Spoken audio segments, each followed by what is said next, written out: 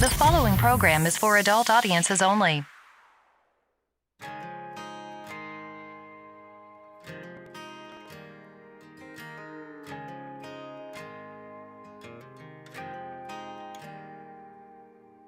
She don't need promises, she just wants the truth. She brings the calm just like a quiet prayer fills the room. Kisses like Sunday, fights like Friday night. And I'd go to hell and back just to hold her tight. She slips right through my hands and shows up like nothing's changed. Yeah, she's wild when she wants, like she's never coming down. There's a storm in her blood, but I see heaven in her brown eyes. It kills me every time. She don't belong to anyone, but she's a little bit mine. Dancing like no one's watching, barefoot spinning round. A firecracker 4th of July, she's moving at the speed of sound. She makes it look so easy as she walks away. Can't help but wonder what will make her stay. She slips right through my hands. Wonder if she'll ever change. Yeah, she's wild when she wants, like she's never coming down. There's a storm in her blood, but I see heaven in her brown eyes. Oh, it kills me every time. Yeah, she don't belong to anyone, but she's a little bit mine. Yeah, a little bit mine.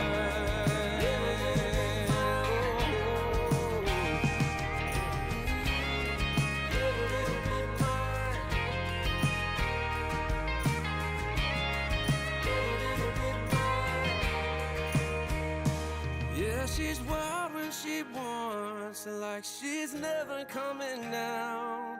There's a storm in her blood, but I see heaven in her brown eyes. Oh, it kills me every time. She don't belong to anyone. She's a little bit mine.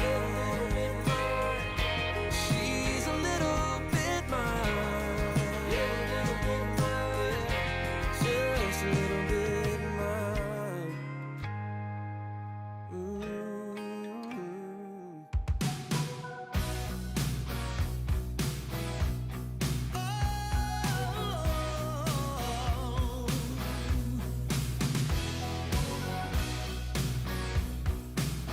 I'm ready, waiting for you, baby. From the day we first met, and every second from that on, girl, you know you've held my poor heart captive. There was something in your eyes, something in that smile that lit a spark and set my soul on fire. And since that day, I've been yearning for the call, the sign that I've been waiting for. Ooh, baby, I am longing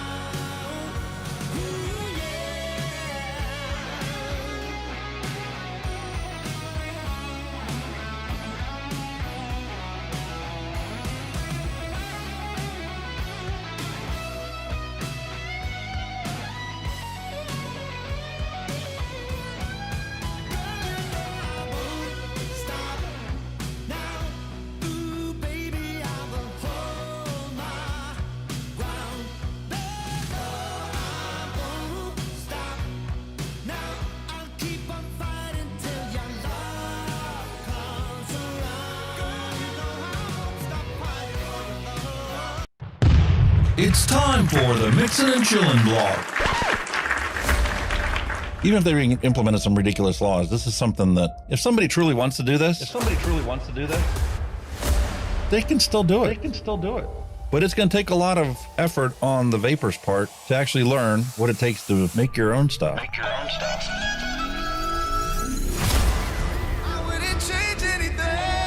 I don't know what the heck happened to the last hour of my life, but it certainly wasn't streamed on YouTube like I thought it was. Restrictive policies block progress towards smoke-free world. Many people incorrectly think that very little nicotine content cigarettes are less carcinogenic than current cigarettes. This risk misperception by people who smoke could reduce motivation to quit under a nicotine reduction policy. That's a bit of a problem. Someone who specialises in helping people kick the habit is Dr. Colin Mendelsohn. He joins me now. Look, vaping is a far less harmful alternative to smoking for adult smokers who just can't quit, and that's actually the majority of them. The road to quitting smoking is paved with candy. Double chocolate clear from TFA. Published in the Vaping Post, we have long-term study. Vaping increases odds of quitting heavy smoking. This is Kenny Thompson, the Vaping Heed. He's got a YouTube channel. He's been on here a lot longer than I have. I'm not going to stop until this is legal and available for everyone. You know, I cover things from all around the globe, but that's because science has no boundaries. I mean, you know, the FDA and everything would know that vaping is safer than smoking, but they'll have the pressure off the tobacco companies or the states that are in the MnC and all that. It's just a financial thing, and unfortunately that takes precedence against everything. And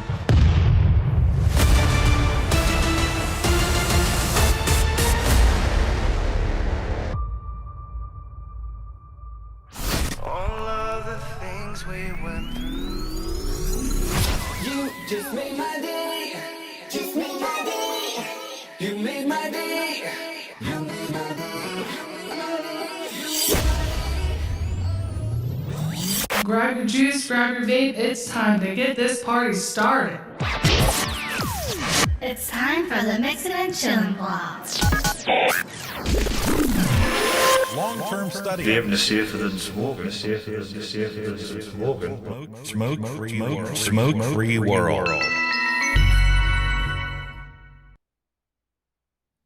Hello and welcome, everyone. Time for another episode of Mixing and Chilling with Hunky Vape. Unfortunately, Kenny's not going to be able to join us today because he's working the evening shift.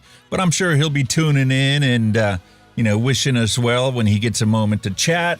And, well, I know I've been gone. I've been gone for a while, and, well, it's time for me to explain all that situation to you guys. Most of you that are in the Discord server already pretty much know everything that's happened since the last time we were live, and it has been an ordeal. Like, the worst point in my entire life is basically how I can sum up what's taken place and transpired. What started off after the last show, literally after the last show, a trip home because my mom was in the hospital, ended up turning into the fact that she passed away. So might as well pull out some pictures here so you guys can see what I'm talking about, because it has truly been an ordeal. And I'm very thankful for all of you guys out there that have reached out to me and continued to reach out to me throughout this entire ordeal. A day did not go by where I didn't have multiple people from this channel that were checking on me, seeing how I'm doing, offering, is there anything we can help? You want my phone number? You can have somebody to talk to any time of the day or night. Just don't hesitate. Reach out to me, and I was very, very grateful to it. But unfortunately, the universe had other plans than what I did when I left here. I literally packed a suitcase for just a few days. Figured I'd be there at most 5 days. She's already been in the hospital a couple of days. I figured it was going to be just like last time. It was 2 or 3 years ago that she was in the hospital. My mom's had heart failure her entire life. And she's had a hole in her heart between the right and the left side. And she's had CHF for a long time and AFib and just a whole host of other problems. But unfortunately, this time was not going to turn out like it did last time. And that's actually where the thumbnail came from. That's the moment that my life changed that day. And that was the picture I took of the hallway before I walked into her room. But unfortunately, last week, we had to bury my mother. Every single day after she got discharged from the hospital, she gained a pound of water weight because her heart failure had progressed to the point where it was so weak that her kidneys were no longer perfusing. And because they weren't able to get rid of the fluid that was, built up in our bodies on a day-to-day basis, she just kept gaining weight and kept gaining weight. And her mobility was very, very hindered to the point where for the last 2.5 weeks of her life, she was pretty much stuck in the recliner that I had talked her into purchasing. It's one of those power lift recliners that helps you stand up and whatnot. And so it's been an ordeal. She was an anchor in my life. No matter what happened in my life, I always knew that everything would be okay because Mom was always there to essentially bail me out again. Been through multiple divorces, so I never gave it a second thought until I was with Mom in the hospital. And let me find the right picture here.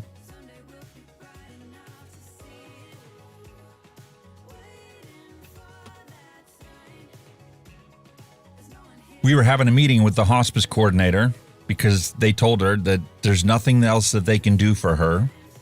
They legit cut her all of her medications out except for 2 of them. And they told her that she has anywhere from a couple weeks to a couple months left to live.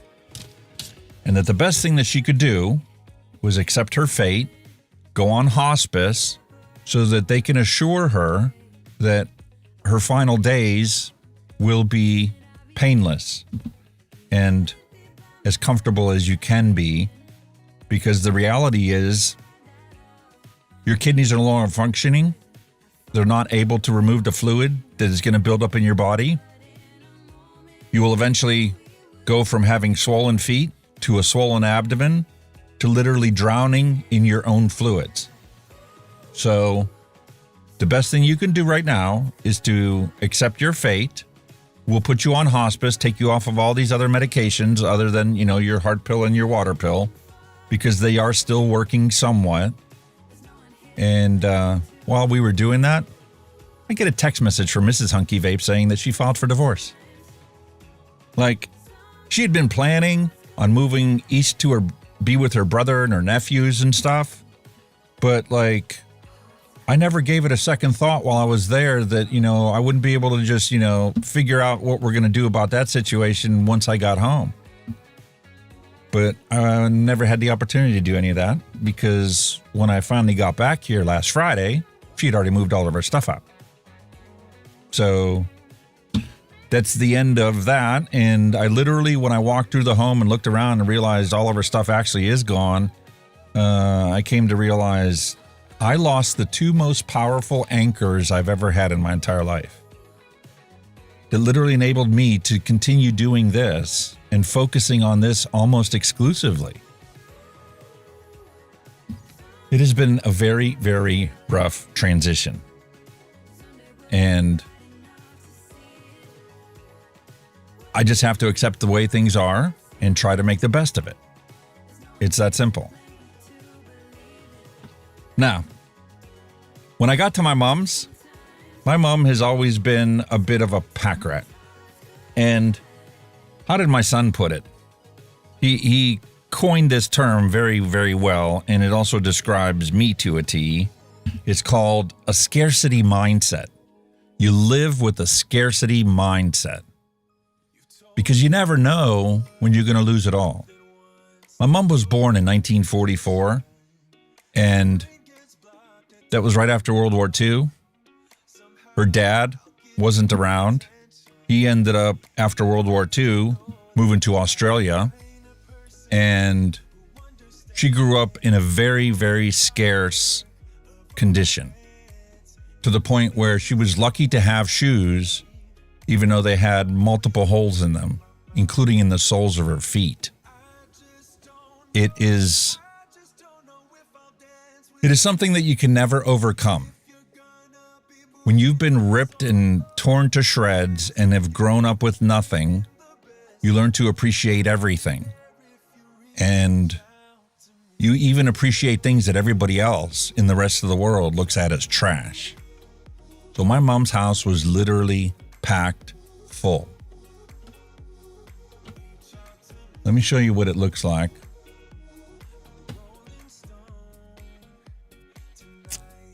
When I walked through the door, that's what I saw.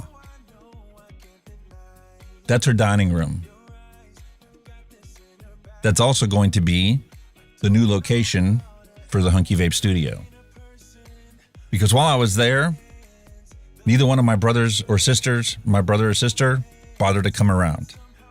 My brother stopped over one time on Mother's Day because my mother didn't return any texts.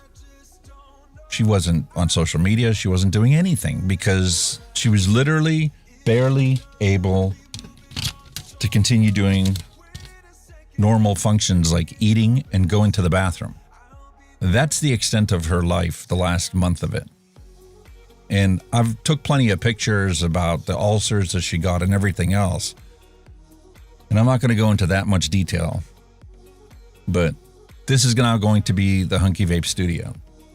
I literally spent the entire time I was there, all day, every day, either taking care of her or trying to clean up this mess.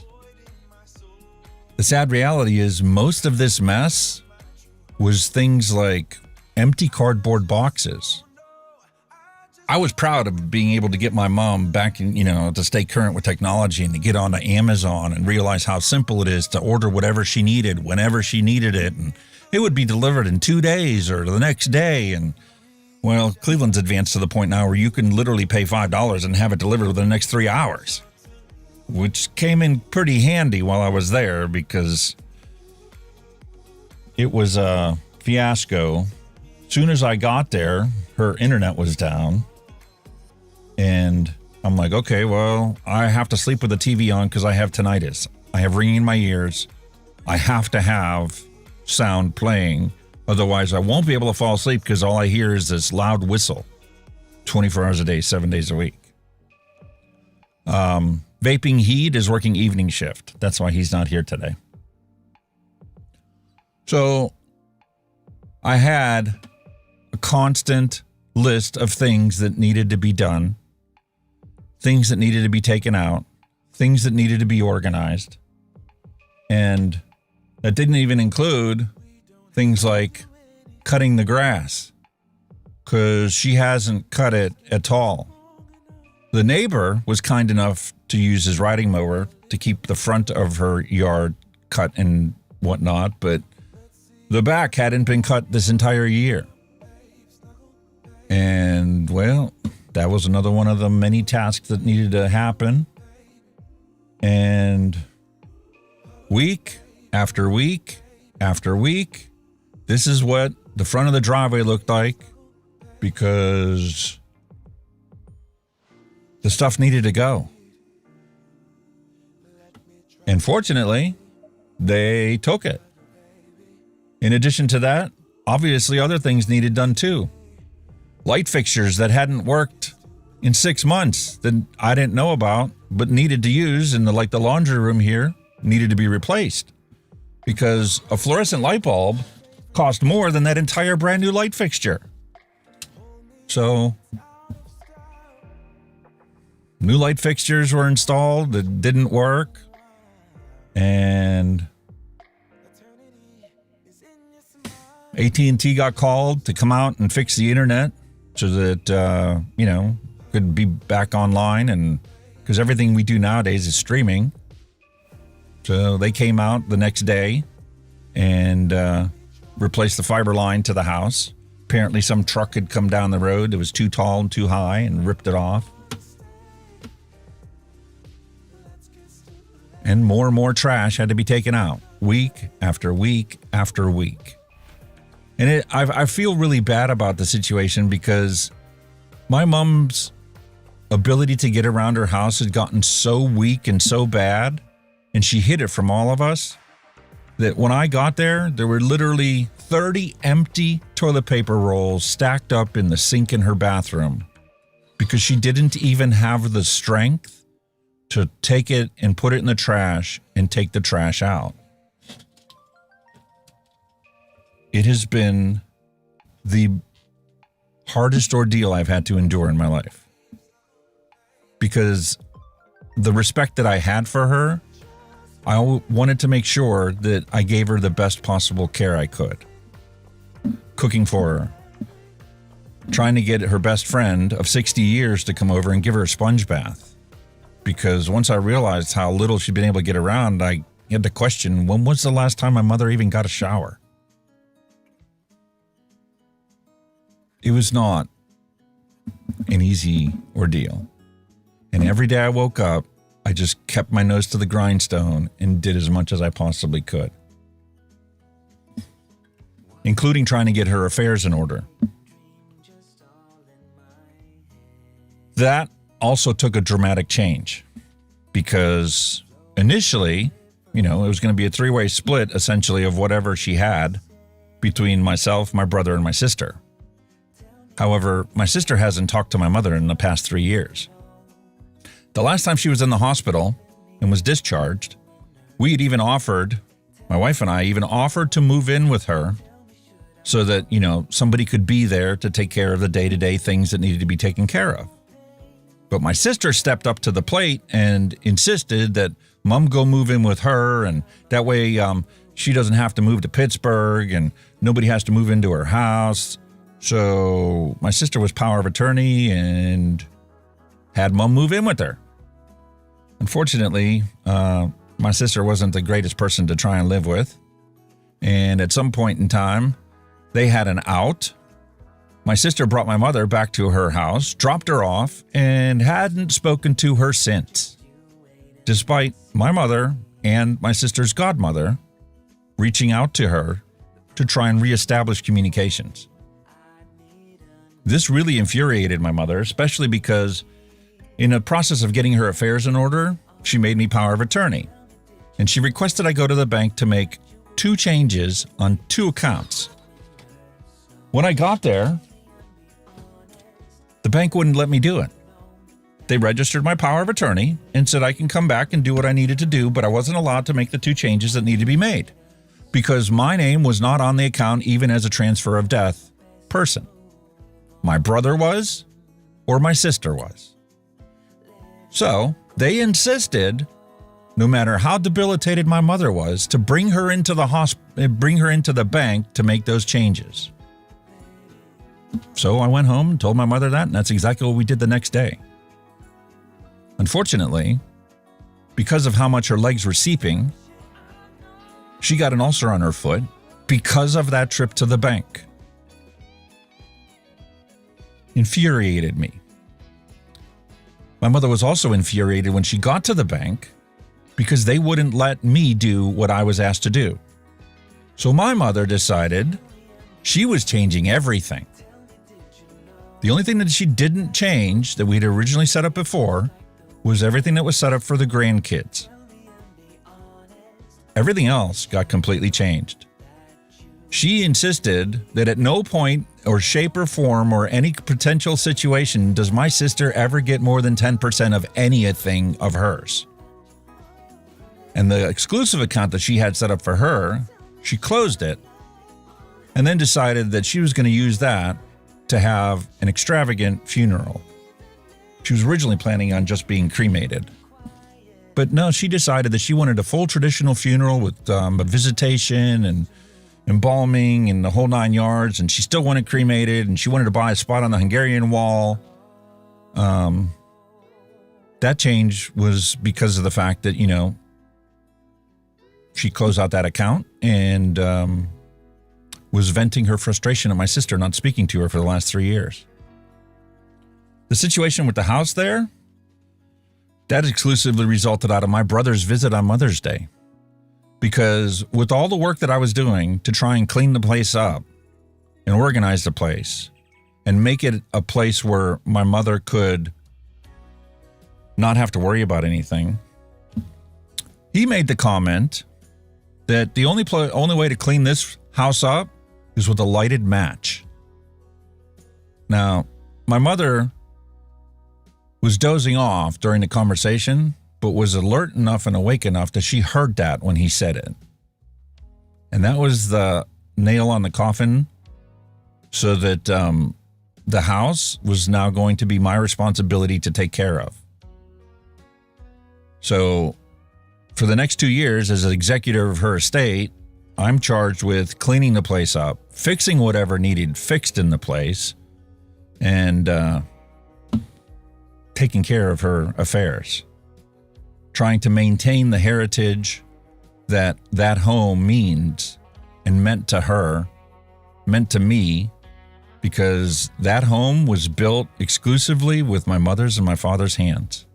They bought the land, they cleared the land, they paid for the excavation to be done, for the foundation walls to be built, they paid for the house to be made watertight, and then everything else was finished by my father, painted by my mother, and then wallpapered by my mother, to the point where she sewed the curtains herself that went on the windows.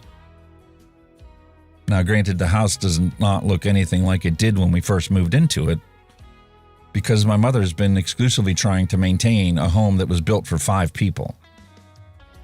So I've got a massive task ahead of me, and she's empowered me to do it, and she's also empowered me to continue doing this. Because the whole time I was there, she told me to get whatever I needed to be able to set up an operational studio at her house. Unfortunately, she passed away before I had the chance to actually complete that task. I do have 3 new desks set up there and 2 bookshelves behind me, and I have gotten that room cleaned out that originally looked like this, but got completely emptied out, removed the chandelier that was there and put another light fixture in on top of it, and did get stuff set up in there. It was a process. It didn't happen overnight. Every day, I was limited by how much trash could be taken during the course of a week. So things got organized, things got stacked up, but it got to the point where you could get around the room at least. And then the new shelves and the new desks arrived, and then those all had to be put together. But it did get to the point where my son, after being there for a month, brought me my computer so that I could at least get back online. But the studio is starting to take shape. And I can't believe how much difference a set of curtains actually make. What looked like this, where the lighting was just uncontrollable, became completely different just by spending $20 on a set of beautiful green curtains. And I still got plenty of work to do because like the wallpaper's falling off the walls and that needs repaired. But the Hunky Vape studio is going to be set up there and is going to be moving there, and it's going to allow me to fulfill my duty and obligation to my mother, maintain the heritage of that home. And I'm going to have to be traveling back here because this is technically my home too. Make sure the grass is cut and trash is taken out. There are good things that have come out of this. Sound is different today. Let me check something. I don't know. Everything looks like it's working.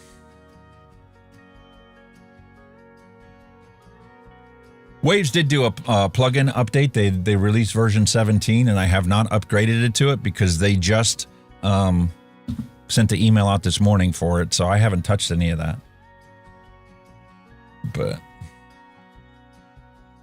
yeah, so that's the current situation that I'm facing and dealing with. And after my mom passed away, I had to fix her lawnmower because the hayfield needed mowed. And now I've got poison ivy from it because the whole yard has got it all over the place. But I'm back. I guess that's the most important thing at this point. We're back to doing a live show. Kenny wanted to be here today, but unfortunately he's working the evening shift, so he's not able to do that. So we're going to truck on. We're going to try and do the best we can and move forward. So that explains what's happened and what's currently taking place. And what I got to do, pack up this studio and go get it set up inside of the studio that's now going to be located in Ohio.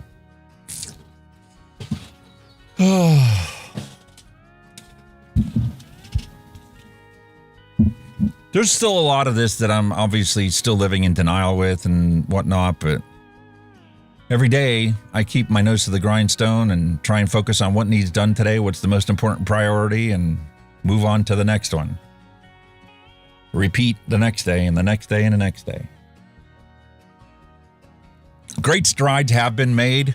All the bedrooms at that other house have been cleared out. Wanted to make sure that that was accomplished before my mom passed away so that my kids, when they came for the viewing and when they came for the burial, which wasn't actually a burial, we were put her cremated ashes into the Hungarian wall, they were able to spend the night. I really want to thank my son, both of my sons actually, but mainly I'm thinking about right now my younger son who's in the Air Force, because he came to Grandma's house, spent 4 days there. He worked midnight shift, drove 12 straight hours to her house, and spent every single day there, accomplishing in one day what would have taken me a month to do. Like to the point where we were staging stuff that needed to go to the trash pile, to the curb, the next week because he had gotten that much done. But all the rooms upstairs are open and available for the kids to come and stay at any time they want. And now it's my task to try and deal with all of her clothes. Because of my mom's scarcity mindset, she had clothes, her clothes, in every single room of the house, filling every single dresser drawer there was, every single closet, and she had clothes in bins in storage, in the storage cubbies in each of the rooms. If I got $1 for every single piece of clothing that she has that I now need to get rid of, I could easily pay the taxes on that property for at least a year, if not 2. What an ordeal. Anyway, that's where we stand today. And I'm going to truck forward now that I've given the explanation of what's taking place. And if I'm not as chipper as I normally am, now you know why. I'm still kind of dealing with all of this. Yeah, I do plan on having a garage sale, but unfortunately I got to get the garage emptied out too because that's also stacked from floor to ceiling. My other son, my oldest son, came out last week and stayed after the funeral services another day to help me start emptying out the garage because I need like a place to put the stuff that I'm bringing from this house to there until I can get it, put it in the right place inside.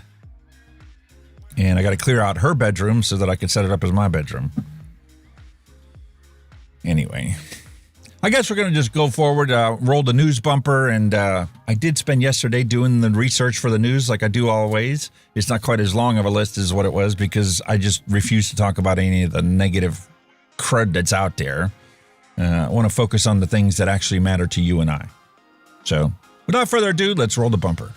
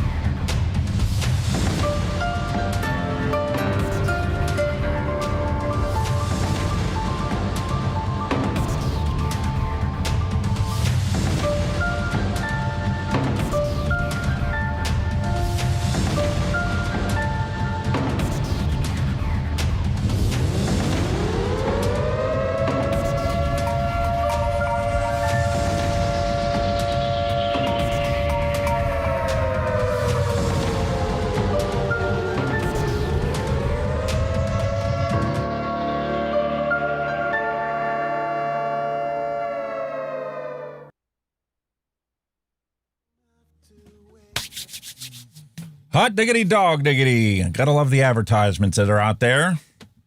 FDA's e-cigarette authorizations. Fruity vapes not significantly better than tobacco ones. That right there, ladies and gentlemen, is a bold-faced lie. How do I know? Because I read the article and I read the study, and the study never looked at that in the first place. The study was submitted to prove that their products were appropriate for the protection of public health and were enough to convince the FDA to authorize the first product that is not a tobacco or a menthol flavor. And let's be honest about the fact that the menthol flavors that have been authorized are a tobacco menthol. I've tried them. They are horrible because I no longer desire the taste of tobacco. I know there's people out there that, they love their tobacco vapes. I am not one of them. When I got divorced from tobacco, I no longer wanted to have any parts of tobacco.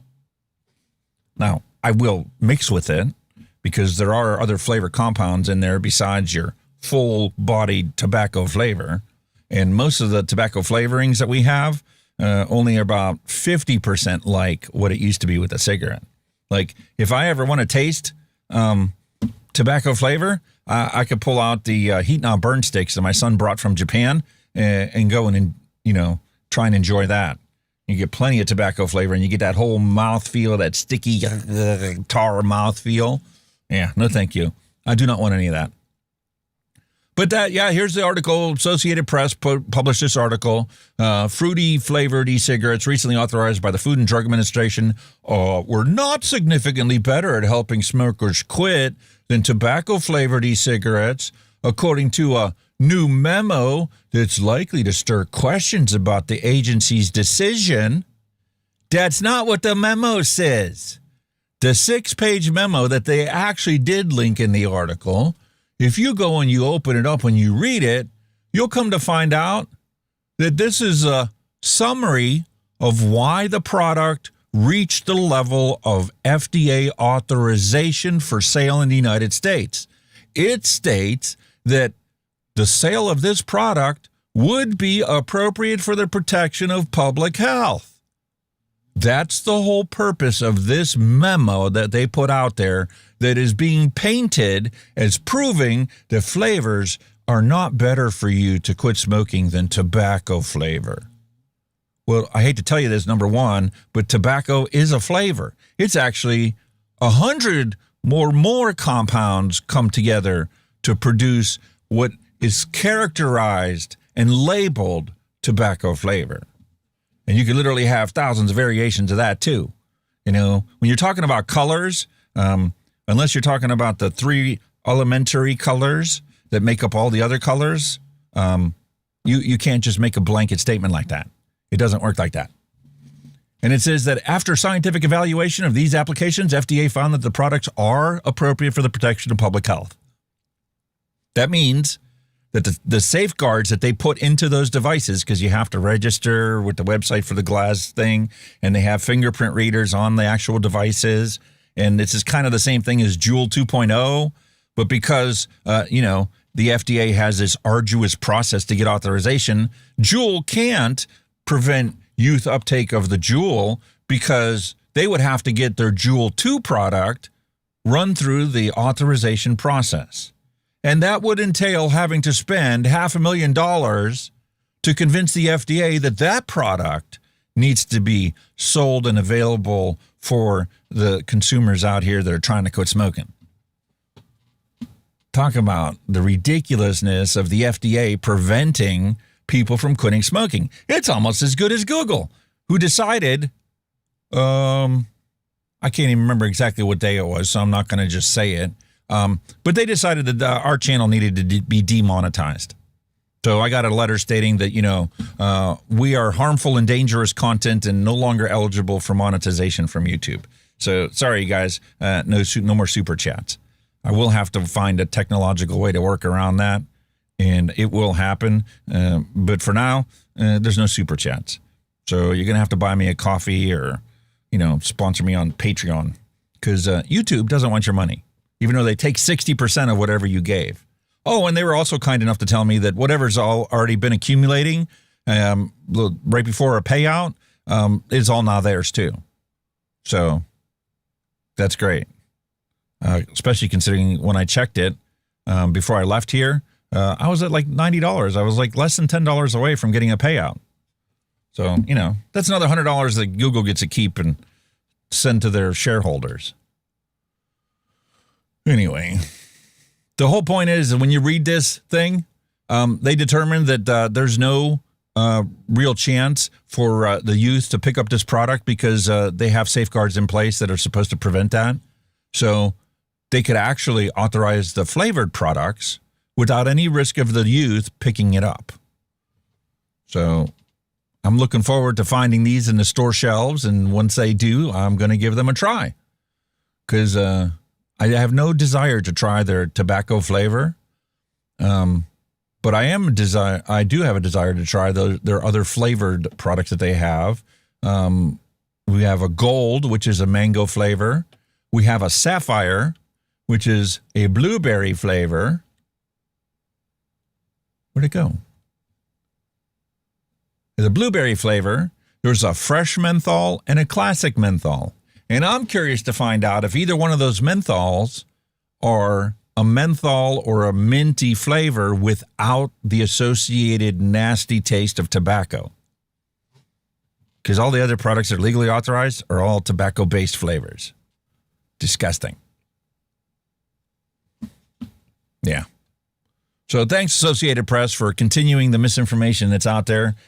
Your article also contributes to the number of people that continue to die from cigarette smoking because it did not tell the truth. Nobody seems to be able to tell the truth nowadays. It's not about, the people that exaggerate things for the sake of, trying to be a bigger headline. They bold-faced lied about it. The opposite of what the actual thing said. Vape tax bill passes Alaska Legislature with hopes to boost state revenue and discourage youth smoking. Senate Bill 24, which also aimed to raise the state's legal smoking age from 19 to 21, which didn't need to happen because technically federal law supersedes state law. And, the federal law is already 21. Tobacco 21, it's a federal law. So go ahead and preach about how your state is trying to catch up to the federal laws. Anyway, Thursday, final fate will be determined Friday with a decision to override the veto because the governor of Alaska says, no, I'm vetoing this. Something was in this bill that they did not like. If the bill becomes law, it will be the first time synthetic nicotine products and electronic smoking products. These are not smoking products, you morons. There is no combustion. Without combustion, there is no smoke. It is a frustrating thing for them to state this. But that's also why on the thumbnail, it now says smoking news. Because most of the news is so ridiculous that you should light it on fire and let it smoke away. And also because my son made me realize, he's lived with me this majority of the time I've been doing this channel, and he still calls it vape smoke.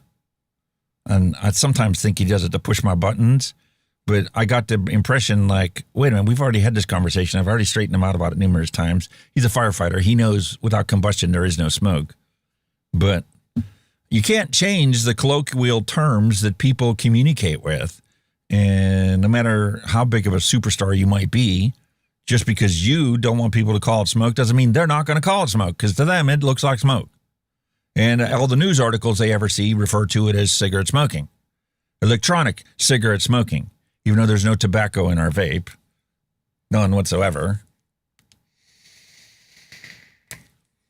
But that's the way it is. So why try and change it when the point is hopeless? Focus on things you can actually accomplish. But no. They got people paying lobbyists to get certain language put in there so that, certain companies can knock out their other companies, and you can put walls up around the companies that are already there to make sure no new things come in, which is technically the whole reason why the Family Smoking and Prevention Act was signed by Obama, because Big Tobacco made sure that nobody could ever compete with them. Like they were going to be written in stone, the only people that were going to be able to sell these type of products. That was the whole purpose of them agreeing to what they agreed to, and the whole reason why the PMTA process is so arduous. Because nobody else was ever supposed to get authorized. Only the big tobacco companies were going to do it. Meanwhile, Alaska has the highest rate of tobacco contributing health costs that are borne by the state, according to Tobacco Prevention and Control Program link that they put there. Hannah said that while the bill adds revenue, its primary goal is to discourage youth from smoking. No, that's not true. That's a nice cover story that they use for every single one of these PMTA registry bills that get passed into law. Like here in the state of Pennsylvania, the PMTA registry bill is going into effect, and it won't be very long before, a lot of the vape shops are going to be trying to struggle to survive because half the stuff in their store, or more than half, is going to be illegal product not available for sale. Or they could just choose to ignore the law and figure nobody's ever going to actually come around, because who's actually in charge of enforcing this? You think the FDA is going to visit every single shop that's out there? And even if they did visit all the ones that are calling themselves a vape shop, are they going to visit the computer repair store that sells vapes to its customers? Or Habib's convenience store right next door to me that has them all over their front counter? And if the FDA never shows up there, well, they're going to keep selling it because their customers keep buying it and the business keeps making money off of it. It's fundamental economics. Because the FDA and the government has made regulations so strict and so arduous, they are the ones that are actually contributing to the growth of the black market in the United States. And if they get tougher and tougher on it, then we're going to end up like Australia. You're going to end up having tobacco cartels.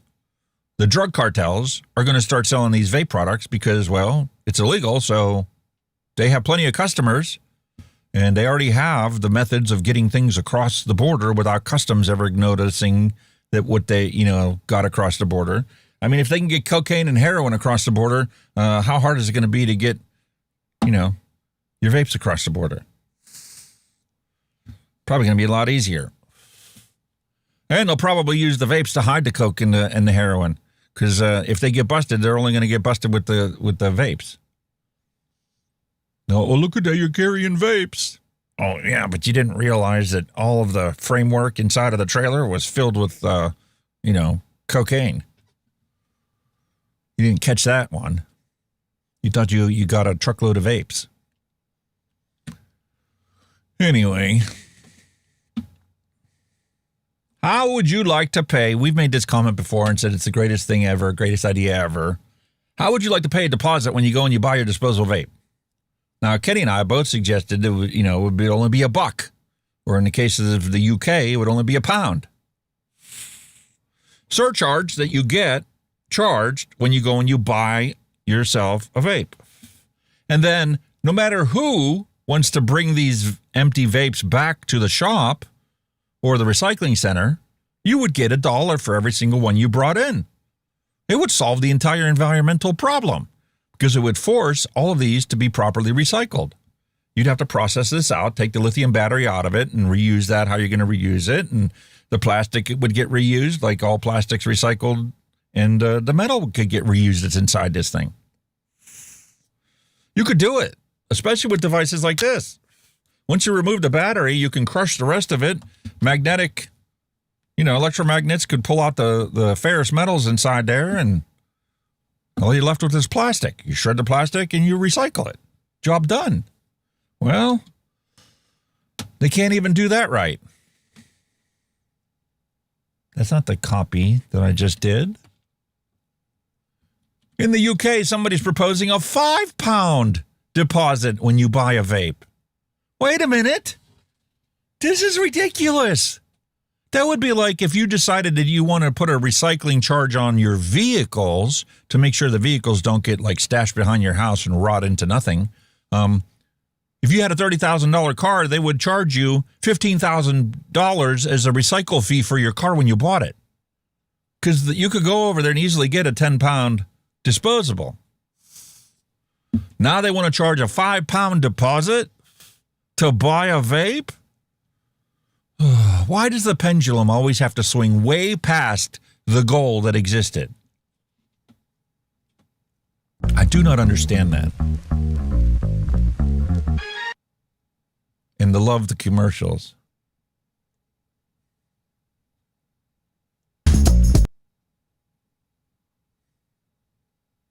Fancy paying an extra $5 when you buy a vape? Well, waste companies have called for customers to pay a deposit of up to £5 on vapes to encourage them to dispose of them properly. They believe a small refundable deposit is a simple, fair, efficient and cost-neutral solution. Not fair! How does it work? The Environmental Services Association has proposed that a deposit could be charged on vapes when you buy it. £5, and you'll be able to get it back when you dispose of the vape properly. This could be returning it to the shop where you bought it or to a recycling facility directly. But why is disposing your vape such a big deal? Vapes can cause fires in bin lorries and waste facilities when thrown away with normal rubbish. Because of this, disposable vapes were banned over a year ago. The same fires can exist if you pitch your laptop in the bin and it goes in the lorry. Because they also have lithium-ion batteries. Actually, they're a lot bigger lithium-ion batteries than the batteries in these disposable vapes. It all catches fire the same. You crush a lithium-ion battery, it will explode. But the industry body for waste companies said vape recycling has not improved as much as they'd hoped. And not everyone's in agreement. Some vape companies oppose the idea of a deposit scheme, saying it would encourage people to buy from illicit retailers who don't. Yes, at £5, it becomes something that will encourage a black market. Why would you want to pay a £5 deposit on something that cost you £10 prior? So that would raise the price of these products from £10 to £15, a 50% increase. Meanwhile, the black market sellers aren't selling them for $10 in the first place because they don't have no retail or brick and mortar shop that they have to maintain. So they're already offering to sell it to you for an £8 or a £5 for the entire device. And now if you're forcing the legitimate shops to sell at a minimum price of £15, guess what's going to happen? I can go and buy it on the black market 2 for 1 with what I could get it in a retail shop. This is discouraging places to sell these products and will cause more people to unnecessarily die because they didn't find vaping as a way to quit smoking. Charge it. Environment Secretary Emma Reynolds said that ministers are committing to going further by holding retailers into account if they do not have vape recycling bins. What do you think?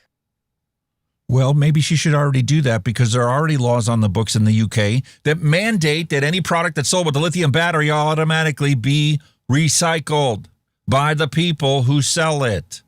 They have to have an arrangement with some way, shape, or form for the customer who purchases a product with a lithium-ion battery to properly recycle it. That book is already on, that law is already on the books. So why don't you uphold the laws that are there rather than making a bunch of gibberish and a bunch of new ridiculousness that doesn't need to exist if you would simply do what you need to do already. That's the reality of the situation. But that's not how they're going to present it, because nobody would pay attention to that story. Can't possibly call out the politicians that do wrong in this country. How America's vape rules handed the market back to big tobacco. More like big tobacco made sure that there was no way, shape, or form that they would ever have to compete with anybody but themselves. Meanwhile, here we go in a strip mall in Ohio or possibly Kansas, it hardly matters which, you find, or you might find, a man or a woman standing behind a counter of a vape shop that he opened just a few years ago. Given that he was selling a viable and much healthier alternative to cigarettes, he may have believed that he was doing something almost radical to improve the world. After all, in his own admittingly modest way, he was taking on the behemoth that we all know is big tobacco. Today, his shelves are mostly illegal products. His suppliers have mostly vanished, and the only products that he can sell without risking a federal visit are made by the exact same companies that make all the popular deadly cigarettes known to mankind. In hindsight, he realized he hadn't so much as disrupted the tobacco industry. Inadvertently, he wound up working in it. Not what any of us thought that we would be doing if we open up a vape shop. We thought that we were eliminating the big tobacco companies little by little by taking their customers away from them. But no, they can't possibly let that happen. They have to honor their fiduciary duty to their corporate shareholders and make sure that nobody gets to compete with them, and they can always maintain the highest possible profit margin so that, you as a shareholder for Altria can, collect $1.50 every quarter in revenue from your shares of big tobacco. The PMTA process to legally sell a vape product in America, the manufacturer must complete something called the pre-market tobacco product application. The FDA's own economic analysis estimates that the average first application by a company would need to cost about $500,000. Now, there is no processing or application fee to submit your paperwork to the FDA, but the paperwork must include scientific studies that you have to pay for in order to put that result from the study into your application as justification for why your product is appropriate for the protection of public health. Unlike in the UK or Europe, where they just simply have a registration process. You fill out a form that says, who you are, what products are you selling, and certify that your products do not contain any of the prohibited things that are on a list that's generally available for everybody out there. And any Joe Blow could choose to open up a business and start selling you vape juice. Piece of cake. You just list what goes into your vape juice, what the flavor compounds are. You don't have to give percentages or anything. It doesn't have to be to the point where somebody can duplicate your recipe based on, your application to start selling your product. But it's there to ensure that, if something happens and we trace it back to your liquid, you could do a product recall. Because we can notify you and you can notify your customers and say, hey, man, something happened in that last batch of stuff that we sold from this day to this day. And, we need to get it back and you need to stop using these products and bring it back and we'll give you a fresh bottle that doesn't have any problems with it. No, we can't do that here in the United States because, big tobacco couldn't possibly compete with that. Anybody in their brother could come up with a beautiful cinnamon Danish swirl muffin recipe and start selling it. And then when people figure it out and, you got a bunch of small businesses selling it, well, then you could have a bunch of businesses in a bunch of different towns all around the country just selling it in their town and, influence the marketplace that way. But no, that's not good enough for big tobacco. They need to create a moat all the way around, like King Arthur's court. They need to have a moat all the way around the castle to make sure nobody gets to sell inside their castle that they've, spent all of our lives building and maintaining. And the article does go into telling you about, what it's like in the UK and that the system over there seems to work and there aren't people falling over dead from contaminated vape products because we make vape products here on the show for our own consumption. And it's so easy to do it because you only have 4 essential ingredients you need to choose from. And I can say 4 because technically the flavor compounds, every single one that we use, is a blend of other flavoring compounds. So you could technically have like a one-shot flavor, and that would be your 4th ingredient. And you can choose not to put nicotine in it if you don't need nicotine to not smoke cigarettes. So it's technically the same thing as fog juice because it's just vegetable glycerin and aromatic compounds and a solvent. Now, granted, in fog juice, they use distilled water, not propylene glycol, but propylene glycol is better when you're breathing it in because it's antimicrobial. And it's also used to administer lung transplant patients their anti-rejection medication. But go ahead, tell me about how bad vape stuff is and how bad vape juice is and how mysteriously when you put it inside of a device like this, it's now harmful. And let's conveniently not talk about all the wonderful Starbucks concoctions that are out there that have more calories than a human being should consume an entire day, because there's no nutritional value to that Starbucks extra frappe, whipped cream, dairy, non-fat, almond extracted concoction that tastes so wonderful. But, you know, once you do that and you eat a normal meal, guess what? You're going to turn into a blimp. Anyway. Even the good articles get me all fired up because it's like there's so much hypocrisy in this world and so much ridiculousness that it's just like, why? Why are you doing this? For money? For greed? Why isn't it more important to improve people's health? Why isn't it more important to stop the needless early suffering of people? Tell the truth. Let adults be adults and make up their mind for themselves. No. It's black or white when it comes to the prohibitionist mentality. So World No Tobacco Day is not just about tobacco. We got to talk about the vapes, because vapes are tobacco as far as these prohibitionists are concerned. And fortunately, we do have some intelligent people out there that have very good penmanship and can write articles and also happen to be a vapor. And in this particular case, I'm talking about Cameron English from the American Council on Science and Health. You know, promoting science and debunking junk since 1978. I was 6 years old when this organization got started. And fortunately, Cameron English tells people the truth.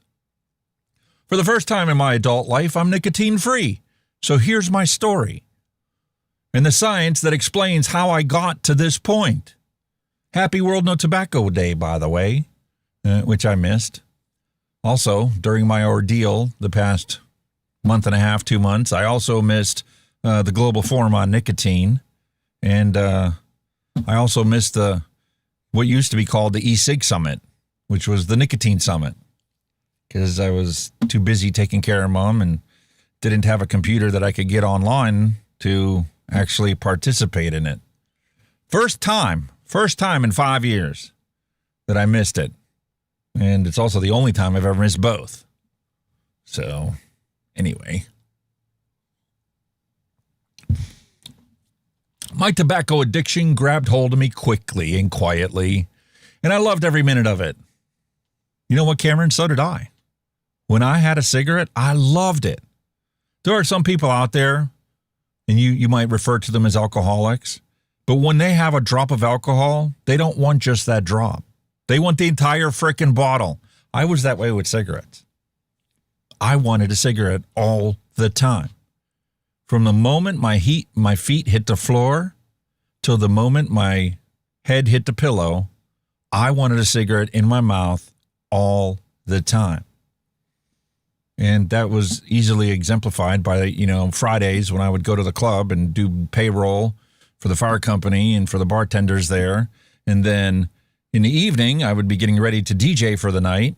And, DJ'd, and it was a club, so, didn't get out of there until 3:30 in the morning.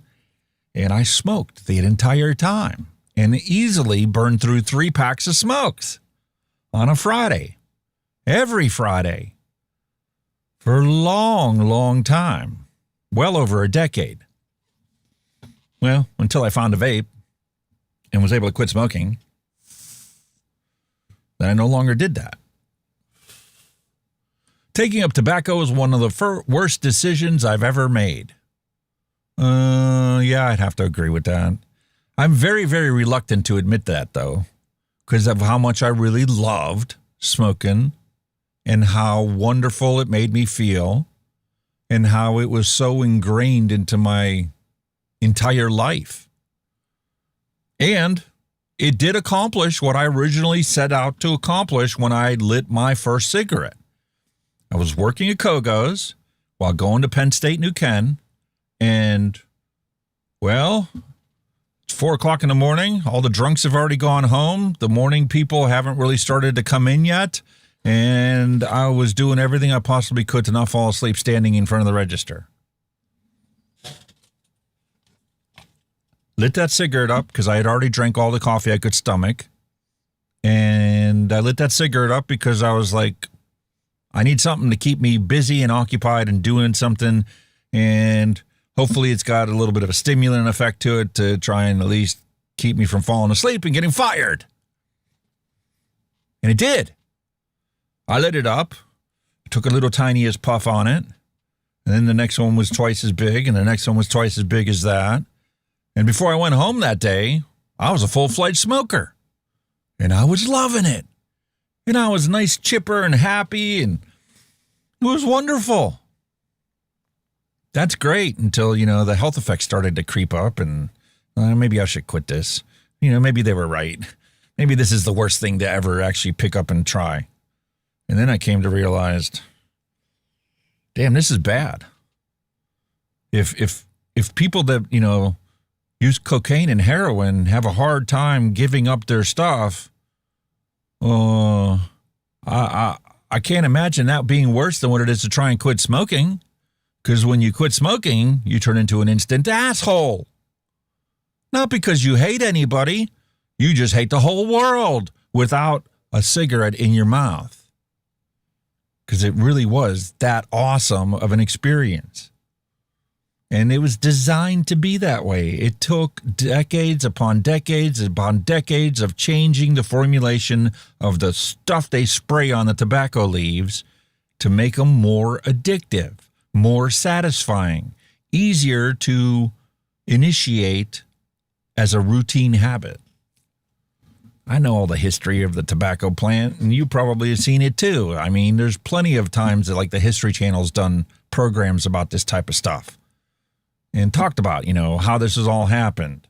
And because, most of us are harm reduction advocates, we've been told the other stories too about how nasty big tobacco was, and how now all of a sudden all the public health groups are using the same tactics that big tobacco used to use and justifying it because they're trying to protect you from ever, lighting up a cigarette on fire, or your kid from ever lighting up a cigarette on fire. They just can't seem to understand the fundamental economics of the drug war and why they'll never win. The only way you can win the war on drugs is to legalize it all and make sure it doesn't kill anybody. It's the same thing with these products.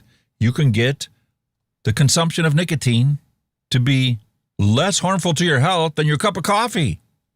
And, well, it's already possible. Else the FDA wouldn't have already authorized 40 products for sale in this country.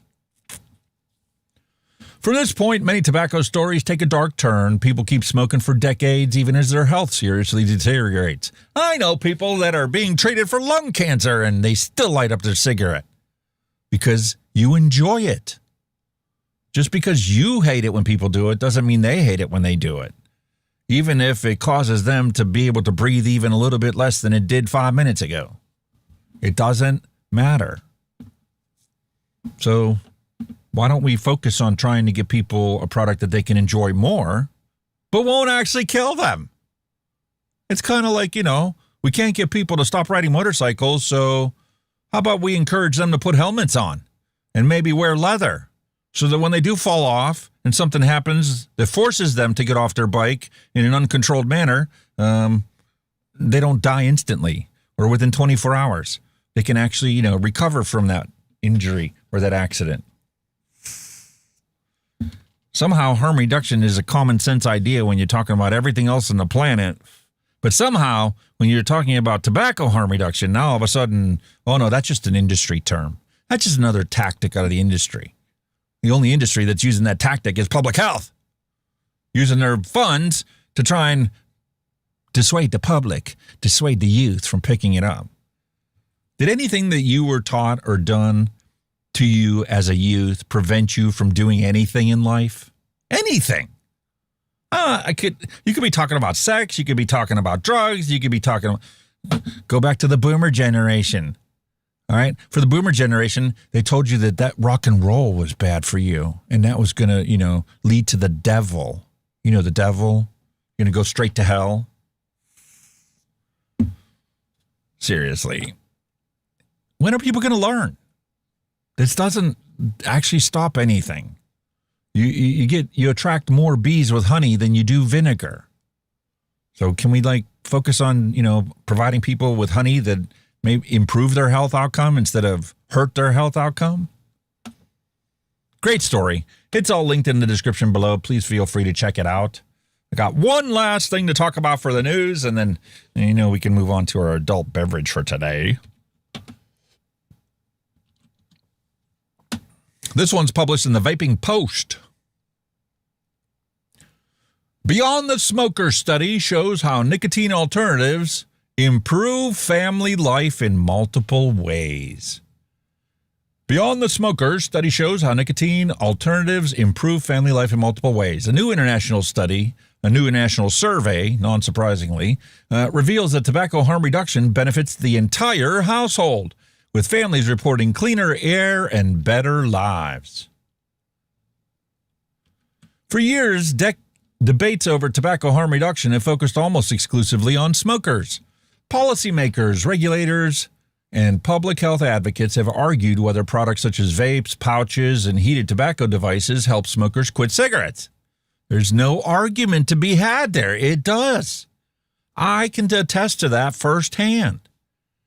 I got a vape after I tried everything that I'm supposed to try to quit smoking. None of that stuff worked. I haven't had a cigarette since. Even though I've gone through the worst 2 months of my entire life, I did not once think about going to the gas station to get a cigarette, because I had my beautiful J&R Stellar Arc C pod.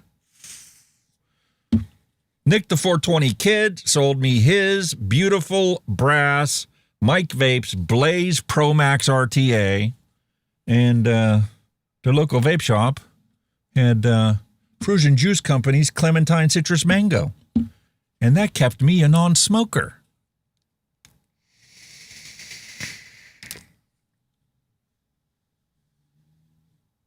Because of the flavor is so phenomenal. Why would I want to ever taste tobacco flavor again? Or have that yucky tar feeling in my mouth? Well, this survey gathered responses from more than 4,000 participants across the United States, Canada, and the United Kingdom, France, and Japan. Found that family members consistently noticed improvements when smokers quit combustible cigarettes, particularly when they switched to smoke-free nicotine alternatives such as vapes, pouches, and heated tobacco products. Listen, whenever I was a smoker, the only place in the house that I smoked was the kitchen, and it had the exhaust fan on so that whatever smoke I had generated with my cigarette would get sucked outside. But you and I both know, now that we're ex-smokers, you can smell if somebody's a smoker or not, especially because you're an ex-smoker and you're more susceptible to those aromatics that you used to really enjoy. So when somebody even walks by you or comes over to visit to have a cup of coffee, you can right away go, "Hey man, you're smoking again, aren't you?" "What? How'd you know that?" "Because I can smell it."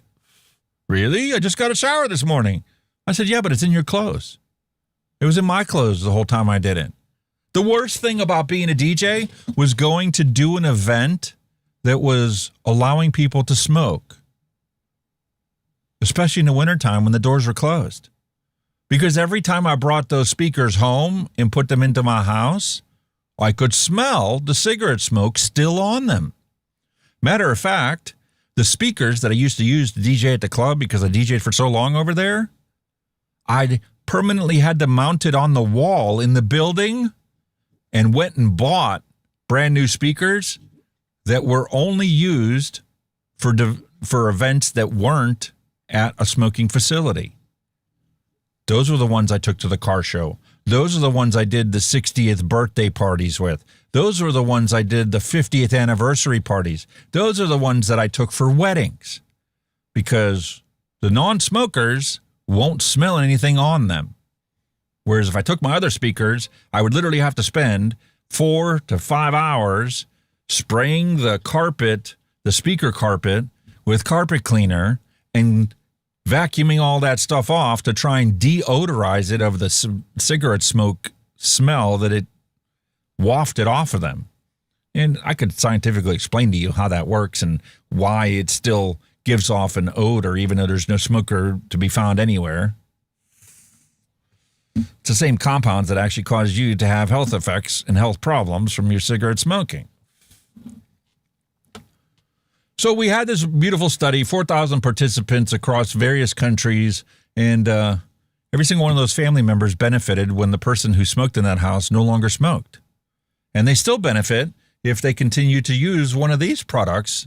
And even if they never smoked inside their house, they will continue to benefit even if they choose to vape inside their house. And even my son reminds me, he's like, yeah, but you're putting vegetable glycerin film on everything. I says, okay, so what? What's the big deal? Well, don't you know that vegetable glycerin's sticky? Okay, so? It's water soluble. Like when you go to repaint the walls, I don't have to scrub the walls to repaint the walls because the vegetable glycerin that's on there and the water-based paint I'm using will blend together and will still adhere to the wall. It's not like it was with the cigarette smoke because that tar is an oil-based substance that the water-based paint won't stick to the walls because it's got a coat of oil-based tar from your cigarette smoke on it. That doesn't apply with the vape. It's a water-based solution. Fundamental science. It's easy to understand. If you know science, you have no fear. But if you do not know science, then the only thing you know is fear because everything is potentially harmful to you. And you have no perspective on what actually is harmful and which harm is so minute that you have to question why even people want to label it harmful. People have no problem accepting alcohol use. People have no problem accepting the fact that that causes so many drunk driving accidents that you can count how many families are destroyed every single year from legal alcohol use. And I'm not even talking about, illicit drugs and how many deaths occur from that being illicit as opposed to a legal regulated product. But the prohibitionists don't understand any of this. They have a singular mindset and they don't care that you have a right to health and happiness and you choose to do something that they disapprove of. You're not allowed to be able to make that choice, no matter how old you are. They feel they have a right to, ban whatever they want to ban, and they don't really care about anything except, getting what they want. Well, unlike cigarette smoke, which contains a large number of harmful chemicals and carcinogens, the vapor from e-cigarettes is water-based and contains vegetable glycerin, propylene glycol, and flavors, and maybe nicotine. This 2019 study that it is linked, published in the Journal of Nicotine and Tobacco Research, found that the indoor air quality in environments where vaping occurred was not significantly compromised with levels of anything. Matter of fact, we can go back to a 2015 report that was issued by our lovely federal government who came in to inspect a vape shop. The old school vape shops where you used to be able to sit at the vape bar and try out new flavors and try your new tanks out. And because, they wanted to have the real notoriety of being a legitimate vape shop, they also had a fog machine going in there in addition to all the cloud chasing that took place inside that building. And you literally walked into something that was foggier than any London fog that you could ever imagine and foggier than any Niagara Falls boat tour underneath the falls. And it was like that the entire day that vape shop was always open. And they brought their massive scientific instruments into that vape shop and they tested everything. And most of the stuff that they were looking for was below the detectable amounts that their machines could render. And the things that they tested for that potentially were harmful were non-existent. For the majority of it, for the most part. And when they did find something that was harmful, it was so low that it was below OSHA's safety limits for other industrial facilities. Like it was more harmful for you to work at Ford in their engine plant and breathe in the fumes from your workplace than it was for you to work in a vape shop. It was tested. It was a well-known fact. And that was back in 2015, over a decade ago. Yet we constantly hear all these fear-mongering stories warning you off. Vaping's so bad for you. YouTube insisted on demonetizing the channel because we're talking about vaping, and vaping is harmful. Show me the harm and compare it to the things that you do every single day of your life. Not tell me it's harmful, but the things you do aren't? Let's be scientific about things, can we? Can we actually talk about actual facts instead of suppositions and innuendo and accusations that don't somehow require any justification to be considered true? Drives me up a wall. Cleaner homes and stronger families, that's what you get when you quit smoking. Even when you continue to use these products. So let's get to the bottom line. This point is all the more significant with growing evidence that when cigarettes are replaced, it's not just smokers that who are going to benefit from it. Kids end up breathing clean air. Partners notice that their relationships improve, and families find themselves spending more time together. Doing things together becomes easier and more fun. When combustible tobacco's out of the picture, entire households reap the benefits, not just the smoker. As world governments continue evaluating nicotine policy, the comparison should not be between nicotine and no nicotine. For millions of adults, the practical choice remains between smoking and any one of the safer alternatives. When viewed through that lens, tobacco harm reduction becomes about far more than individual behavior. It becomes a strategy that improves lives across the entire households and across the entire globe.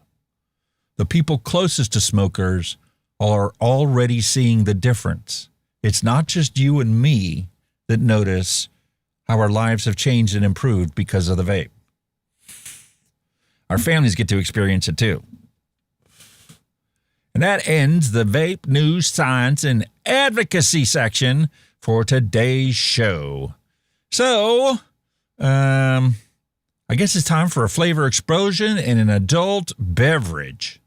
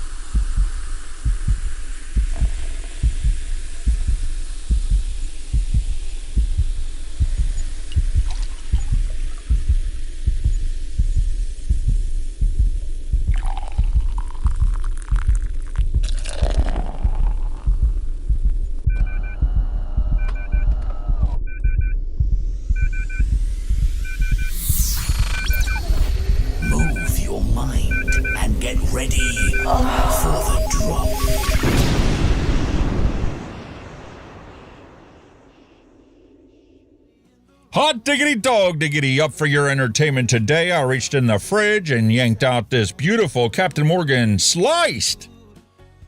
Captain Morgan Sliced, this is a jalapeno paloma. I had the jalapeno one before. I don't think it was a paloma. I think it was something else. But I was really surprised at that one and how, the jalapeno was a very unique and interesting, recognizable flavor profile part of this beverage. So I figured, well, might as well try that one out for today. So cheers to our health. Even though there are scientific studies that show alcohol is harmful to your health. And when I read the science and read the potential harm, it's safer for you to not drink and just vape. But nobody talks about it. Wonder why. Drives me insane. Anyways, cheers.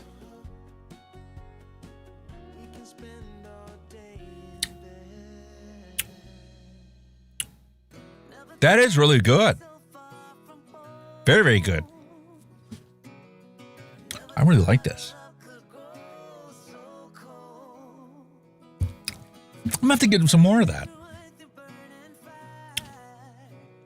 When I first saw the thing that was jalapeno-based Captain Morgan, I'm like, doesn't sound like that would be good together. Captain Morgan rum and a jalapeno? Don't get me wrong, I like jalapeno poppers as much as the next guy, but did not think that it was going to be an appetizing drink. Because you'll naturally assume that if it's jalapeno, it's got to be hot. And that's not the case. Nice summer chill beverage.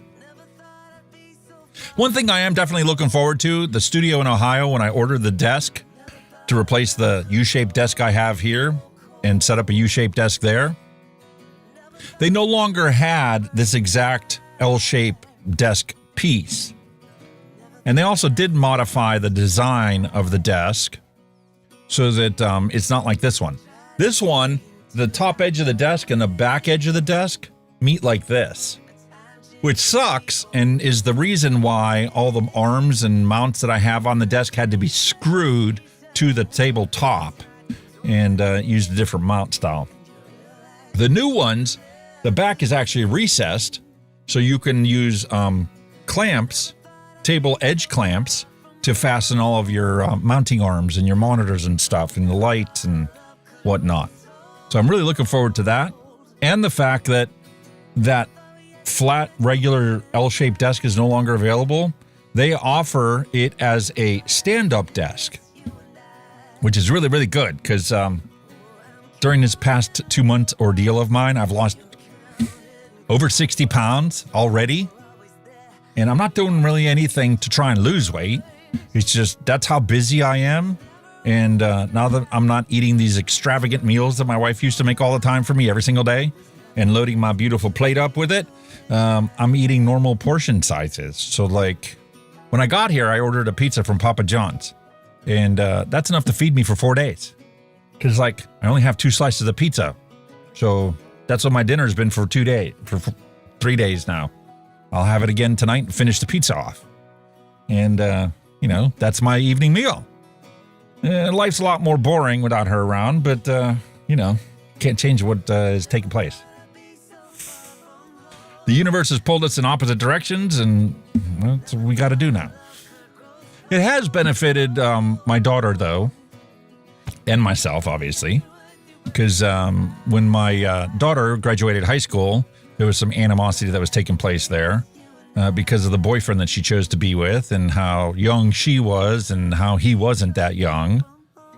And, you know, trying to be a protective parent, we tried to shelter her to some degree and told her to wait until she became a legal adult before she chose to do anything. And long story short, she had quit talking to us for quite some time.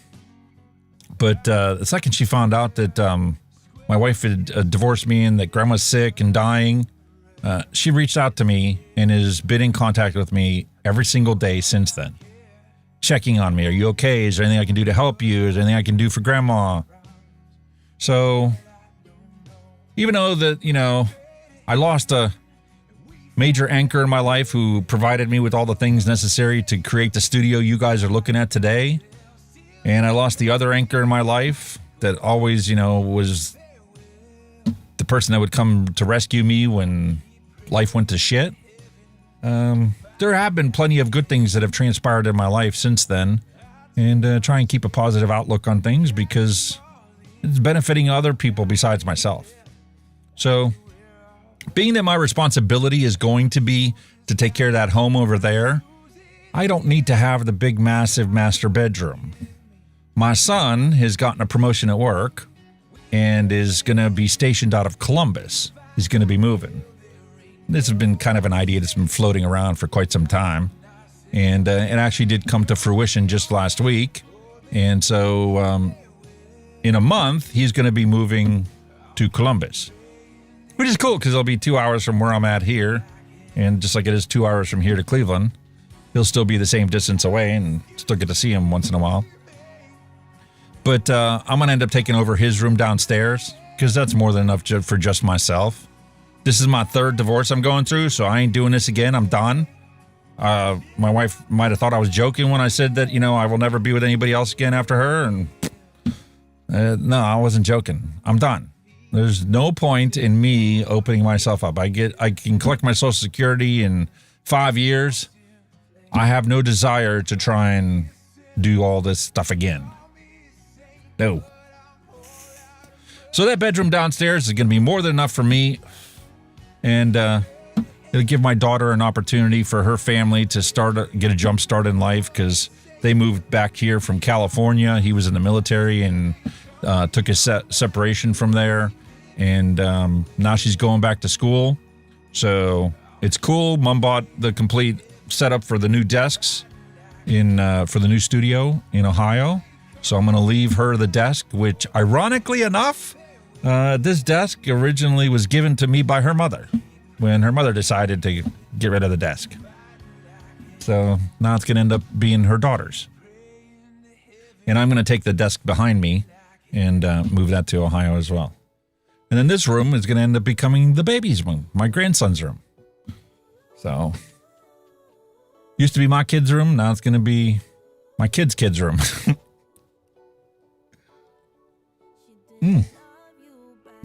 God, that is delicious. All right, folks. Time for us to move on to our hand checks and see what you guys submitted. Man, it's been a long time since we've done this. All right. Do I even remember which button to push? Yeah, how about let's roll the bumper first?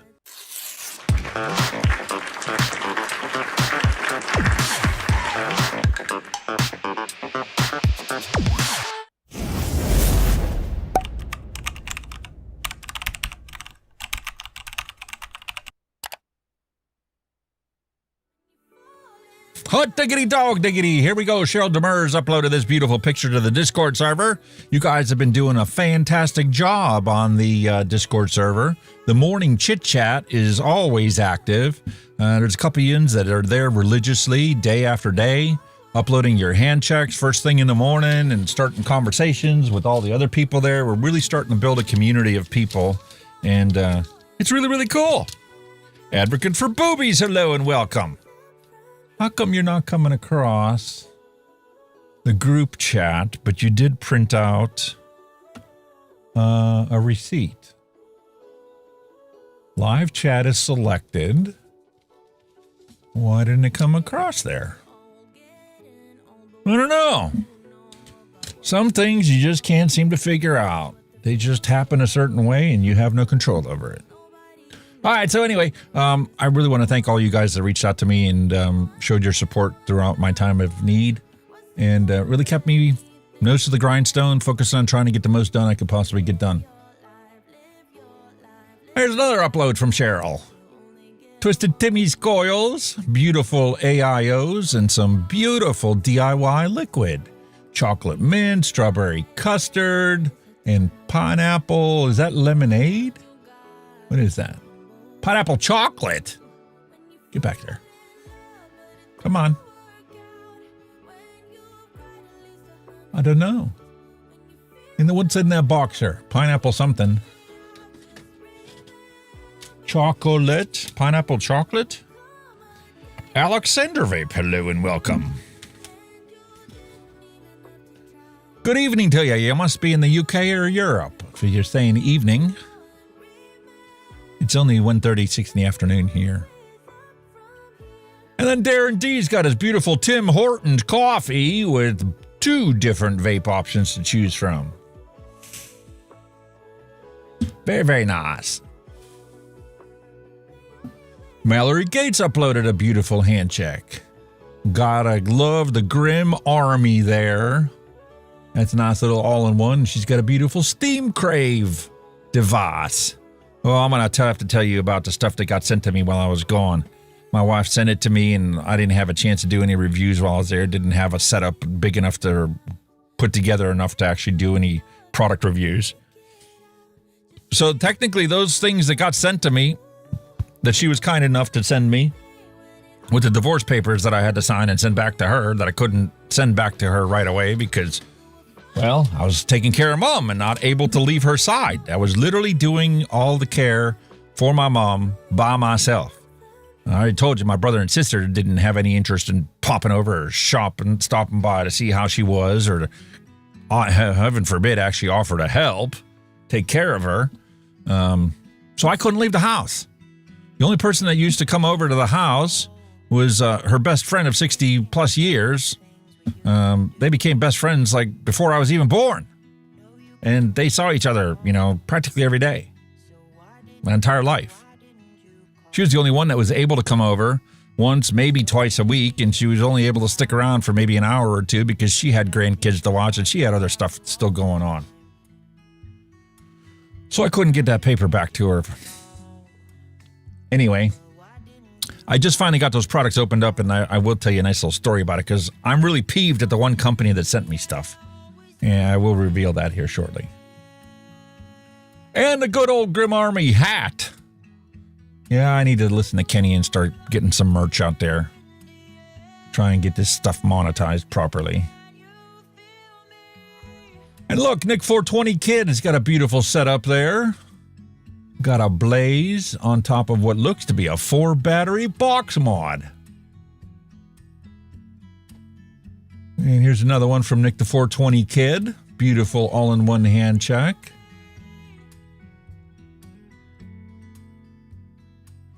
Voorhees? Is that what that says? Voorhees Customs. Very nice. And there's the BMW vaping on top of there. And we got a stainless steel cup with Stewart's on it. Wonder what that flavor liquid that is. Hunky coils will soon be in stock shelves. Maybe.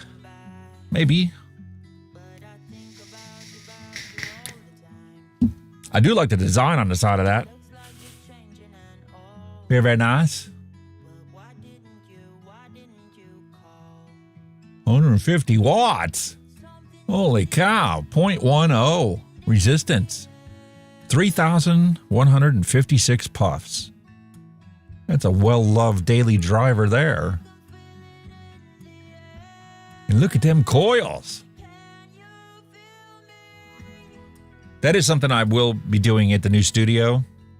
I will have it set up so that we can have an overhead camera and I can actually try and start making some coils. Got that beautiful lathe I ordered from Germany a couple years ago, 2 years ago. And I'm going to set that up one of these days and figure out how to make these coils. I've obviously bought enough that I don't need them, but, build your life skills. You never know when you might actually need them, even though you were set up in a situation where you didn't need anything, ever. Hexome. That's something I don't have. Hexome. I'll have to look into getting one of them. And Robert Lawyer, Steam Crave Pumper. Listen, Steam Crave was fantastic. They just got done sending me the new Aromizer Supreme V4 for review. And that was one of the products that was sent to me in Ohio. And I just opened it up yesterday, the box that it came in. And we'll be doing the review on that, starting the recording on that tomorrow. I did download all the assets for the video, the review on it. And they were very, very kind and generous and understanding of my current situation that I had there. They had no problem with me taking it as long as I needed to.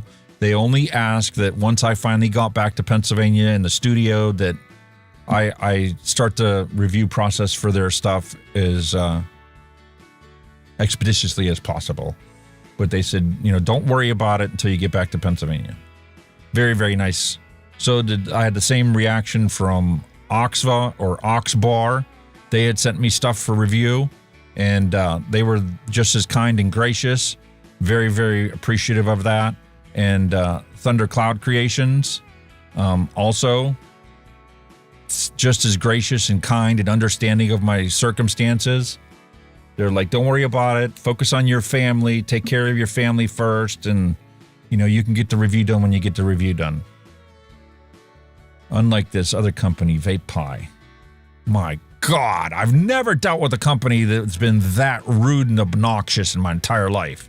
And then the best part is they sent me, I have one request. If you're going to have me review your disposables that cost you less than $5 to make, probably cost you like $2 to make, the least you can frickin' do is to send me 2 of whatever the heck it is you want me to review. If you send me 2 products, the minimum products that should be in that box is 4.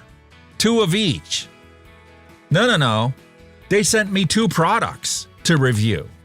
Well, listen here, asshole. You're only getting 1 review, and I'm only doing an unboxing, and I'm going to tell everybody what kind of piece of shit you are for demanding that I get your review done while my mother is literally dying. Frickin' POS.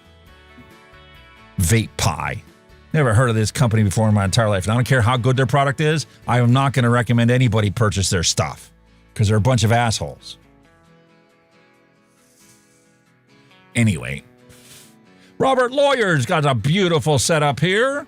A little patriotic theme going on. USJ. Wait a minute, what's USJ? What's the J? Robert, are you here? What's USJ?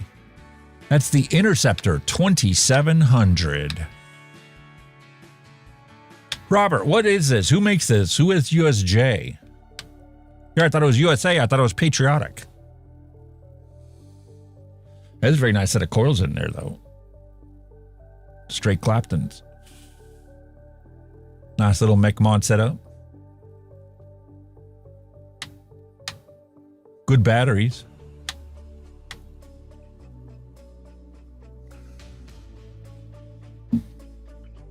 And look at that. The lit. Wow, simple Claptons there.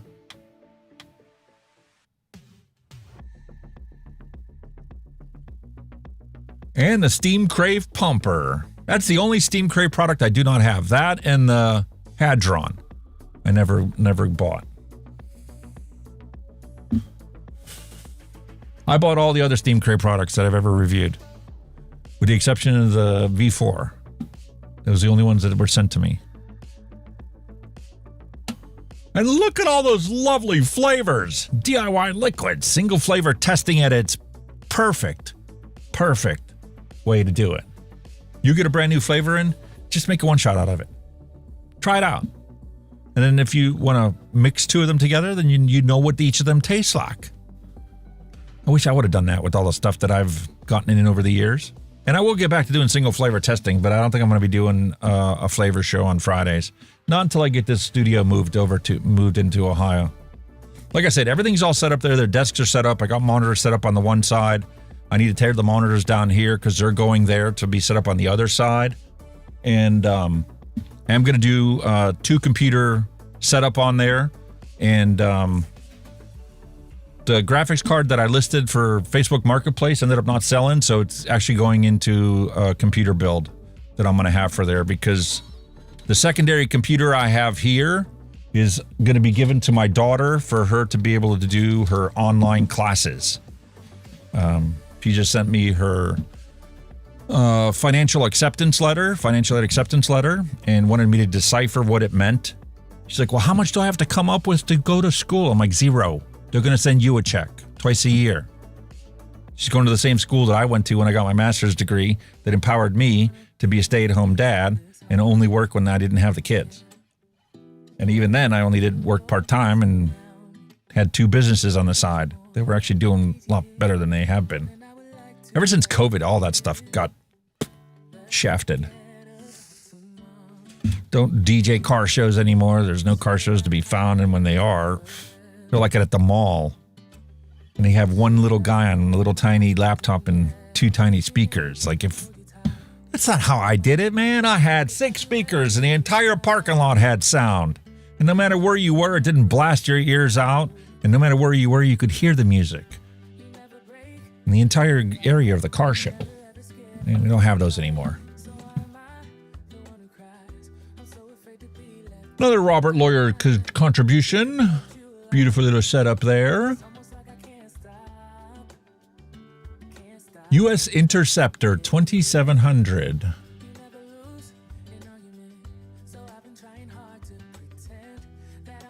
Oh, it's USI. It's USI. Ah, okay. U.S. Interceptor, USI. I don't know why that looked like a J. The other angle. Trinity Glass Hardware.com. I wonder if they're still in business. Probably not. All the good independent little mom and pop manufacturers for these hardware products have gone by the wayside. Kind of like car shows. William Dobson. Topside Duel.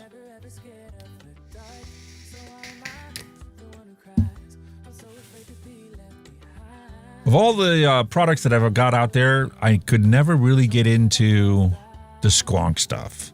I really, really love Grimm's Republic, and I really love the recoil. And this is the first time I could truly enjoy squonking. Like, I've had other squonk stuff before, but it's like, as soon as the review was over, it sat on my desk, and the only time I showed them off is during the show.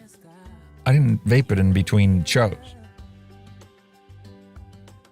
And then eventually got to the point where it got shelved. Is that cool? We got that all beautifully set up and done. Those are all the wonderful hand checks that we have going on. So time to move forward and do the dad jokes.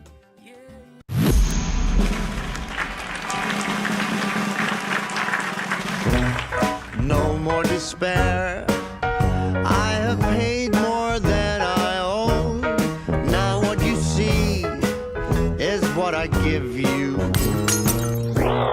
If a vapor's been robbed, which detectives are assigned to the case? Sherlock Holmes and Dr. Watson. Yo, what is a vapor's favorite fantasy film? Cloud Wars, Episode 1, The Phantom Line. Hey man, what do you call advice from a vapor? Drip tips. Hey, is that a mechanical mod in your pocket? Or are you just happy to see me? Hey, don't throw your mod at people, or else it's battery.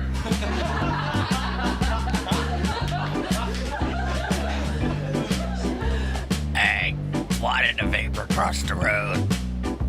To chase them clouds. And they told me vaping was cheaper than smoking.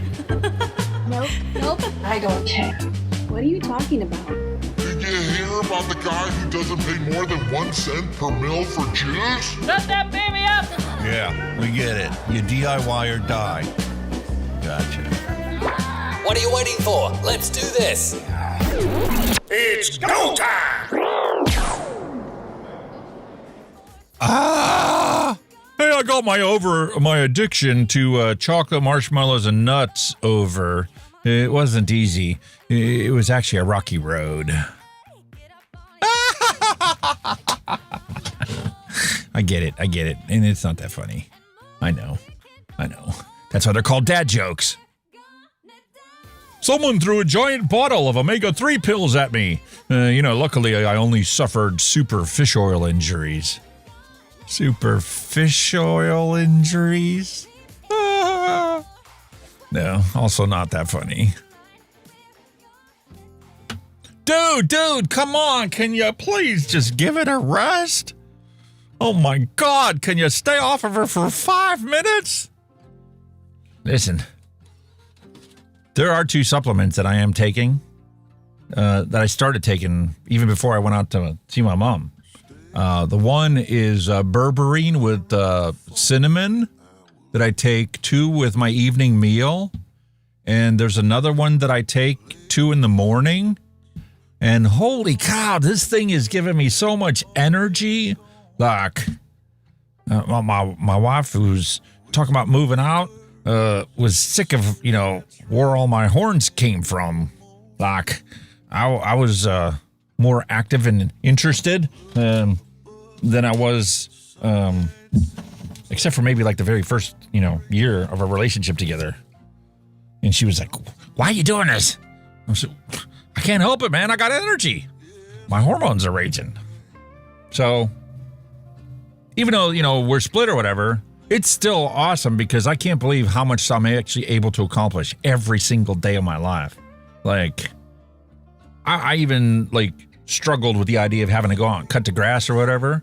And now it's like, no big deal. I'm like, I'm out there cutting the grass, weed whacking, all kinds of other stuff. So that's what I'm going to plan on doing today after the stream was done, is go out and cut the grass. As long as it don't rain this evening.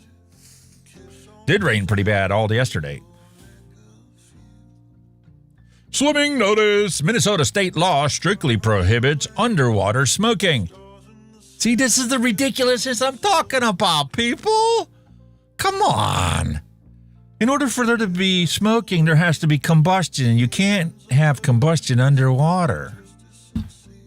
Doesn't work that way. Why? Who was the one to come up with this idea? And why? And how did you not get ousted the second you implemented this law?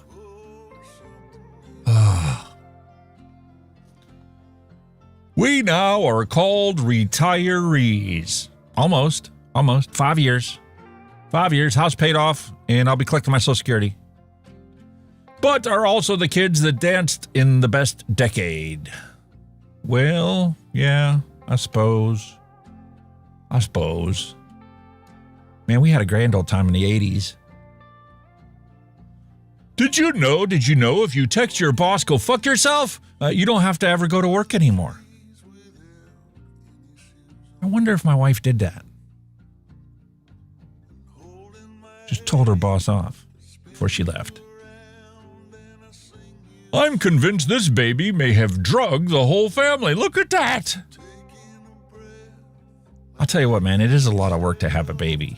Now that I've seen my grandson, and my kids are amazed, man, because every time that kid's crying and they can't get him to, stop crying, they hand him to me, and all of a sudden he's like, hey, who are you? Just like that. Like a light switch. Stops crying. Do you think I'm pretty? You're so ugly, your bro job's con as anal. I don't see how that's funny. Risque? Yeah. But, That tiger poster tells me, these girls are wild. Wild child. Are you talking about the tiger poster, or are you talking about what's hanging above it? Which was kind of embarrassing moment. The kids were here helping me pack stuff up, and when somebody packed up their stuff and they left, there was something that they left out that was a toy that the kids were like, huh? Well, what is that doing there? I'll put that away for you. Don't worry about it. You don't need to worry about what your parents are doing or your step-parent was doing. That moment when you get home and realize you're an idiot. Yeah, paper clips won't go into the stapler. It doesn't work that way. Sorry. Mon-split personalities have just agreed to outdrink each other. This will be very dangerous. I can guarantee that. I want a perfect soulmate. That'll cost you an arm and a leg. All right, what can I get for a rib? Well, for just a rib, you can get an unstable, illogical, attention-seeking personality disorder number. What do you think? Little nutty? Too late now? Adam and Eve made their choice. So I saw this at the thrift store, and I don't think I want it. Twilight! Wooden stake through the heart. Next to the Holy Bible. Improvise, adapt, and overcome. Anyone who's been in the military knows that motto. Oh, Daddy. The fuck you just called me? Daddy. Wrong, I'm Scuba Steve. Very nice. I can't unsee Captain Tiny Arm and his baby sidekick, Mega Hand. Well, at first glance, it does look like that, doesn't it? Somebody left a grocery list in this cart that said cheese and shit like that. So my soulmate is out there somewhere. My first open-bay studio apartment had 52 roommates, 1 bath, and every day all-you-can-eat buffet in 2.3 minutes. It was known as Lackland Air Force Base in Texas. That was like the most annoying thing about being in the military. I remember in boot camp, man, having to get up at 4:30 in the frickin' morning so we can go stand and be in line at the chow hall by 5. That the line was wrapped all the way around the building. We very, very rarely got in to actually be inside the building for at least an hour. And once you got in the building, it was still another half hour, 45-minute wait before you actually got to grab your tray to load up your food. And irrespective of what you put on that plate, you had to finish it all in 10 minutes because it was time to leave. That's literally all you got was 10 minutes to eat your chow and be on to your next activity scheduled for today. Whether it was class or PT or whatever. Your mom checking me out at the fair while you're in one of the rides.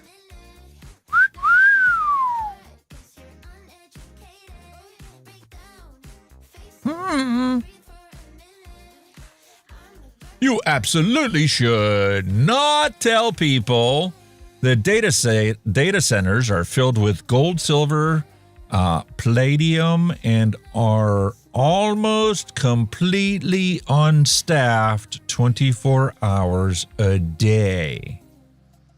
Yeah, we used to have that bad problem with they breaking into old abandoned buildings and stealing all the copper. What's it going to be like when they have these data centers? They better have some really good security there. A woman's clothes are like storm clouds. When they disappear, it's a brighter day. Maybe. Maybe not. I told a coworker that I knew he was a C-section baby by how he avoids labor. I'm on my way to HR now. Can you please wish me a little luck? Listen, you gotta tell the way it is. 'Cause, what's the point in not being open and honest up front? The truth eventually comes out anyway. Become ungovernable.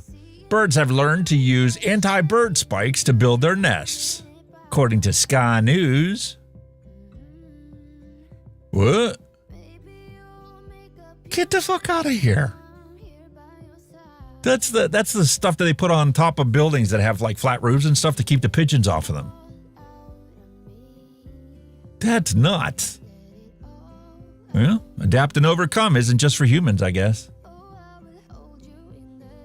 This dude was selling Ernie an 8 in front of our innocent little childish eyes. You know, that is right, man. Bert and Ernie used to go out and buy 8 balls. My wife picked their outfits today, and she doesn't understand why am I laughing. No.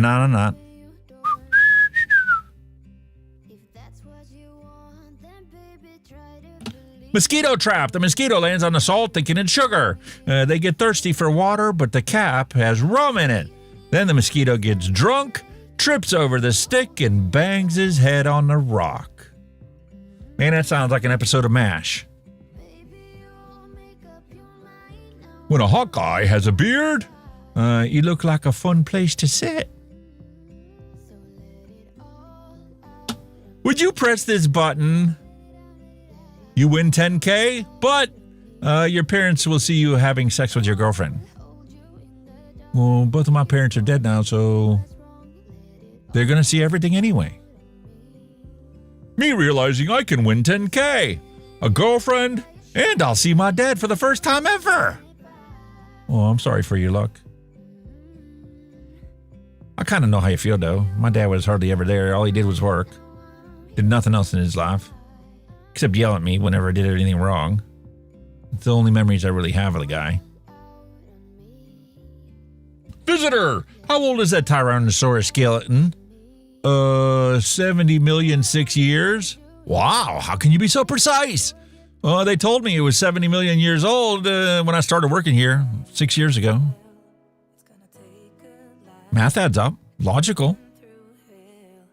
Don't think people will believe you, though. Never in my life have I wanted to steal a sign more than I do right now. No, people. Just leave me alone. Leave me alone. Let me be a hermit. Less aggravation that way. It waited for the sun to set, but the tree got there first. That is a beautiful picture, man. I could see me doing that, especially like in the National Forest or the Smoky Mountains. There's some trees in the Smoky Mountains when you drive through their park that they have. That would actually work really nice as a picture. When you take 180 milligrams of Adderall and find your mom's bedazzler, you go back to thinking it's the 70s and you're some country western singer.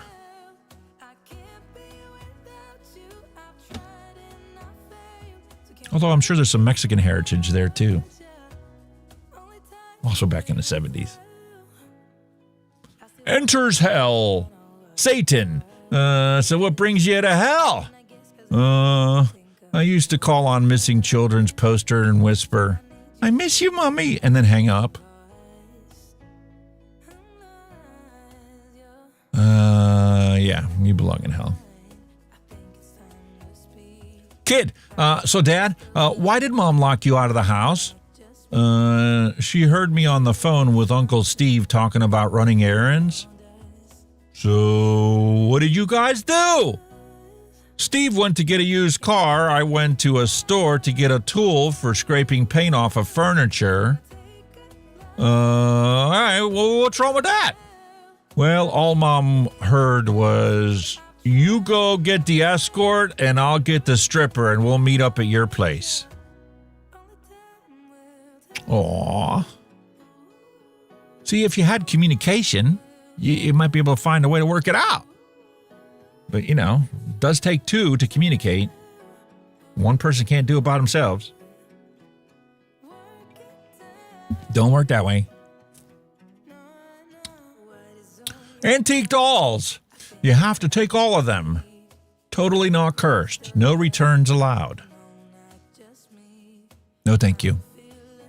I have pitched so much stuff in the past 2 months, and I'm still pitching stuff today. It's just, no, thank you. Do not even remotely want to think of something like that. I felt sorry for the hypnotist I saw last night. He hypnotized 7 guys, then dropped the mic on the foot and yelled, "Fuck me!" What happened next will haunt me for the rest of eternity.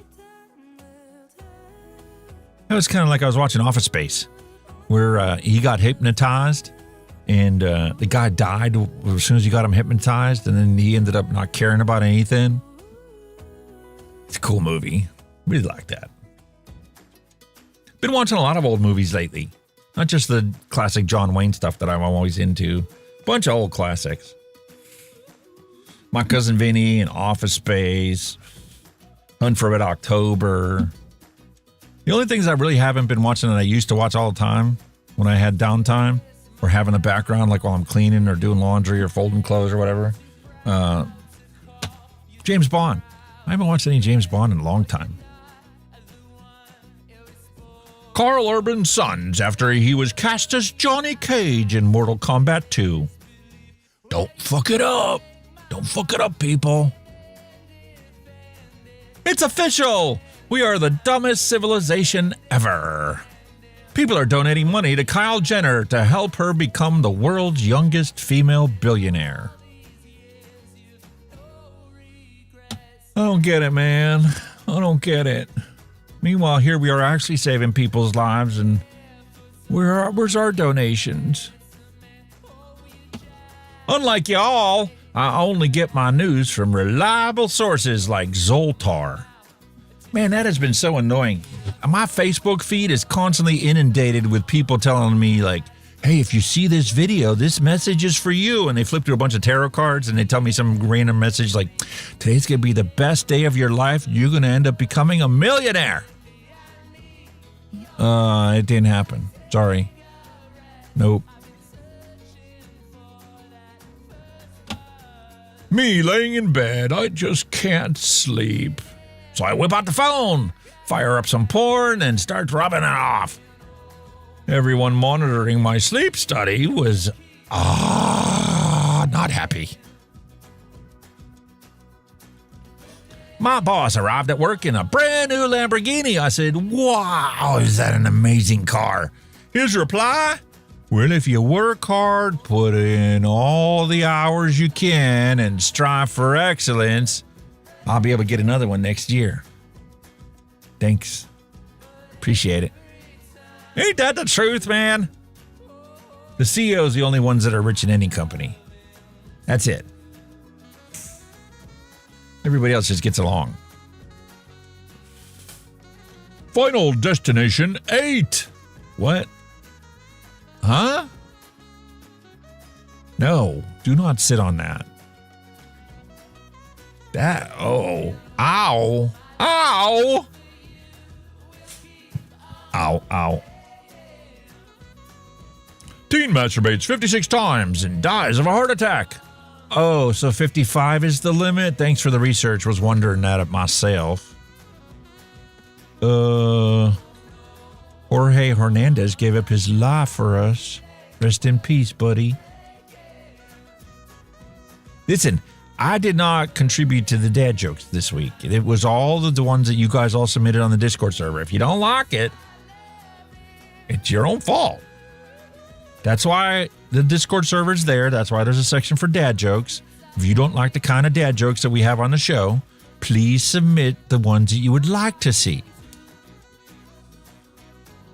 Meanwhile, when Knight Rider fell on hard times and developed a meth habit, moved to Oklahoma, and started dating a stripper named Tiffany, this is what he looks like now.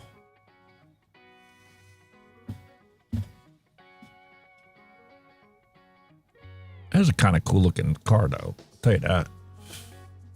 Kind of reminds me of my first one. Granted, my first one was a station wagon, but like I had massive tires in the back and smaller tires up front and painted it flat black.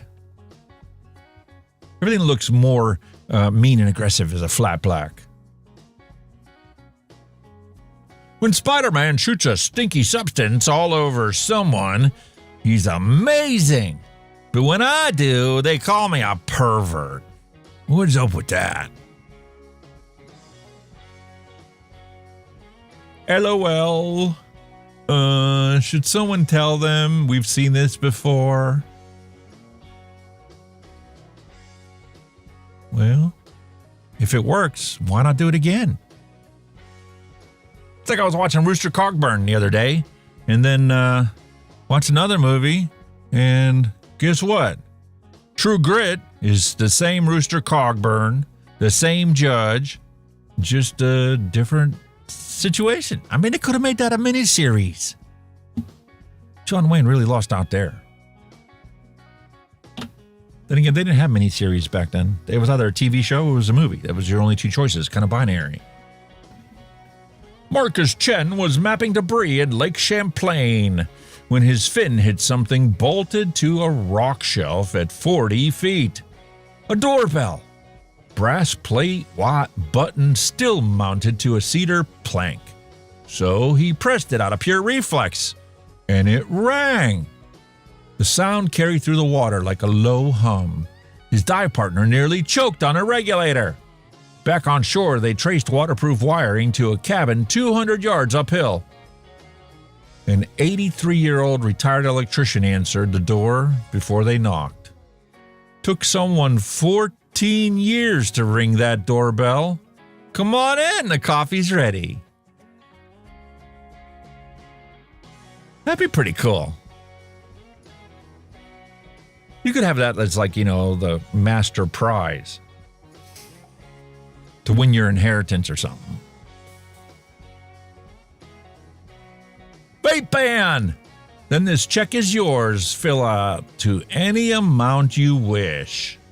Sure, that's a deal. I can get reelected for the 15th time. And then die in office. What the fuck, Dad? Hey, Dad, I got rear-ended on 29. Can you come get me? Everyone's okay. I'm just in shock. Sorry to hear about the accident. Glad you're okay and it was not your fault. I'll have to give me a little time, though. Your mother's getting rear-ended also.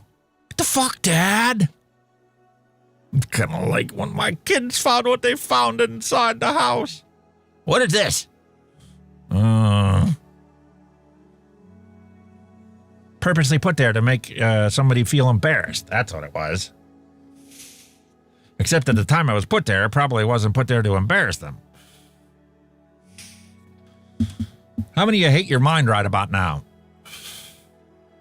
At initial glance, that looks like somebody was showing off or advertising something. But if you look closely, you come to realize these girls are facing the opposite direction. It's not what you think it is. State dinner for His Majesty King Charles on the 28th of April, 2026. Can we just have affordable gas and groceries while you eat off of gold china and gold silverware? Please? Back in the day, Halloween costumes were meant to scare you. Today, they're meant to give you a boner. No. Let's be honest, man. Even back when we were kids, they had risque costumes like that. It's just most parents wouldn't let the kids wear them. But, if your mom's a hooker, she ain't gonna say nothing. Breaks the neck of my enemy to save ammo. Everyone else at laser tag? Don't hit me, don't get me. When you hear, wait, oh my God, it wasn't supposed to start today. Then she turned on the lights. Come on, people. You can't come up with better jokes than this. I don't mind getting down in the gutter and getting all nasty and all, but I think that's all we've seen today is gutter stuff, gutter material. I'm king of resigned to the fact that we're going to get a $600 million ballroom whether we want it or not. But can we at least get it built with a 2-meter thermal exhaust port? Listen, why is it that Elon Musk is the one that has to, take us off this planet? I don't get it. I understand he's got the money to do it and it needs done. So, he's empowering that vision, but when I grew up, man, the government's purpose was actually to improve society and improve humanity. At least that's the bill of goods I was sold. That's why, I have my NASA hat that I proudly wear around. Because, that was supposed to inspire generations to think that, we can do better and we can get off of this rock and, go find other rocks to be out on and hang out in and stuff. But the reality is completely different, man. We've screwed this rock up so bad. Why the hell would we ever want to go anywhere?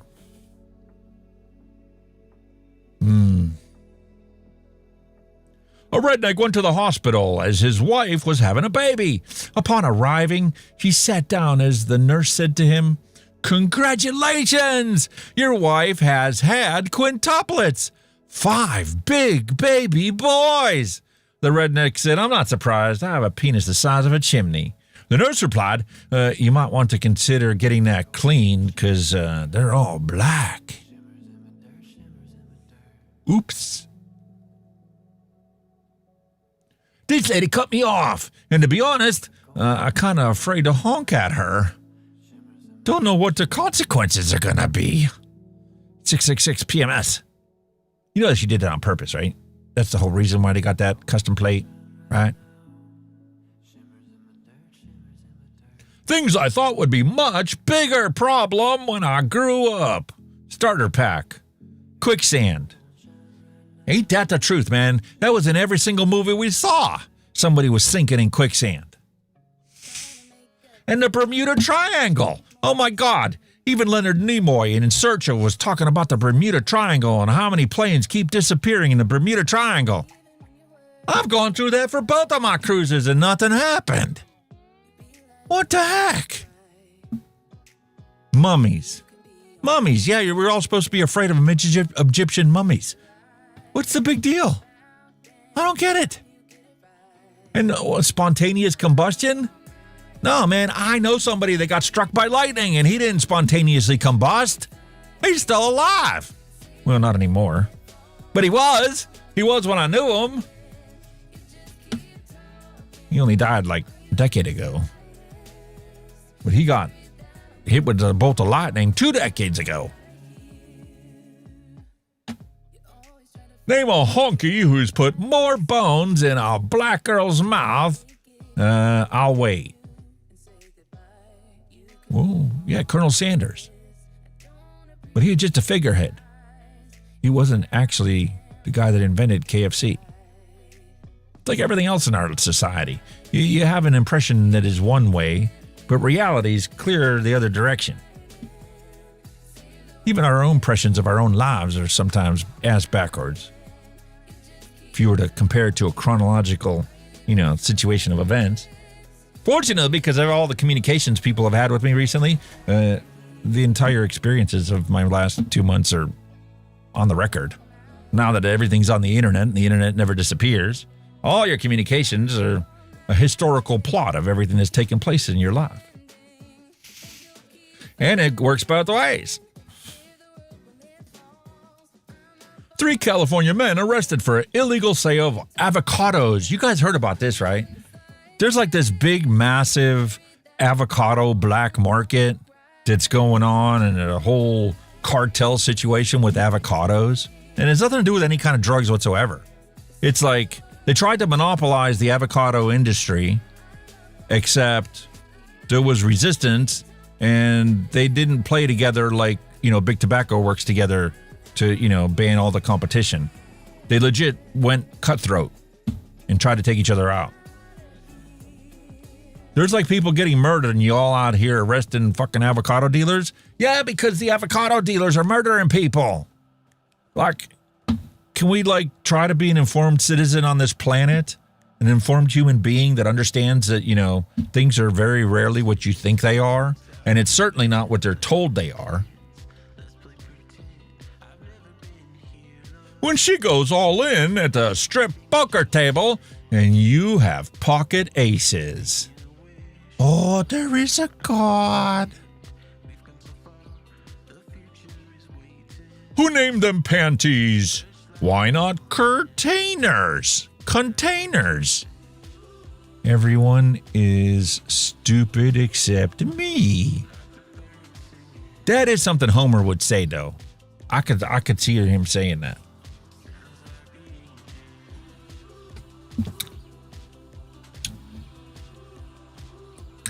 Today's kids will never know the struggle. Listen, tell me about it. I had to put the TV back up that was on the wall. And once it's mounted on the wall, you had to feel back there okay, well, wait a minute. This is a round one. This is an RCA jack. This one over here, that's a USB port. Okay, HDMI 2, HDMI 1. And then you reach around with the other hand and try and plug the cable back into HDMI 1. And then it's like, okay, where's the optical cable input? And you're reaching your finger and pulling it over. I'm like, oh, a little tiny square hole. Okay, yeah, let me put the optical cable in. TV's connected. But man, back in the day, this was crazy. All the different connections that they've had over the time and how all of them have changed now. I mean, yeah, we still have USB ports. the old USB-A style. But like, who uses external SATA ports? Phone jacks. Nobody uses phone jacks anymore. I mean, the Ethernet port is just a wider version of the phone jack. DB9, RGA cables, DVI cables. I still got some monitors up in the attic that use DVI cable connections. Everything now is standardized. You got HDMI input on just about every type of monitor or TV that exists.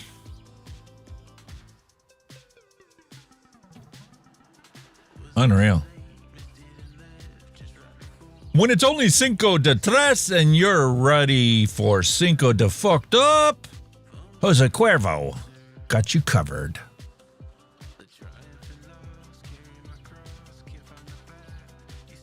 Morgue employee cremated by mistake while taking a nap. Well, I guess 2 people got fired that day. Listen, I was shocked, man. You know, around here, all the funeral homes around here, they either do their own cremation in-house or they literally drive the body down to Pittsburgh and wait while the person's cremated and then drive back the same day, go pick it up in the morning. In Cleveland, they've industrialized the whole setup there. Like, they literally ship the body out and then like a week later you can go pick it up. Because there's that much backlog. It's crazy. Wisconsin dads running out of the hospital room the second their kid was born, to add them to the Packers season ticket wait list. Listen, I was never that much into sports where, I had to have season tickets and then let alone try and sign my kids up for it. Nah. Me too, Cart. Me too. Damaged beyond repair. Yeah, so what? You're still a decent human being. Who cares?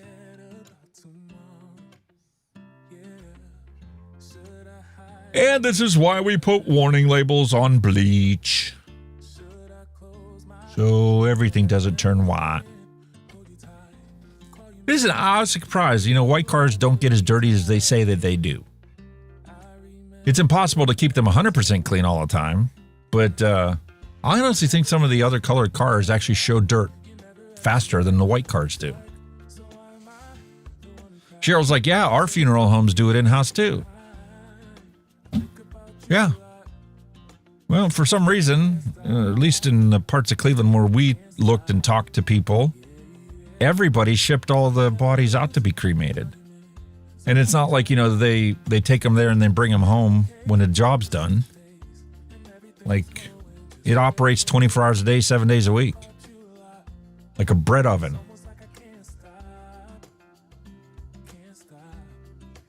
Mother Otter proudly comes up to the glass to show off her baby, while the father shows off a rock. Why? What's the significance of that rock? Am I the only one that's thinking that? He's just trying to mimic the behavior of his partner? I don't get it. Fun fact. Cows have regional accents. We have the moo cow. We have the moo cow. We have the moo cow. And oi bruv moo in it. What? I don't believe that. I don't believe that. Problem solving. There are few of life problems that cannot be solved with the proper application of high explosive projectiles. But there ain't too many of them that will fall into that definition. I think the better question is, which of these do actually require a permanent solution? How many times are things solved with a permanent solution that didn't need to be a permanent solution? Kind of like, my trip to Ohio. I've got a job to do. There's no guarantee I'm going to be staying there. Sometimes the current drags you a different direction. And that's okay. But there's no guarantee that you need to burn the bridges when you leave. God put me on this earth to make music. No, I didn't. That's not what God looks like. Why would God look like that? No, I don't believe it. I saw a guy on his motorcycle, and the back of his shirt said, "If you can read this, the wife must have fell off." That is something I am going to give myself. I am going to give myself a motorcycle. Finally. It was on my to-do list. It was on my bucket list. But now I'm actually going to do it. I got no reason not to. It's crazy how close the meteorite came to hitting the visitor center. That's not why the visitor center's there. The visitor center wouldn't be there if the meteorite hit it after it was made. Physics. Why do people not understand physics? I learned it in high school. Blast radius, shockwave. You don't get any of that. I don't know. I'm expecting too much. Half the country doesn't even read it at a 6th grade reading level.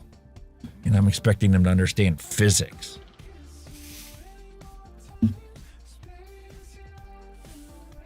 The genie that pops out when you rub the lava lamp. Oh. One nice thing is about Ohio is you're allowed to grow your own cannabis plants. My mom was a green thumb, and I got more gardening stuff than I'll know what to do with. At least until I take the pole down, cut the trees down, get the rototiller over there, and put my own garden in. But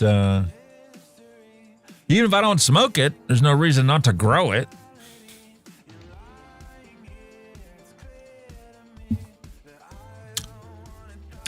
Besides, my neighbors are always high. My neighbors over there. My God. Every night I went to go let the dog out and bring him back in, I could smell the cannabis. That kid smokes every single day of his life. Golden Tempo wins the 152nd Kentucky Derby, making Cherie Devil the first female trainer to win the race. It's 2026. You mean to tell me there hasn't been a female jockey that won a race? I find that hard to believe. Like, I know about glass ceilings for women, but I really find it hard to believe that it took all this time before we finally got a female jockey that won a race. Don't make sense to me. The math don't seem to math on that one. So, what happens if we're not the first one to reach the egg? We're tadpoles, Ted. Stop looking up stuff on the internet and get to work. We should take this off the menu. It's roast donkey, our signature dish. Can we at least just change the name? Could I get the ass to mouth, please? Yeah, you definitely need to change the name. For sure. Levels of white anger ranked. Starting with number 6. Son of a gun. Number 5. All right, bucko. Number 4. You just hold your horses. Number 3. Well, now, wait just a minute. Number 2. I got newsflash, pal. And number 1, we have the indestructible bulldozer. When you really want to force your way. Meanwhile, healthcare is so good in this country, The ambulance charges you $2,000 because this picture was made like 30 years ago. The price is way more than that now. Meanwhile, the tow truck only charges you $80. And the price for that is way up too. Sorry. We're really dating ourselves by uploading these old memes. Memes you and I, totally understand and can relate to. But you can't put a dollar figure on anything nowadays because the second you did, it already changed. I thought inflation had probably stabilized to a point where, like, I experienced the last 2.5, maybe 3 decades with minimal to no recognizable inflation. And man, ever since COVID, it's just like everything's always getting way more expensive. And the sad reality is people are taking advantage of the situation. Like, there used to be a noticeable 25, sometimes 50 cents a gallon difference between Ohio and Pennsylvania.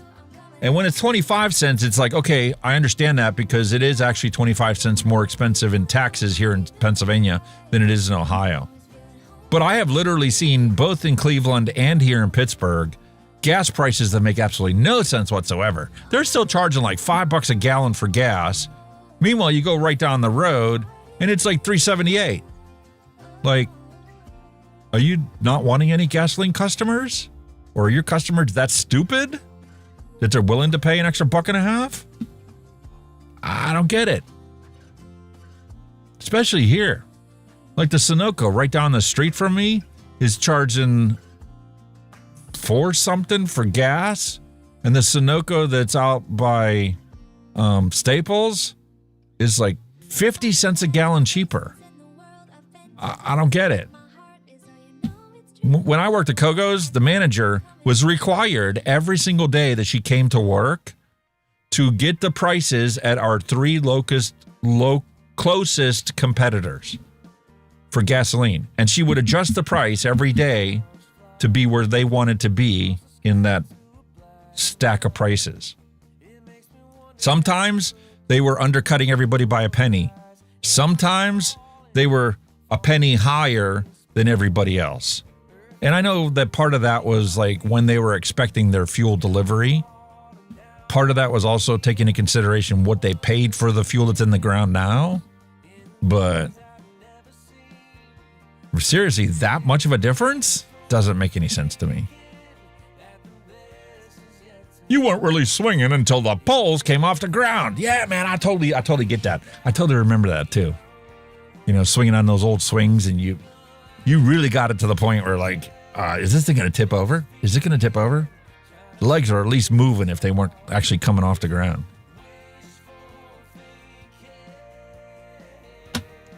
Clowns to the left of me, jokers to the right. Here I am, rocking like a hurricane. Weird how the, simple phrases like that brings back different songs. Fathers don't usually die during childbirth. It's funny how after the birth of a baby, announcers declare that the mother and baby are doing fine, but nobody ever talks about the father. What's up with that? I get it. Here's a photo of me naked. I'll have to save this one. I don't know who I'm going to send it to, but never know what comes right on the corner. Stuff does happen for a reason. I'm totally convinced of that. I do think that the universe has a plan for each and every one of us. And sometimes we don't realize what's going on or why things are changing until after they've changed. And then you go, oh, yeah, I wouldn't have been able to give them an opportunity to do this had things not changed the way they did.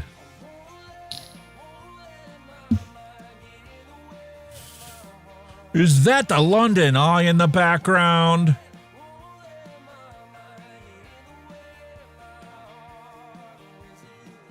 Why, yes, I do believe it is. I know. Some of you out there are yelling at me like, why did you zoom past that? Presenting Bambi on Ice. Listen, ain't nothing wrong with Bambi on ice. I prefer Bambi jerky, but, you know, can't survive on meat sticks. When the cloud competition is near. Seriously, brah, I got better coils than you. Yeah, but you know how many amps you're gonna have to drive through those things? I wish I could have been around back in the days when they had cloud comps and like vape conventions and stuff. I know it would have been really cool. I really wish I would have found vaping a decade earlier. I'm sure my life would be totally different. No unsolicited callers. We are too broke to buy anything. Our utilities work fine for our current supplier. We do not want to switch. And we know who we are already voting for, so don't try and convince me otherwise. So unless you plan on bringing free beer, go away. Just go away. I can't tell you, even at my mom's house, how many times I had somebody stop by trying to sell me new windows for the house or a new pest control contract, and it's only going to be like $500 a month for, you know, pest control. And I'm like, we don't have any problem with pests. The only pests we have a problem with, you don't have a solution for because you're one of them. Looked at me like, what? I said, my mom's practically dying in here. Can I go back in and give her morphine, please? Oh, sorry, dude. Yeah, I've been on edge. No stress relief. So I did say some inappropriate things and did fly off the handle a couple times where I probably could have been a little more reserved about things. But, you know, it literally was the worst 2 months of my life. How much was a payphone when you were a teenager? Okay. I'm going to wait for some of you to answer that in chat because you guys are still talking about gas prices.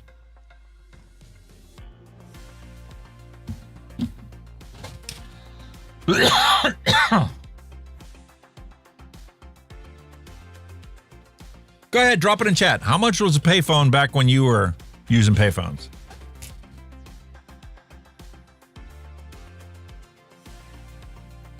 Thank you, William.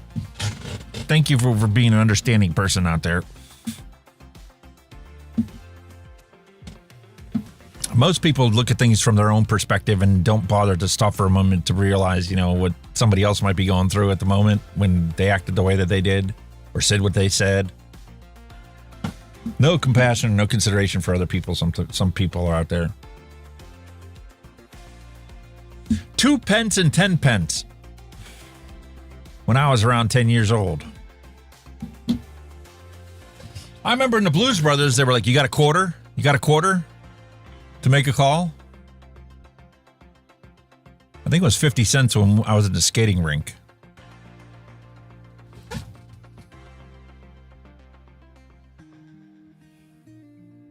I do remember a couple payphones that were 35 cents. But the one at the skating rink was 50 cents. And obviously that was for a local call to get your ride home from the skating rink. Al Ben, 10 cents, I think. Robert Lawyers like it was a quarter. Nick the 420 Kid says a quarter for a phone and then a nickel to continue. Yeah, that's right, because the quarter was only good to initiate the call, and then after a minute you had to drop more coinage if you wanted to continue the conversation. Or you could have been a cheapskate and just make a collect call, and then the collect call was refused, so nobody paid anything, but that was the signal for your parents to come pick you up when you made the collect call. We were that safe that our parents literally dropped us off at the rink. For me, it was an ice rink. For a lot of other people, it was, you know, a roller skating rink. But I mean, they felt that confident and safe with their community to be able to drop their kid off somewhere and then have them make a collect call that you could refuse to take to save the quarter it would have cost or the 50 cents it would have cost to complete the call. It was amazing. When the world lived without constant fear. Not that there wasn't things that people were worried about. Like, even before I was born, you know, people had the Cuban Missile Crisis. So, like, this people in this country were worried about the missiles falling on us. And growing up as a kid, you know, in the whole Soviet era where the Cold War was like at its peak, you know, you always worried about, you know, the nuclear clock and when somebody was going to take things the wrong way and push the button to like start nuclear holocaust. That's what all the movies themes were. But man, is the world so different nowadays. Every kid's got to have their own personal cell phone, GPS tracking, location tracking, all on it and stuff. And then when you check on it and stuff and you misread the map and they're like, why are you tracking me? I'm like, I wasn't. I was just concerned about you. People take things so differently today than they did even 10 years ago. It's just like, man, has the world changed, and not in a good way. Did you guys know that the original bottle of Coca-Cola that was sold back in 1894 contained 3.5 grams of cocaine? Explains why our parents and grandparents could walk 5 miles, both uphill, on the way there and on the way back, just to go to school. You know, when it was snowing and they didn't have shoes. So they did it barefoot. How many of our parents' stories were actually exaggerations? And how many of them were 100% legitimate? Or just the way that they remembered it, legitimate from the way they remembered it. Meanwhile, dog owners trying to figure out what color couch to get. Well, yeah, because you don't want that dog hair to be seen and recognized. I definitely go with the Onyx, for sure. Espresso's pretty close, but I think the Onyx would be much better. What do y'all think?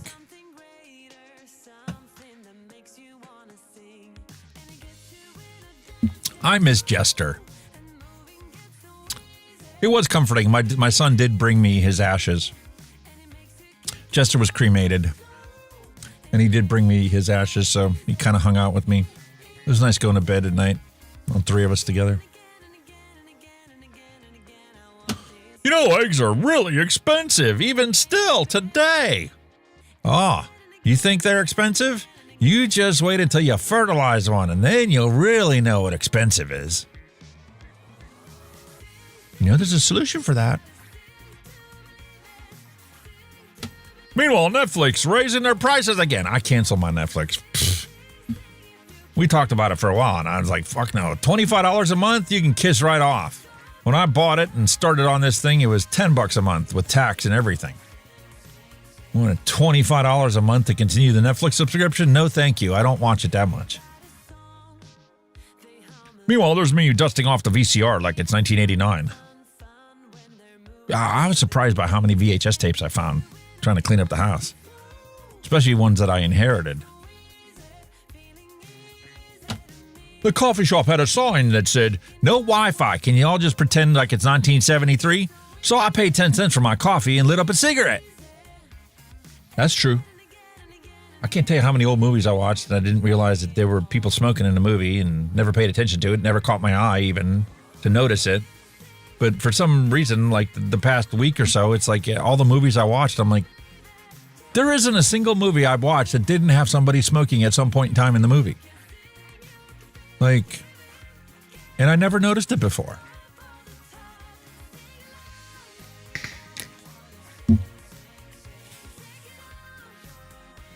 Alcohol, tobacco, and firearms.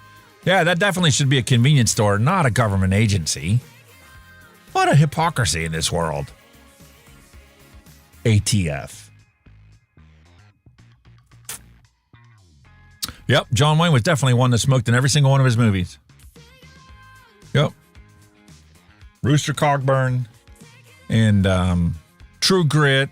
She rolls his cigarette for him, blames his makings being too dry for why he can't roll them properly. Meanwhile, here we go today, folks. Things are so much better that the kids who are eating Tide Pods are now old enough to drive. And it shows. For sure. I honestly think that the ass-whooping generation is leaps and bounds ahead of the Tide Pod generation. And censorship and prohibition is not the solution. You know, there's a reason they got rid of yard darts, and I disagree with that reason.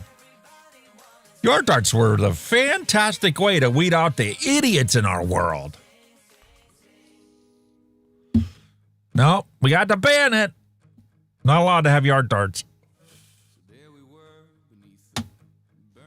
She, who was a he, got him, who was a her, pregnant. Well, as long as they love each other, I don't care. I really don't. And I don't understand why other people do. But as long as these people don't come and try and make out with you, why do you care? Let people do what they want to do. Just don't shove it down my throat. You know? Meanwhile, the only acceptable way for a game of Monopoly to end is when somebody gets a little jacked off and just throws the board up in the air and says, fuck you. I never got like that with Monopoly. I always thought it was a fun, cool, relaxing game. Didn't really care who won or who lost. We had a good time together. That's the biggest thing I miss about not going camping anymore. Is when we used to sit there at the end of the day and just sit there and play cards.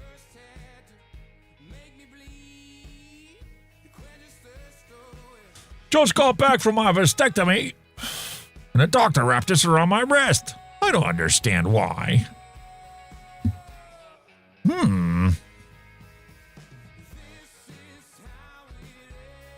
I have nothing to say about this. See, this is my problem with this is that she's forcing it down my face. I do not want to see that. But, you know, she has a right to do it. Maybe she's a he. I don't know. You can't explain some people. That's what it boils down to.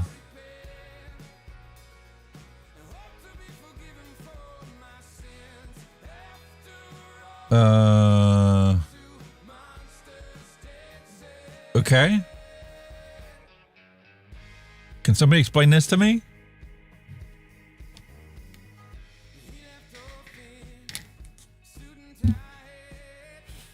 Do I need to be a cat owner to understand this picture?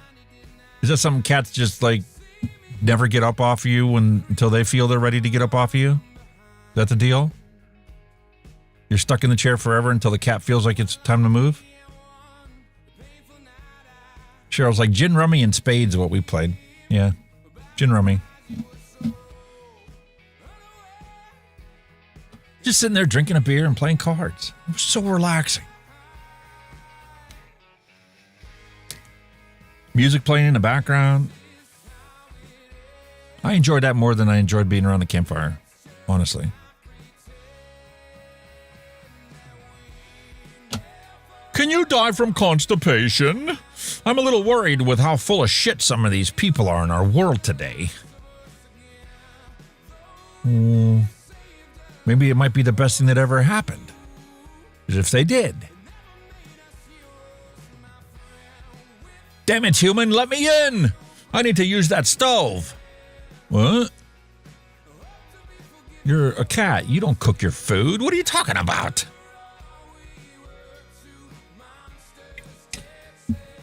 Illogical. My son kindly points out to me all the time.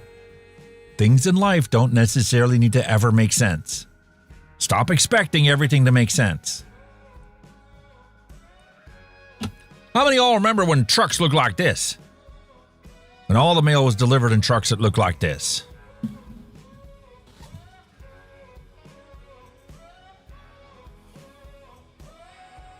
It really wasn't that long ago, folks. At least it doesn't seem like it was.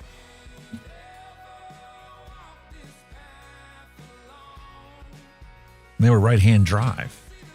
That was the coolest thing.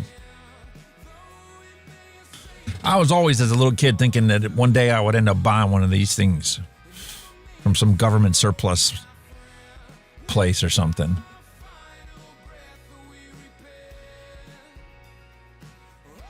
Why? This is what the world's turned to.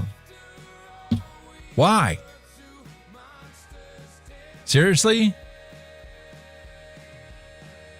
It's literally all about the Joneses. Trying to keep up with the Joneses. You can't say sorry, wrong hole, when that hole was on my friend.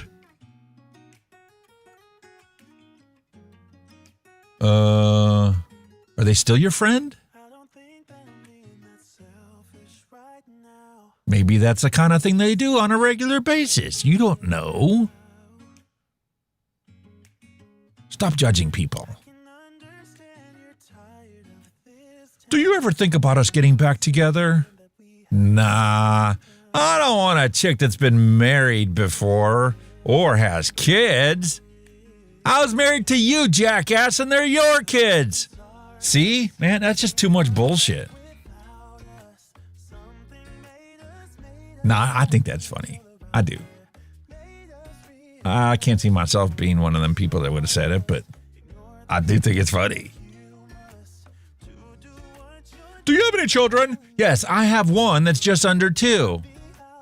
I might be blonde, but I know how many one is.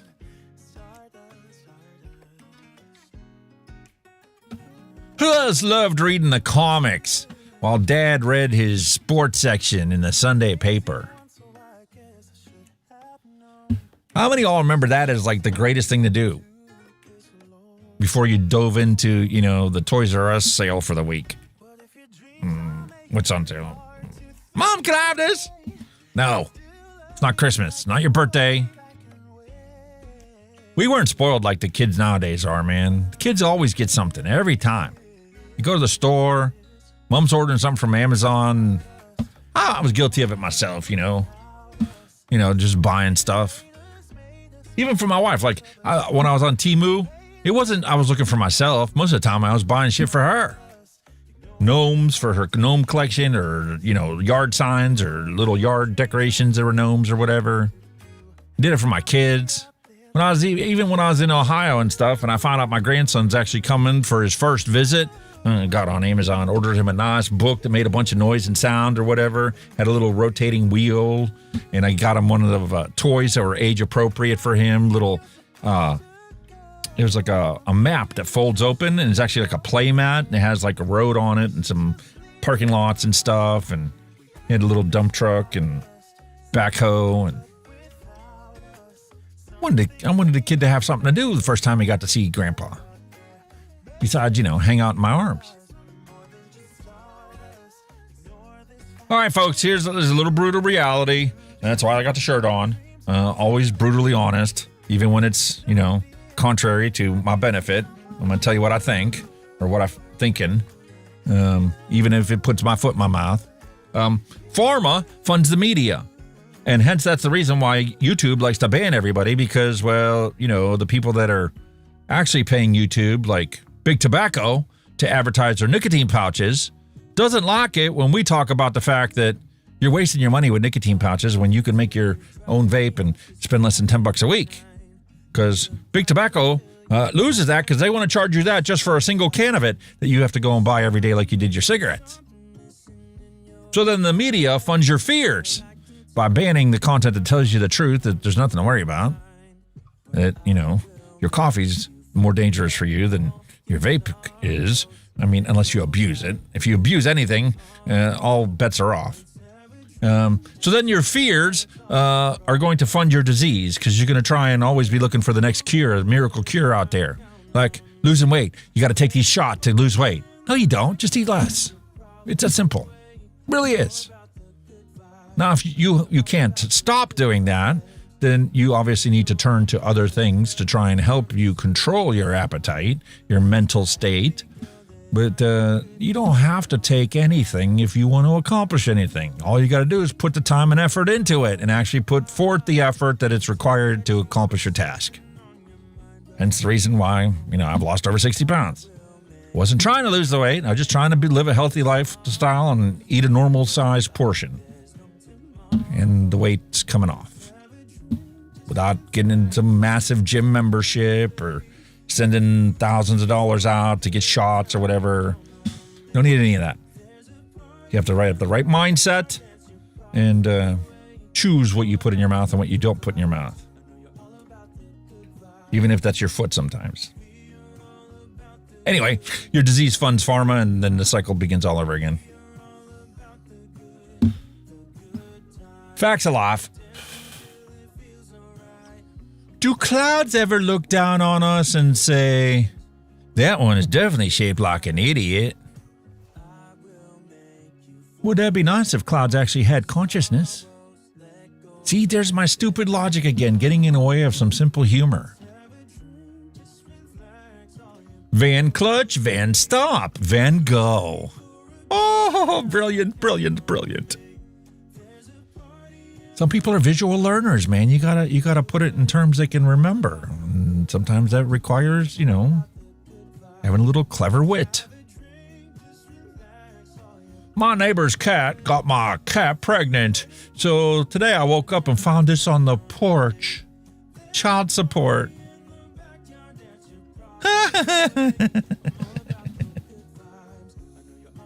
That's pretty sad though, man. I was over at my mom's house when I first got there and whatnot, right after she was discharged, and mom was sleeping. It was after dinner already, and I was like, getting ready to head up to bed. And I had a knock at the door, at the front door, and I'm like, who the heck's knocking on my mom's door this time of day? Here's the neighbor's kid coming over asking for some of the cat food that she had. I'm like, sure, man, whatever. You want the cat food? Go ahead. He went and took half a bag of the cat food. And here it turns out the reason that he did that, because I was introducing myself to him and getting to know him or whatever. I mean, I've seen him before when I visited over there, but never really had a conversation with the kid. Turns out that he was asking for some of the cat food because he noticed that the cat wasn't being fed by my mother anymore. So I kindly informed him what's going on and stuff and said, I already fed the cat this morning. I've been taking out a cup of the food every day because it's like, that's what she did. So I just continue the tradition, continue the routine. And obviously the cat hangs around and, chases the mice away. So we never had any issues with mice or anything in this house. 3 out of 4 voices in my head want to sleep. The other one wants to know if penguins have knees. Ain't that like the most annoying thing in the world once you get to go lay down and you don't fall asleep right away and your mind starts wandering and you start asking these goofy questions like, what? Where did that even come from? Like, what part of the recesses of my brain can come up with some ridiculous questions like that? Does penguins have knees? Well, it's a simple logical solution to that. You don't know penguin anatomy, else you wouldn't know the answer to that question. Meanwhile, here we have smart driving cars that can't seem to find their way out of anything. There was somebody that was uploading videos of all those self-driving cars that got stuck in a alleyway or it was a narrow roadway and they couldn't get past each other. Like this one would they would try and go around and then this one would back up, but it only backs up 10 feet. And so they were stuck in a perpetual loop of trying to navigate each other, but couldn't. I have very little hopes. Look about autocorrect, man. How many times in our lives have we tried to send messages and we just rely automatically on autocorrect, checking our spelling and making sure things are right. And it just keeps getting worse, man. I don't get it. Why? You, after 20 years, have not been able to get autocorrect to at least pick the right words? And I'm not even talking about swear words like telling people to duck you. You know that every time you use the word duck, that's not the word I chose. You don't have any weighting system to make sure that you don't use duck anymore. Use the word I choose. Unfortunately, technology and social media is all about shaping your behavior more than it is about actually helping you do the right thing. Alcoholic test. If you notice the wine first, you have a serious drinking problem. Yeah, that's probably true. There's other explanations, but that's the most logical one. Alcohol, more dangerous than you think. I agree with that. And not for that reason.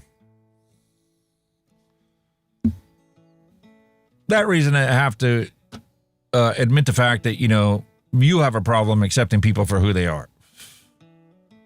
I get where it's going. I get that it's supposed to be funny, but we need to have more compassion in this world for each other. If you were an astronaut, what would be your first sentence?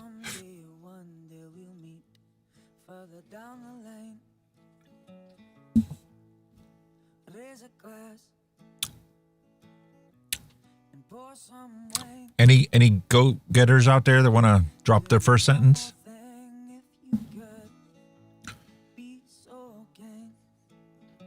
You know my answer. Oh, fudge.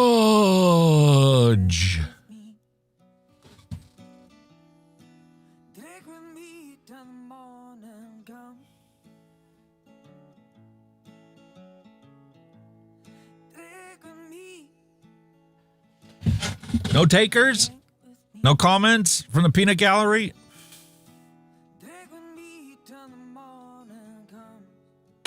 All I know is he's dead because he's got no place to go to refuel, and he's going to run out of oxygen eventually. About my morgue? About my mortgage? Yeah, your mortgage is gone. For sure.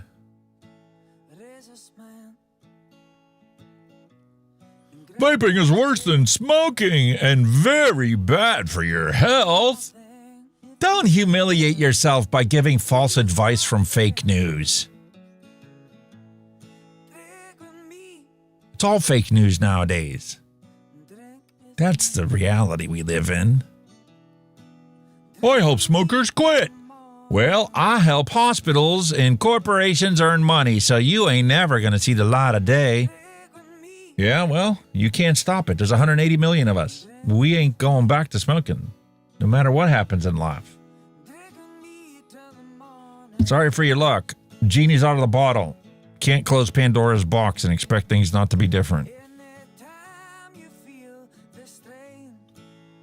Yay! Beautiful, beautiful AI artwork here. 21700 arm wrestling with an 18650 battery.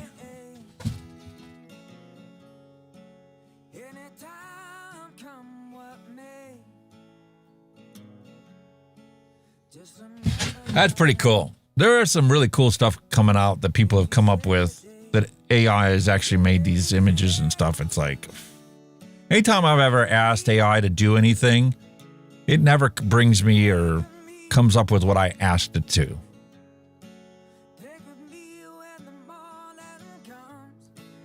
We're spreading misleading news everywhere to condemn you. Yeah, that's true.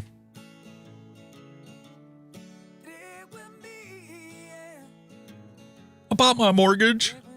Yeah, she's gone. Especially Duck. Duck is the worst autocorrect mistake ever. I don't know why, but my phone always wants to put didn't, not don't. Like, no. How many times do I have to correct something before you finally change your behavior? Fake and misleading news is everywhere to make you look ugly. And nobody gives a rat's wahoo about Mahalbro. Can't even put the actual name on there because, you don't want to make it look bad. It's okay to make vaping look bad no matter how much you lie about it.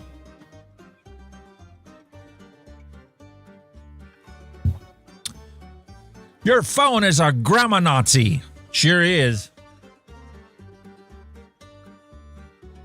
Classic, iconic, legendary, real tobacco, real taste. We will cover you. Cleaner, safer, smarter, future is now, no cancer risk. 1 in 50,000 times chance cancer risk, actually, if you want to know the science. Well, you're getting banned. What? Like, I never understood it.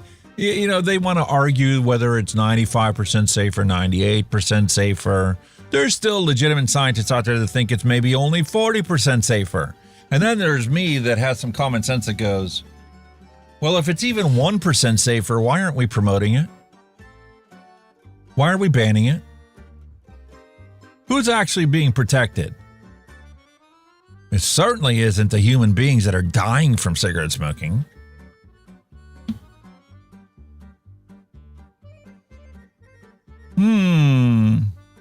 Listen, I love vaping, but I don't love it that much.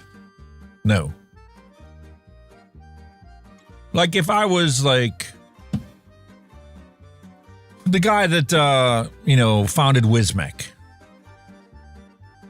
I could see myself having that like by my office or something, or having my office shelves lined with all the products I invented and made and sold and made money on. But just as a fan of these things, as a consumer of these things, I have my studio set up this way because I needed a place to put them, and I thought it was an expectation. If you want to watch a vape reviewer, that you needed to know that the guy's got some legitimacy and is actually able to compare what you're looking at his review for with everything else that's available for it. So hardly any of my stuff ever got boxed back up again, even though I have all the boxes for it. But I would never consider doing that in just my stairwell.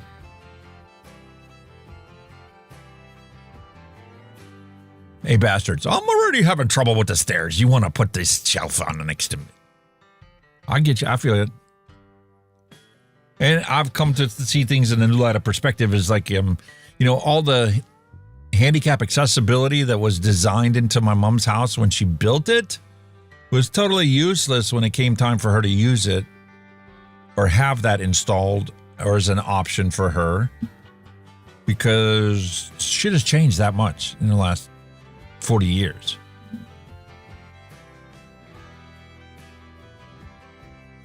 There's a beautiful picture you could expect to see anywhere about vaping. Only Jason would love it.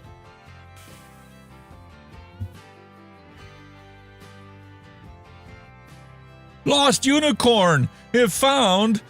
Please stop doing drugs. What? That sums up social media nowadays. Makes no sense whatsoever.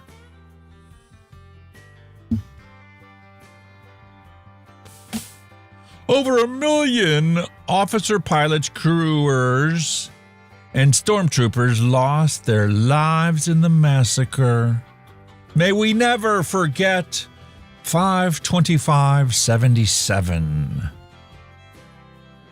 Well, I tell you, I'll be honest with you, you're fucked. We've already forgot about 9/11 and all the people that died from there. You want us to not forget Star Wars. I refuse to believe 2003 was 30 years ago. It seems like it was just 10 years ago to me. 20, bro. It's 20 years ago. 23 to 2013 is 10 years. 2023 to 2003 is 20 years. 20 plus 10 is 30 years. What? Math that don't math. That's the highlight of our current situation. Math that don't math, folks. But we do have some beautiful, amazing products that make sure that we never go back to smoking. I picked this one up at the vape shop that was around there, and man, did that irritate the hell out of me, because I walked into this vape shop, and there's this Indian guy standing behind the counter, and I wasn't disparaging him for his nationality or whatever, but the guy didn't know the difference between mouth to lung and direct to lung. And it's called this shop World of Vape or something. And I'm like, first off, your selection sucks. You don't have a World of Vape options available in your store. You've got an entire wall to disposables. You got an entire wall for cannabis products. And the only products that are stock coil sub-ohm are in the bottom of one case right above your clearance items. So I'm like, okay, let me just get a couple retro vapes because I'd like to do a live show. So this is right after my mom passed. And I was taking the trash out the one night and the dolly wheel broke. Dummy me taking this dolly and trying to take something down one step and the wheel busted. So I went over to Harbor Freight, got a replacement dolly. It was on sale that week. It was only like $40. Normally sells for $60. And I left my vape, all my vape stuff at home, all of it. Just wasn't even thinking at the time. So I'm like, I'll stop at the vape shop and pick up a disposable, just to have another one. And I'll leave that one in the car. So I walk in and I'm like asking around. I'm like, what do you got on clearance? You got a $5 bin or bargain bin or something? He's like, oh, the clearance stuff's on the bottom here. So I did get some really good retro vapes that we can have on a future vlog once I get everything operational there. It was an old Wismec mech mod. Like, I didn't know Wismec had a mech mod or ever made one. So I'm really looking forward to that. But this guy was clueless, man. He didn't have a clue about anything I was talking about. Didn't know that you could make your own e-liquids. Didn't know what the ingredients were in them. Didn't know that vaping's safer than smoking. He just thought he was selling electronic smokes. And tried to talk me into buying cannabis while I was there. And I'm like, dude, I just want a nicotine vape. I'm 5 miles from home. I don't absolutely need it, but I figured while I'm here, I might as well, get it. Oh, you got to try this out. You got to try this out. So I did. That's this beautiful Raz vape that's here. And you can completely turn it off with the airflow on the bottom. And when you turn it off, the nice thing about it is it actually completely powers it down and seals off the airflow. But the thing I really was impressed with on it is the power is adjustable based on the airflow that you pick. So it's keeping the airflow and the power sent to the coils in complete sync. This can do a true ultra tight mouth to lung, and it can do a slightly restricted direct lung.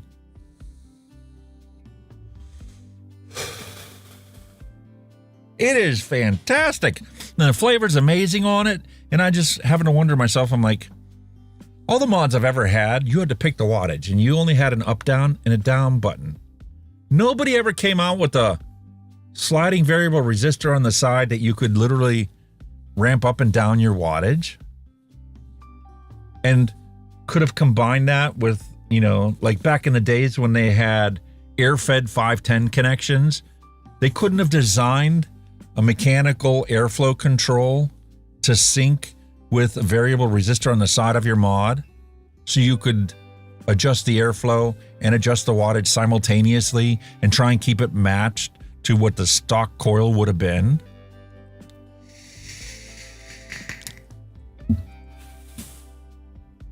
There's so many creative ideas I've had over the last 7 years. It's just like, I really hope we can get the whole vaping scene, if not in this country, then at least in other parts of the world like Europe and the UK, where I can take some of these ideas that I've had over the years and actually start releasing products in them. That's like my ultimate goal one day, to be able to do that. Because like that one is just like, you got that on the disposable, why can't you get that on a full-size mod and tank? That would be freaking awesome. Be able to slide it up and go, cloud chucking mode. Or if you wanted to be a little more stealth about it, you could reduce the airflow and reduce the wattage on your thing and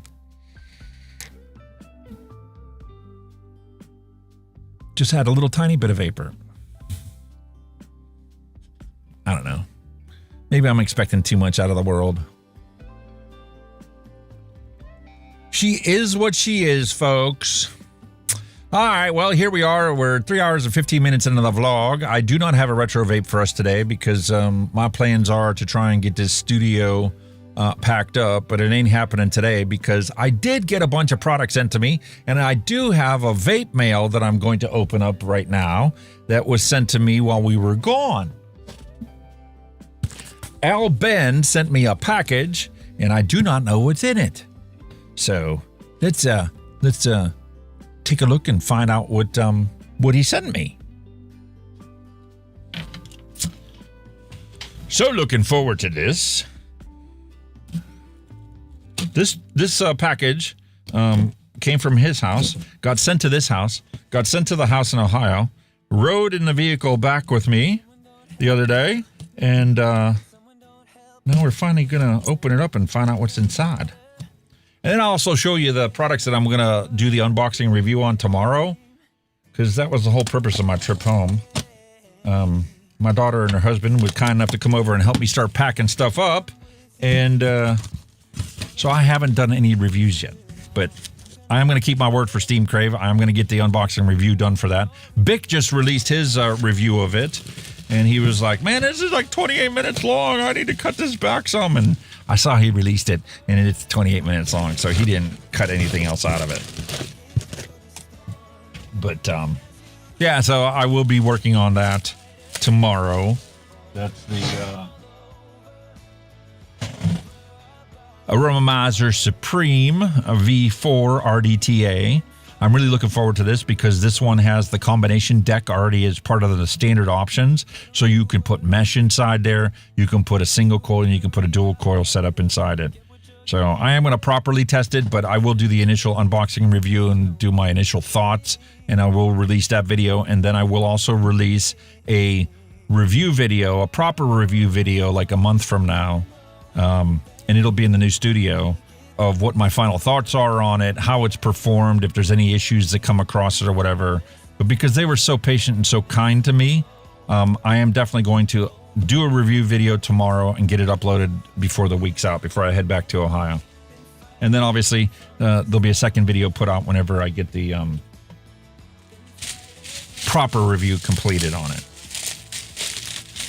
And I am going to put another video up about the Stellar Arc C from J&R Vape, because these things have been phenomenal. They literally got me through the past 2 months. And I've literally gone through all of the liquid, all of the bottles that they gave me. Like each of these came with 2 bottles of liquid. And this is all that's left of these products. If you remember, 2 of the mods didn't work. The only problem I've had with the batteries on this thing is like, I'll carry one in my pocket all day, and then I'll leave the other one like in the bedroom. And the battery on this is so good, and if I charge it during the day, I just end up using the same one. So I've come back numerous times after 3 days to swap the devices. Like I finally killed the battery at bedtime, so I put this one on charge, and then I use this one in bed. And I go to use it, and the battery's dead. The reason the battery's dead after 3 days of just sitting there is because these also have batteries in them. And they need to modify the software in the mod part of this so that once this battery is charged, it stops charging it and killing this battery. This battery should last for weeks if this thing's not being used. Unfortunately, that's not the case. If this sits around for too long, the charge cycle that recharges the little battery that's in here kills this battery. But these things have been phenomenal. I literally was planning on only being there for like 4 or 5 days. And then I figured my mom would be settled in at home again. I could come home again, deal with the situation here, get these reviews done, but that's not how it worked out. I really love this thing. Being able to swap them out, making them modular like that. It just works fantastic. And even after going through the tank of liquid that it came in and these 2 bottles, the flavor is still really good. There's not quite as much flavor as when it was a brand new product. The ice seems to be a little stronger after going through 20 mils of the liquid in here. So the coil is obviously starting to get dirty or whatever. But I am so grateful that I had those products and took them with me to Ohio. All right, so Al Ben sent me a beautiful bottle of VSO Brown Sugar Raw. Awesome. All right, so I'm going to put this into the inventory for our random recipe mixing, and I'm going to try and find a recipe that uses this VSO Brown Sugar Raw. That's cool. Thank you, Al. Very much appreciate the vape mail. Who killed Kenny? Kenny's working evening shift, dude. He's not going to finish until after midnight in the UK. So he was going to miss the entire show. And because he drives, he can't really be, messing around texting us during the show. Which I understand. Mate's got to make a living. Especially with the cost of living constantly still going up. Utterly ridiculous what prices have gotten to. What other products did I get in? Well, I bought a Bonza Pro RTA, and it's actually sitting in Ohio. I have been using it, and I need to change the coil that's in it because it's gotten all gunked up. It's got a hot spot in it I can't get rid of. So, Thundercloud Creations, another awesome company that was very respectful of what was going on with me, was like, don't worry about it. When you get your stuff, go ahead and do the review, but you need to focus on your family and what you're dealing with. Fantastic. So they sent me the Bonza Pro RDA, and I will be doing a proper review of that. They also sent me the Blaze RDA, 24, 25 millimeter single or dual coil setup. And we'll be doing a review on that. And finally getting around to the Blaze Mouth to Lung RDA. And really excited to give this a try and compare it with some of the other mouth to lung devices I have. And I will be pulling out the Arbiter Solo to compare it against this one because it is a completely different beast. The Arbiter Solo tried to be both a very loose restricted direct lung and a mouth to lung and a very tight mouth to lung. It literally tried to cover too wide of a gamut, whereas I have a feeling that this Blaze mouth to lung is exclusively designed for mouth to lung uses. So I'm really looking forward to giving that a try, even though I'm not typically a mouth to lung person. But I do have plenty of liquids, and I do have plenty of vape shops in Ohio that I can visit to get exclusively pod juice designed and mouth to lung designed liquids. And I will need to make another batch of my key lime pie that is fantastic for mouth to lung devices. I've tried them in all the mouth to lung devices I have, and obviously it's going to go in this one too, so I can give a proper evaluation of how it does for flavor and taste. So that's awesome. And another company that has been truly phenomenal throughout this entire ordeal was Oxbar. Like I told you guys before, if somebody wants me to do a review, even if it's a disposable, I only request is that you send me 2 of it, so that if one of them is bad, then I will always have another one, so that there's no extra wasted time to do the review or any process like that, and I can legit do 2 of them. Especially when it came to disposables, because my wife was the one that was using them exclusively anyway. I was just using them in my studio or, bedtime maybe. But, so that was the deal. And J&R did that with their things that they sent me. Oxbar's done it in the past. This POS company, Vape Pie, has been on my ass every single week, sending me an email asking me when they're getting to get their review for their frickin' disposable. They sent me 2 different products and expect me to do 2 videos. No. You're going to get 1 video, and it's going to be both of these, and I'm going to tell everybody what kind of piece of shit you were, not being respectful of what I was going through and the fact that my mom was dying. So I don't care how good this tastes or how good it works. You're getting the brutal honesty about what kind of a company you are. Unlike Oxbar, who sent me all of these to do review on. A 50,000 puff Panther X kit, a Rivada disposable vape, and lanyards and a t-shirt that will fit me. That's the difference between the companies that are out there. And why I truly love Oxfa, why I love Oxbar, it isn't just that their products are fantastic. The people that work at the company are fantastic. They are truly respectful of what I was going through, truly understanding of the current situation. I sent them an email after I got there and realized I wasn't going to be able to come back and get their stuff done in a reasonable amount of time.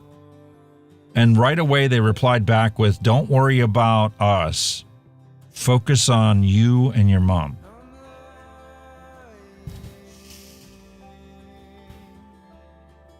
And I owe J&R another video, not because they asked me to do it, but because now I have completely used up their products and they are still working fantastic. And I want to give them the piece of advice of redesign your circuitry in here so that once this battery in here is charged, this battery can stay in an idle state. So I didn't have to charge it every time I went to finally go use it. But so grateful for them. Hot diggity dog diggity. So those are vape mail. These are the products that I'm going to be starting the review on tomorrow. Do the initial unboxing and whatever. And then I will try and get the video edited within the next day. Although my daughter's planning on coming back over again to help me finish packing some stuff up. And I'm using her husband's muscles and youth and vigor to carry the totes down that have filled my mother's room up here, which is going to be my daughter's new study for school, and carry those downstairs, get them in the truck, and get them headed to Ohio, because I'm going to have to take a couple trips to move all this stuff. You don't realize how much stuff you accumulate over the years. Bought this house 26 years ago. And I'm not even touching the attic yet or anything because obviously I'm still going to be living here, just not full time anymore. My focus is to get Mom's house in order and still maintain this one and finally get around to doing some of the repairs that needed done here. Painting the clapboards outside. I got a leak. I think it's coming from one of the windows. I think they just need some caulking done around the windowsill. Because when the rain's really, really hard for very long and you have high winds to push the water in, you get a drip in the living room. But we had some major storms move through yesterday and day before yesterday, and not a drop at all inside. It's because there was no strong, heavy winds to go with the storm. So even though it poured like the dickens outside, and it lightning and thundered, there was no water leak inside. And like, why did they put the battery in here if it's not weakened strong enough to fire it on its own?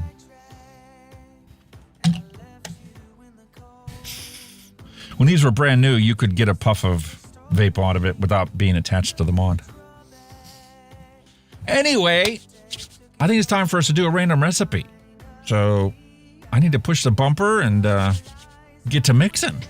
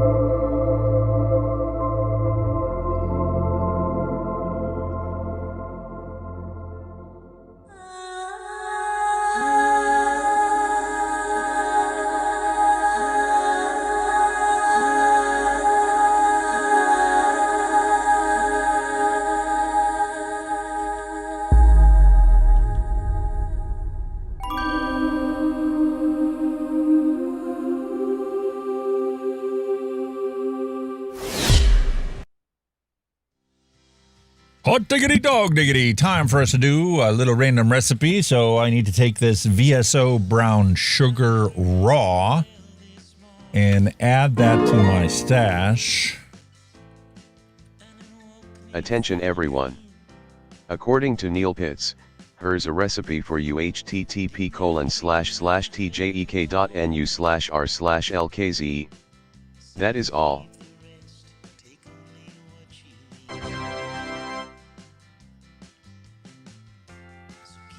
Ah, there we go. That's why the messages weren't updated. Hey, what do we got here? What do we got here? Banana coconut custard. Yeah, baby. I like the sound of that. Banana coconut custard. Start with LA's banana cream. Fantastic banana cream flavor. Love the LA flavors I've tried so far. Banana custard from Wonder Flavors. Coconut custard from Wonder Flavors. Creamy sponge cake from Flavor West. Fluffy white cake from Wonder Flavors. And sweet coconut from Flavora.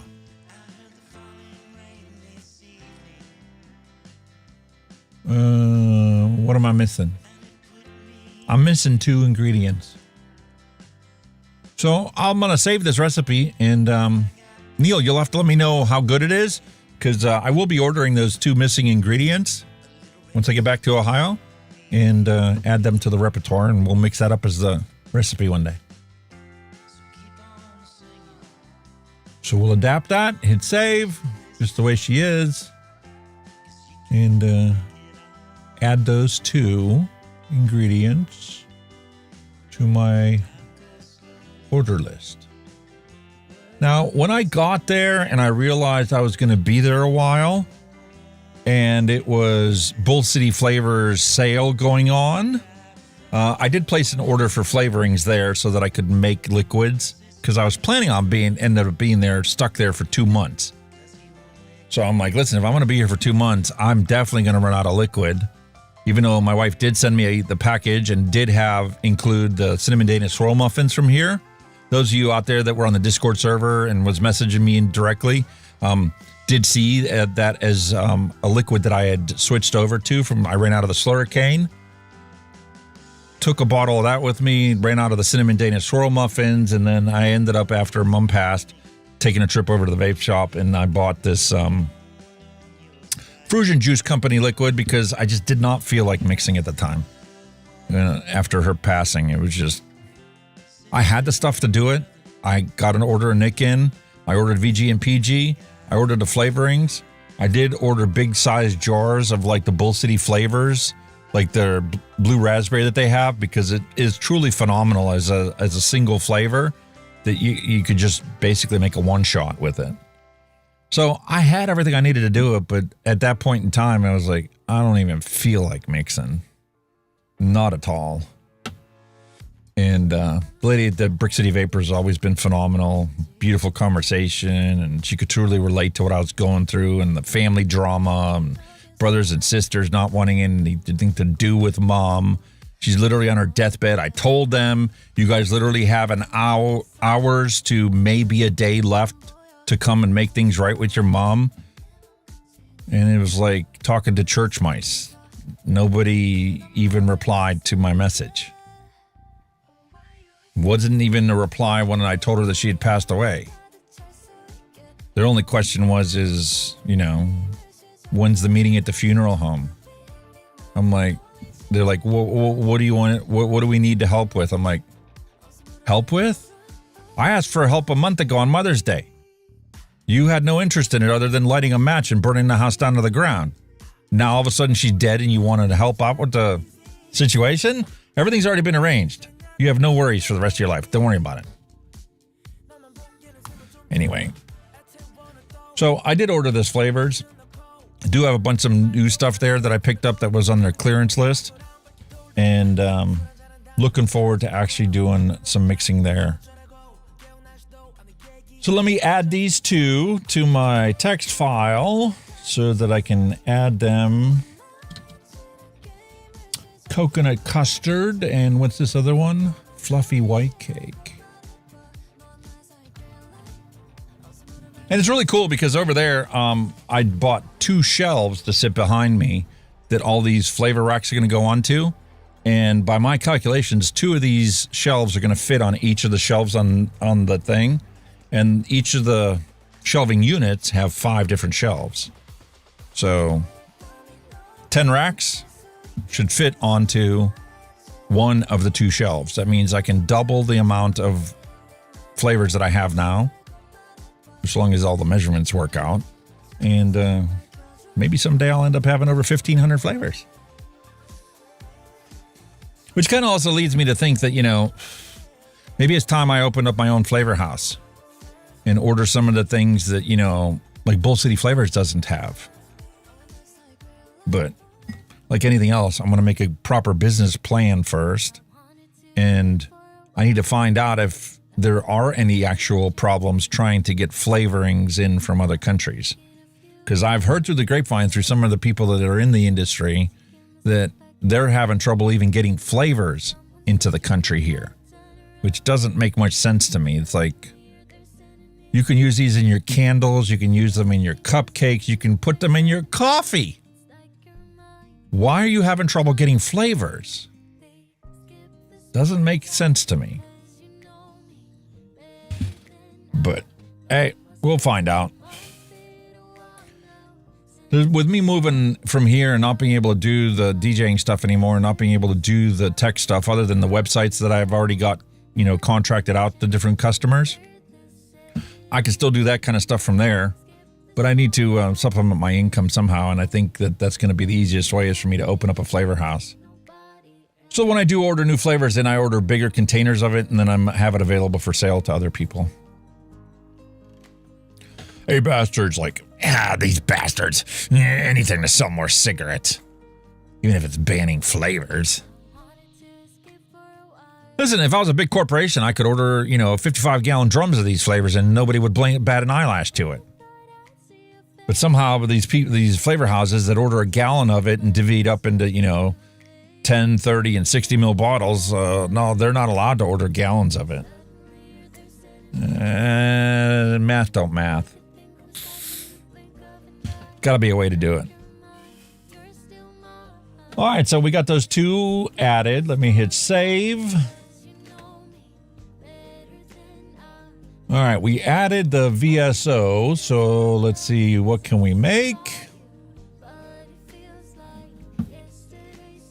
And see what Sherlock Holmes comes up with.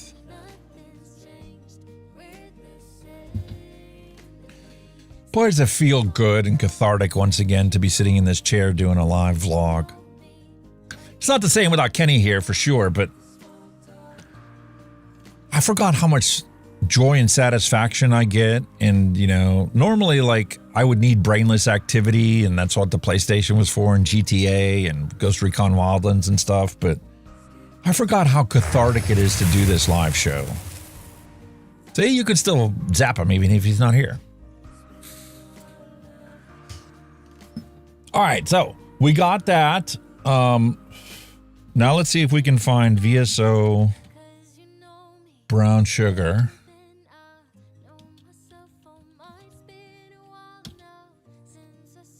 Out of the recipe stashes that are here, and I got no matches.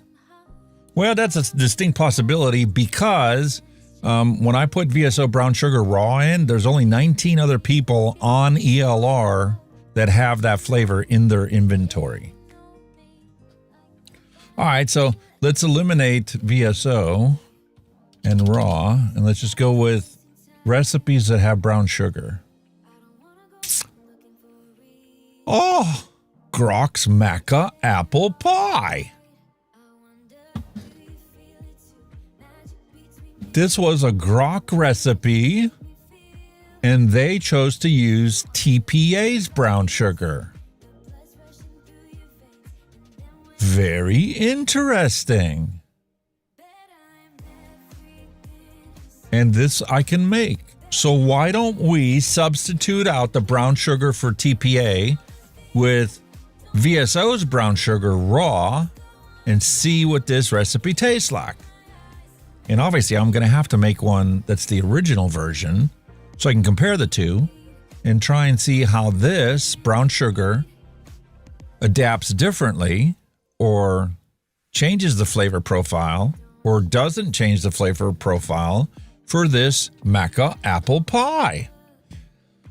That's perfect. You were just sitting here zapping Kenny, and I know maca apple pie is the most favorite flavor one shot that he got from Flavors when he got his care package. Like, I didn't get a one shot for maca apple pie, so I never got to experience that firsthand. But hey, man, this is supposed to be maca apple pie. Let's mix this up and let's swap this recipe. We're gonna adapt this,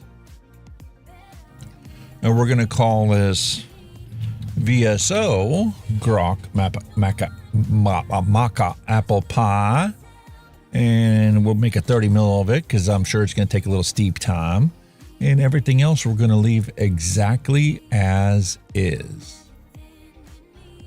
Oh, nope, edit this because we're swapping out the brown sugar from TPA to VSO brown sugar raw. See what I mean? 19 people. Only 19 people have it in their inventory. And I think we're going to leave the percentage exactly the same. Because I honestly don't know if VSO brown sugar raw is weaker. I assume it is because it's thinner. That's not always the case. Sometimes the thinner liquids actually are stronger than the thicker ones.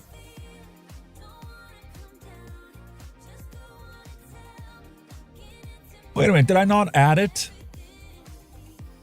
Okay, hold on. It says I don't have this one, even though I just put it in there. I must not hit save. Huh. Okay, so let me open this up. ELR. My flavor stash. Add flavor. VSO brown sugar raw. Come on.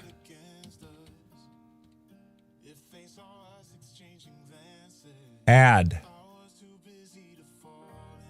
Okay, now we got it in there. So let's hit save. Page will reload, and now it shows that it's in my inventory. Okay, so now all we got to do is gather up our flavorings. First one, VSO brown sugar. We have that. Inaware biscuit and Inaware 2 apples.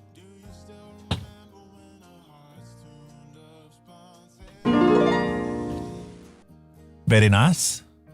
Attention everyone. According to Neil Pitts, the banana coconut custard cake is a daily vape creamy banana hint of coconut and cake on the exhale. That is all. Ooh, I would really like that flavor profile. Definitely order those 2 ingredients. That'd be awesome. Okay, so we've got the Inaware recipe ingredients. We got the VSO ingredient for this one. Pure Elm Super Sweets there. So let's move on to the Flavor Art ones. So I need Flavor Art apple pie, caramel, and lemon Sicily.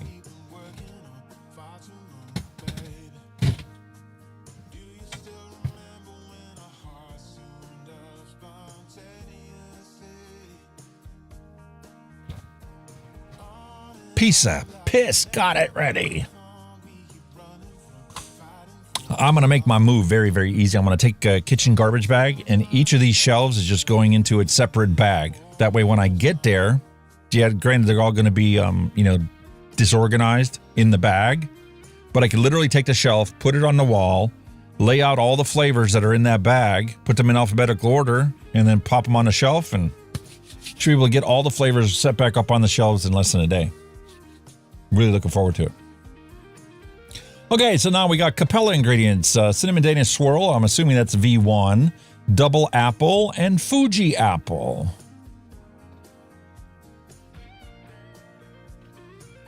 Okay, there's the V1, and then Double Apple and Fuji Apple. Which, ironically, I just put away because that was the single flavor test for the mixing show before I left. Apples.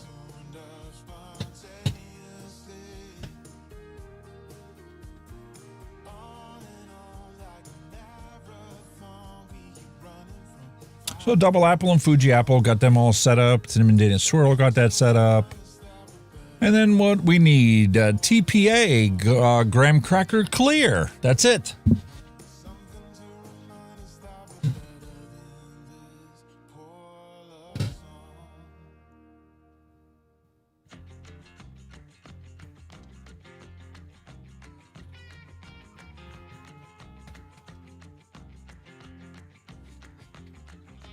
Graham Cracker Clear. That's not actually clear. It wasn't even when I got it, if I remember correctly. So that should be all the ingredients that we need. All I need is a 30 ml bottle, and we can start mixing this. Attention everyone. According to Neil Pitts, I have also done a pineapple coconut custard cake which is a daily vape too.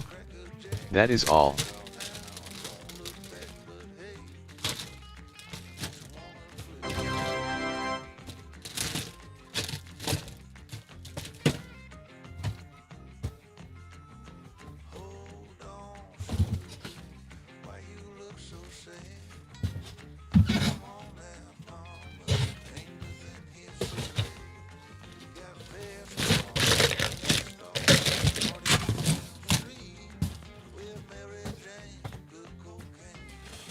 Very nice. 130 ml bottle, one lid,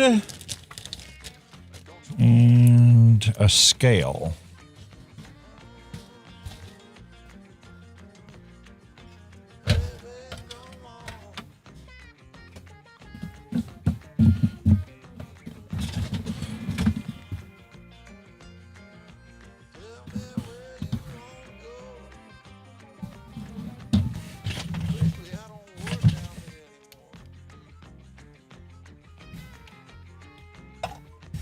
Cool.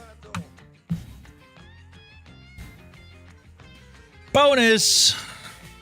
Throw our secret sauce in there. We need 1.86 grams of that. I truly love having a 1 ml syringe.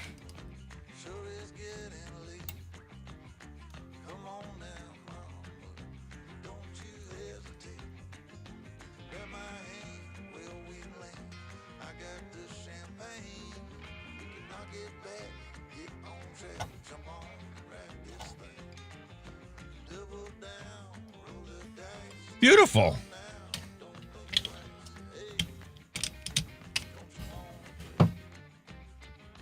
Hot diggity. Now we're going to start with our apple flavors.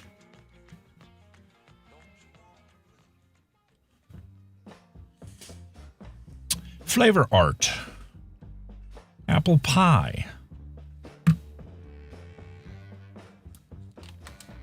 0.6.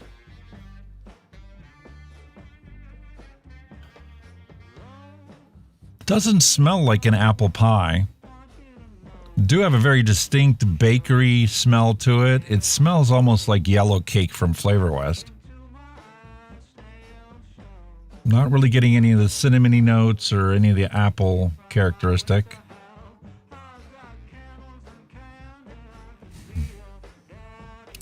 Let's see, 0.6.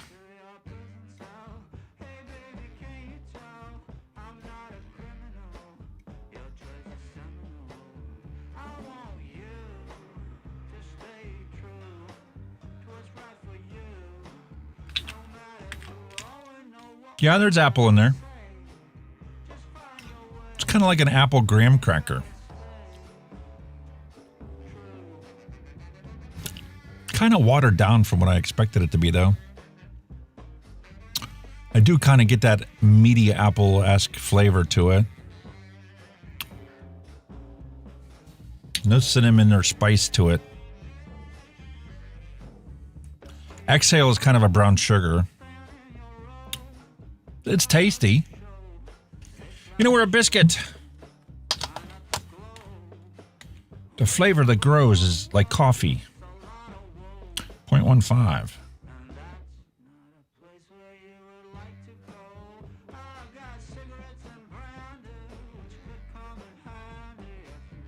One more drop. I'll go over. Okay, brown sugar raw from VSO. Thank you, Alben.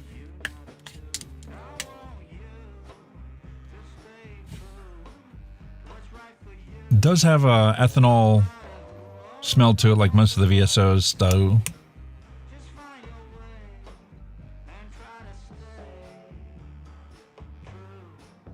I do get brown sugar from it. It's almost like a rum smell.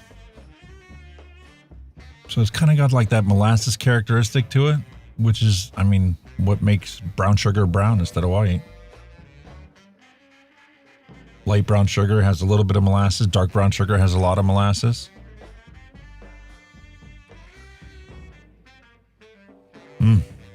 Okay, so 0.3.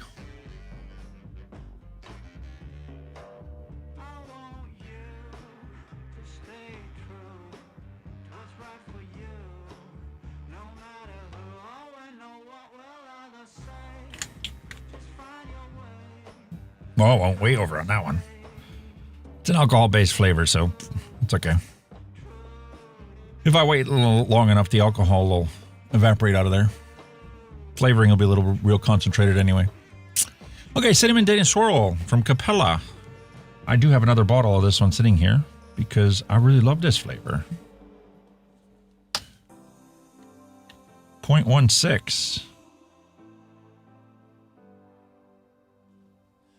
One more.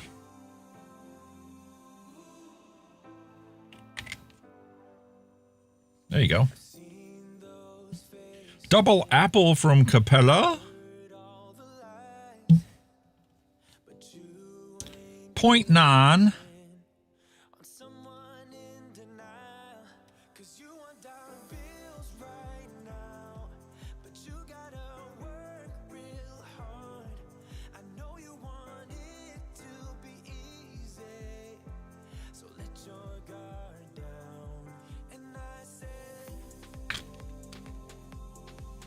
That does have a very distinct apple flavor or smell to it. Without even smelling it, I could smell it from here. Nice and potent. Fuji apple, 0.45.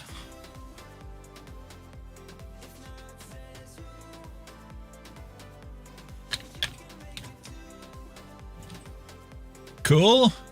Graham Cracker Clear from TPA. 0.47.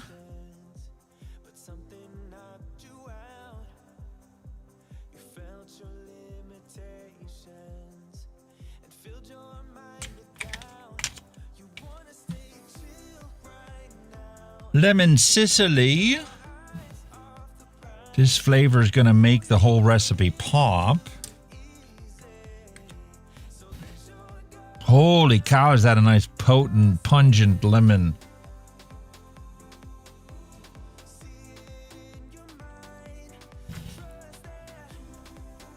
Wow, that's really good.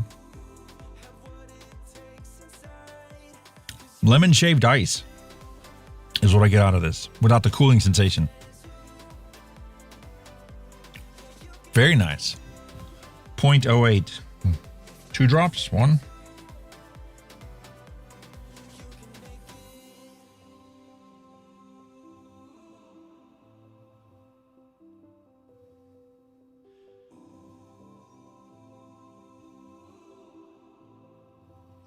Three drops.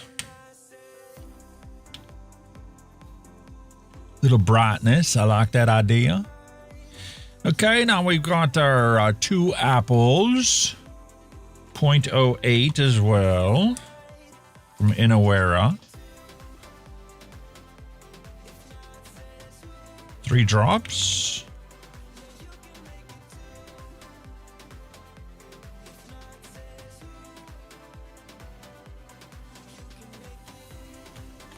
Okay. And the flavor we have left that I must have skipped over is caramel from Flavor Art. Caramello, 0.45.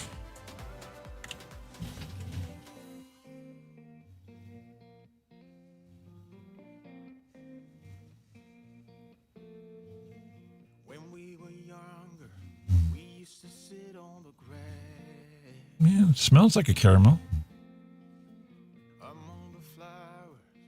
Maybe dark brown sugar? Nah. There is a dairy note to this. Caramello, 0.45.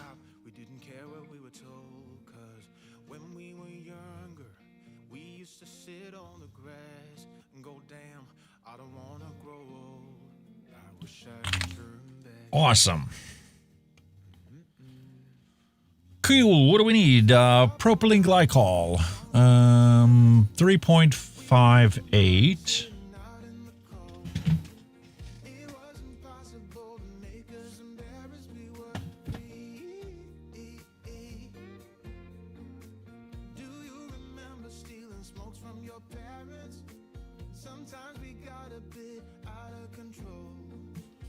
Beautiful.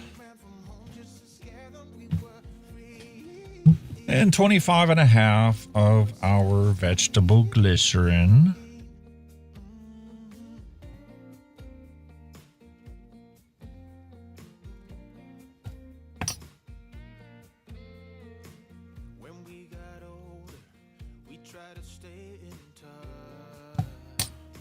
Listen, I'm going to the brim because I know that's where it is. I know I got a couple extra drops on here, so it looks like it went over, but actually I think it's right about just about right because that's literally where it's supposed to be when it's full.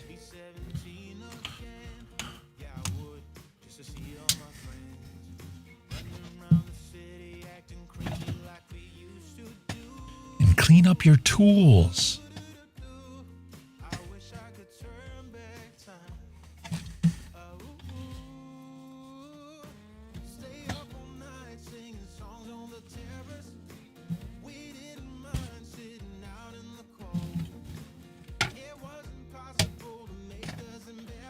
Very good.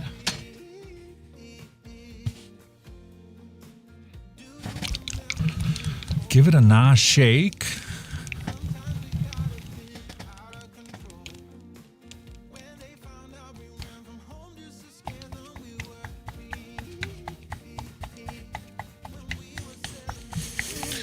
Okay, let's see. What of these flavors is actually going to need a steep? I know biscuit is definitely one.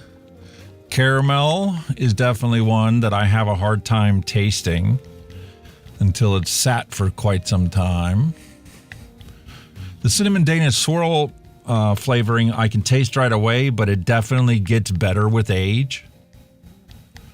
And then graham cracker clear is another one of those flavors that changes over time quite a bit.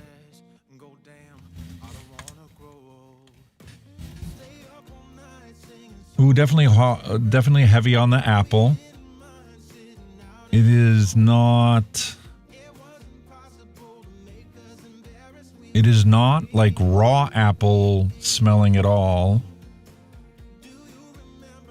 It is kind of like a Granny Smith apple pie.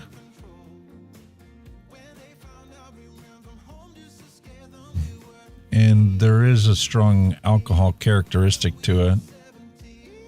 This one may actually need to be left to steep open instead of with the lid tightly sealed to get that alcohol to evaporate out of the solution. But I think I'm just going to leave it go for like a week or so before I do that. Do a little knuckle test.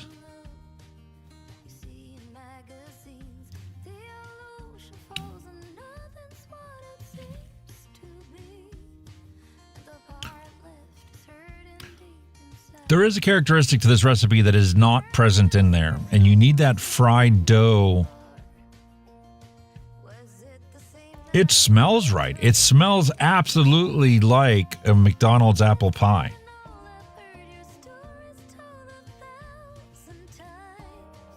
And maybe that biscuit will reveal itself in the vape. But I'm not getting it on the flavor or the tasting of it, the knuckle test. And it does make the apple pop in here. Yeah, that lemon Sicily. You cannot identify lemon in here, but it is a much brighter, fuller mouthfeel for Apple. All right, I'm gonna vape this. I need to get it. I did have the drop 1.5 here, and I can't believe we're already at the 4-hour mark, and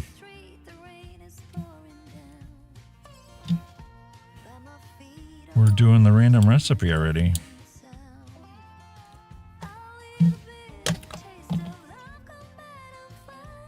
I was bummed because I went on Amazon to order more of this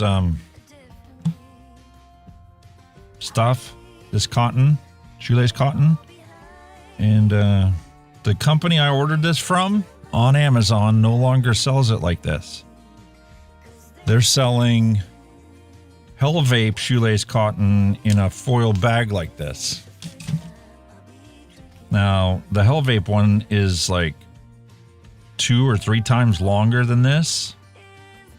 And the problem I have with it is they only have shoelace on one end. So when you pull this through, and I started to pull the rest of the way through, every single one I pulled through here ends up separating into 2 pieces. So you get like halfway through of this big, super long shoelace, and it gets cut off inside of there. So you pull off one that's this long, and then you pull off one this long on the other side equally, but there's no shoelace on the end of it. It's so frustrating.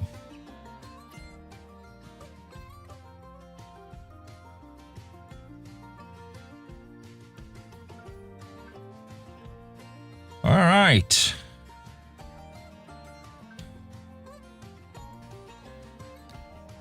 It's just a hair thicker than it needs to be for this coil in here, but that's all right. The nice thing about drippers is you don't have to be finicky about it. You just pull and tuck. Attention everyone. According to Neil Pitts, did the recipe have fried dough, flavora? If not, you might add some of it to try and get that fried taste. That is all. Yeah, I could do that to give it a little bit of a fried taste. I could also add, what's the other one? It's like a churro. I'm having a brain fart here.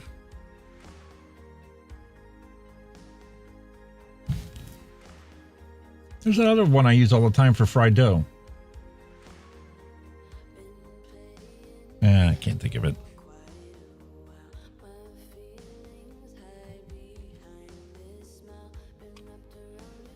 Hot diggity dog diggity. We got that sucker in there. Grab a mod to throw it on. I guess I can just use the DNA reference mod. Right before the show started today, I literally was going around all the mods that sat on my desk with tanks in them and drippers that were already like saturated and stuff. I've pulled them all off of all the mods and put them into a container so I can wash them.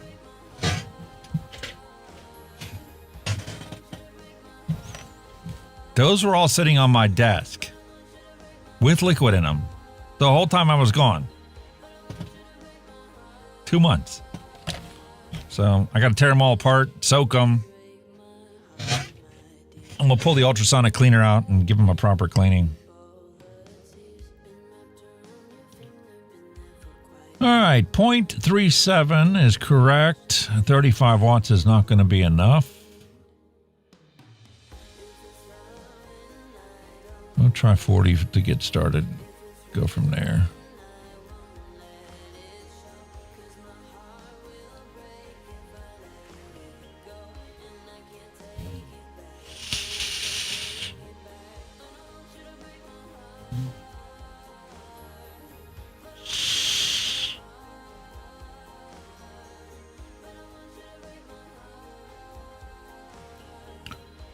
The apple isn't as strong as I thought it was going to be for how many different kinds of apples that we put into it.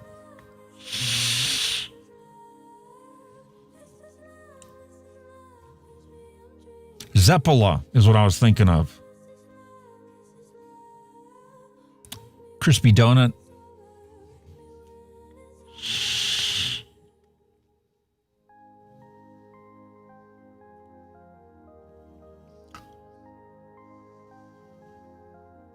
Like the bakery and the biscuit come through in here surprisingly early.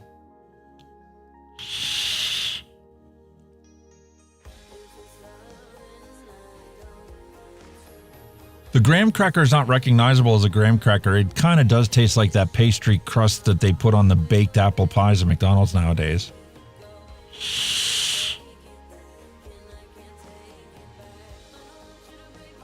If I add the fried dough or the Zeppola into this, I have a feeling that I know what I didn't put in here. I didn't put any super sweet in it.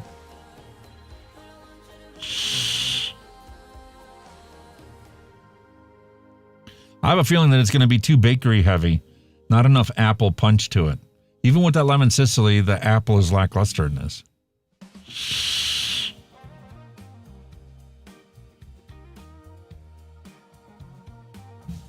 Let me put some super sweet into this, and let's reevaluate it with some sweetener.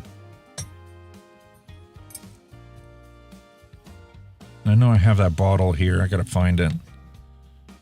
Of super sweet that I can use to test. There we go.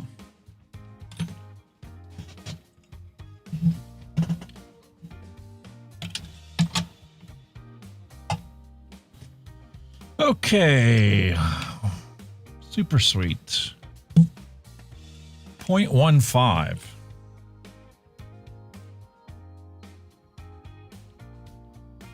3 drops. 4, 5.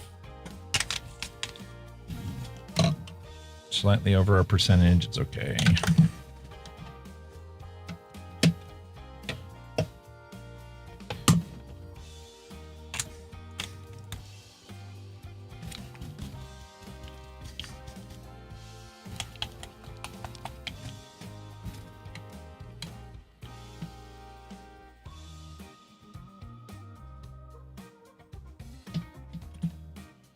I know I have a bottle of sweetener around here. There's the other cinnamon Danish swirl muffin. Empty slurricane bottle. There's Neotame. I know I mixed up a 5% bottle of sweetener that I used here to in a single flavor test things. I don't know where it's at. I did put away all the flavors from this weekend. I was on Big Show over the weekend. Vape Rendezvous. If you guys haven't seen it, you can go check it out. Kenny was there for that. So if you guys are in Kenny withdrawal, go watch Vaping Bix Vape Rendezvous. And you can see Kenny chatting with all of us. Telling his stories.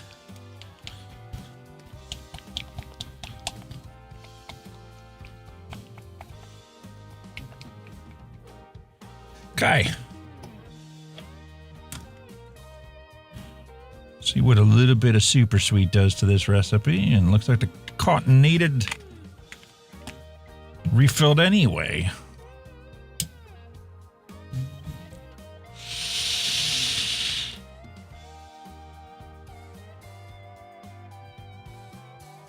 Okay. That did wake up the apple. It did give it a meaty apple characteristic.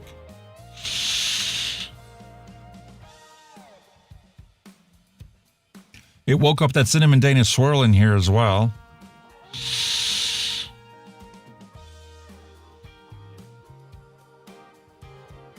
It doesn't feel like apple and filling and a crust.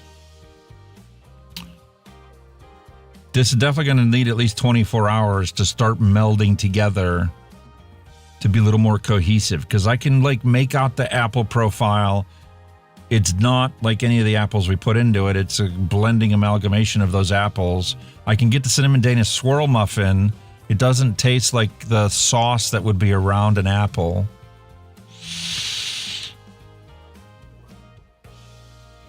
And holy cow, did that sweetener subdue that Inawera biscuit.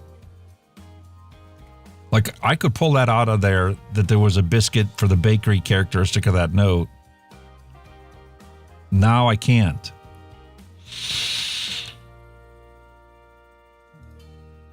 The volume on the apple is so strong right now. And I'm getting that cinnamon-esque flavor from the Danish swirl muffin.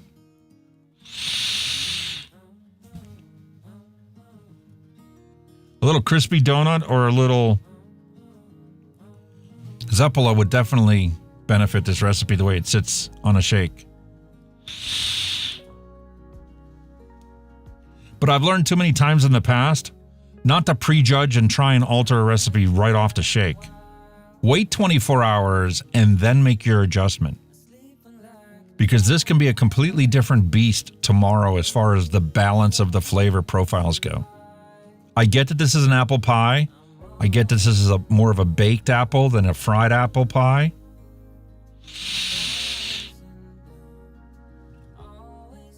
Like your modern baked apple pie you would get from McDonald's. I wish there was a little more sweetness to it. I wish that the bakery was more pronounced now that the sweetener's in it. That sweetener really tamed that bakery characteristic.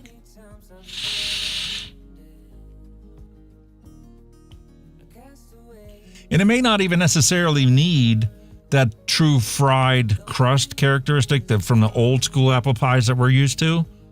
I think even just a little glazed donut might be enough to sell the bakery. Because the Anywhere biscuit by itself isn't enough to fully sell that bakery characteristic to that pie, Macca's apple pie. Need a stickier mouthfeel.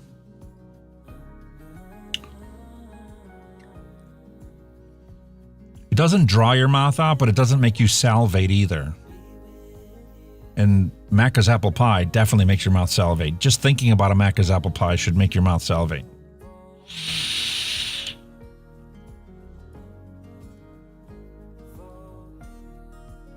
Mitchell, as we will be going back to a weekly vlog, I may need to miss Attention one everyone. in the future here. According to Neil Pitts, I usually do another recipe with the added flavor and compare.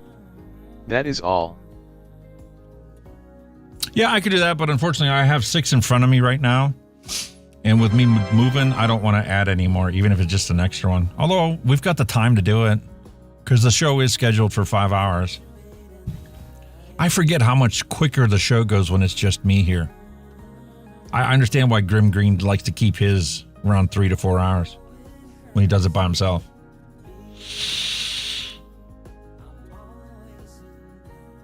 I think that the sweetness is just about right. Not for a commercial recipe, for a DIY recipe, the sweetness is perfect at 0.5%.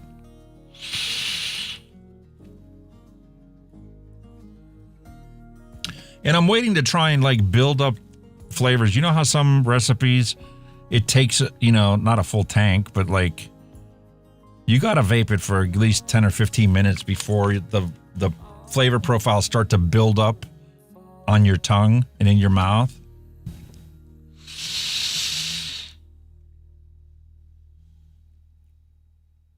I've made plenty of DIY recipes in the past that when I did it and I did an initial review of the initial vape experience I got of it, the initial inhale and exhale and the balance of those flavors. And then when I was just trying to finish off whatever was in the bottle, it got to the point after like an hour of vaping it or 2 hours of vaping it that the residual flavors that were there added to what's in the experience when you're using it. And it actually was a well-balanced recipe. But my initial impression was to tear it apart because of the lack of balance in that recipe. Some notes were too strong, others were too weak. And it isn't so much that it was strong and weak, it's more about dominance in the flavor experience. But after you use that as your exclusive liquid in your tank, you don't even need to go through a whole tank before you actually get what that name of the recipe was. It didn't make it a 10 out of 10 recipe, but it moved something that I thought was a 6 into an 8.5 category. Or at least an 8.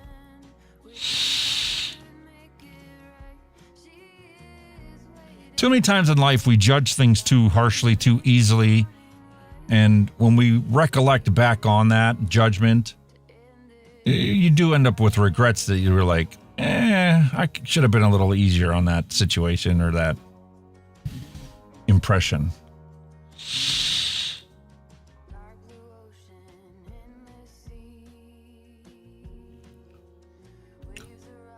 And this is one of those situations that I'm glad I'm continuing to vape on it, because it's like there are flavors that are building up on my tongue that when I take the next drag of it, it's like the balance is appropriate for it.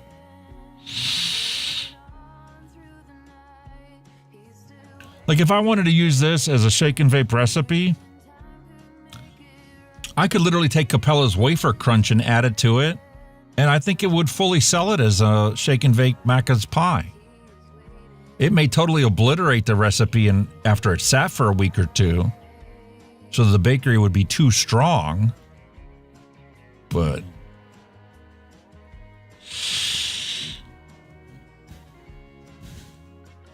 I need to charge this mod. Down at 20%. I can feel the battery getting warm. And that's my fault for not charging this thing in like 2 months. Pull something else out. Pull out an old J-Bo mod. 75 watts. No. I was at 40. Let's go back down to 40. 2 half-dead 21700s are going to be able to crank the wattage to this no problem. And that's something else I should probably give it a try, is playing with the wattage on here.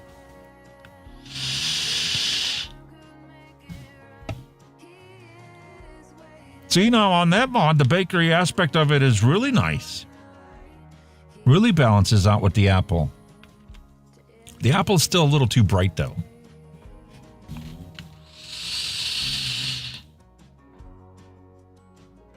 Here's an old school trick. How about if we just add a couple drops of pear to this to give it a better apple mouthfeel?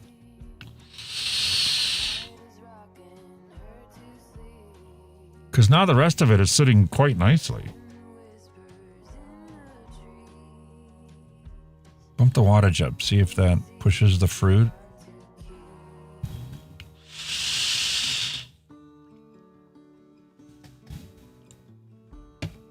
Too much.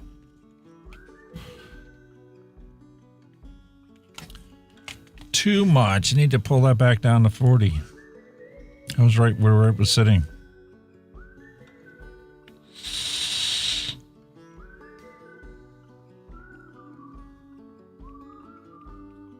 .47.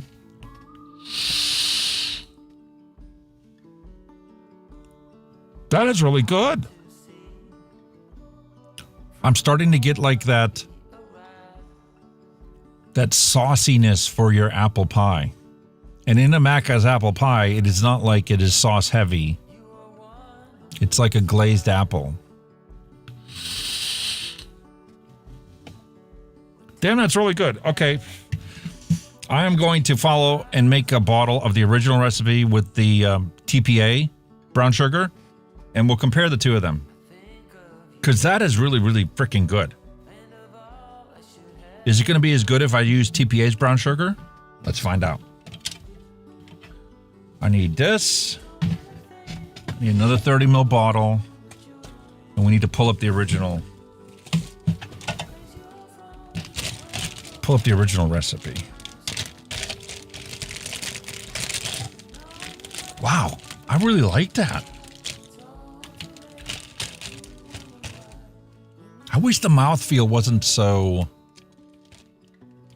This is going to sound crazy. It feels watered down. I want like a stickier mouthfeel. Maybe a little glazed donut is what it needs. I don't know. Let's make the original recipe. Let me pull that up.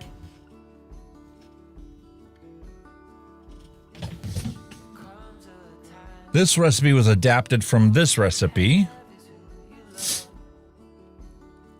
And the only thing that swapped out was the brown sugar from TPA brown sugar to VSO brown sugar raw. Is it the ethanol in the VSO raw that makes it feel like a thin mouthfeel?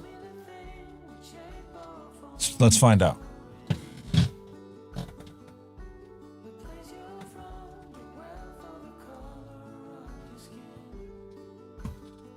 Everything's the same except for the VSO brown sugar.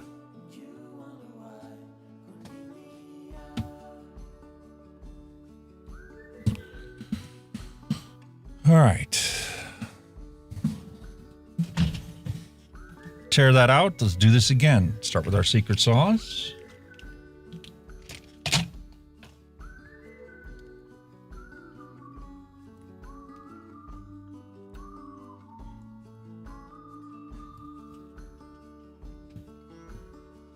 Nicotine is transdermal. Wipe it off your skin when you get it. Okay, 1.86 is our goal.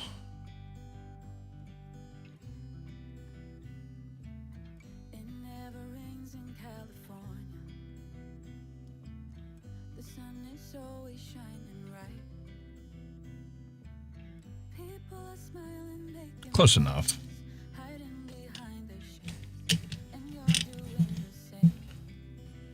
Man, do I miss my Freedom Smokes. That's where I got my initial order of Nick from. Used to order all kinds of different old, rare, but very well engineered products. Okay, let's get back to our recipe ingredients. Starting off with Flavor Arts apple pie. First one on the list, 0.6.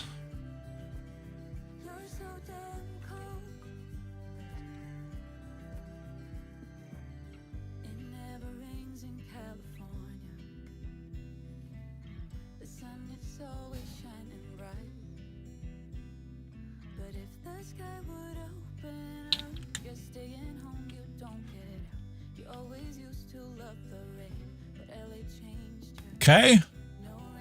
Innerwear biscuit, 0.15.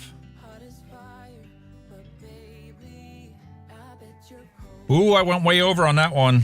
That's my fault. And it's not going to be a fair comparison, especially in 2 weeks when that biscuit gets punchier. Get to our swap out ingredient is the brown sugar from TPA, 0.32. Wow, this smells totally different than that brown sugar. This one almost has a burnt sugar smell to it. 0.32.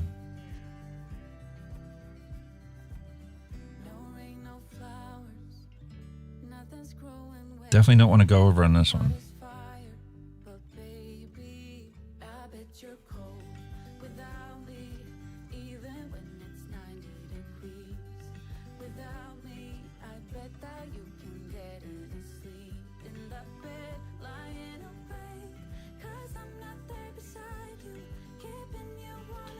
This scale has always been temperamental. A little puff of air is all it takes to move the scale. And then it'll settle in. All right, 0.32 is good.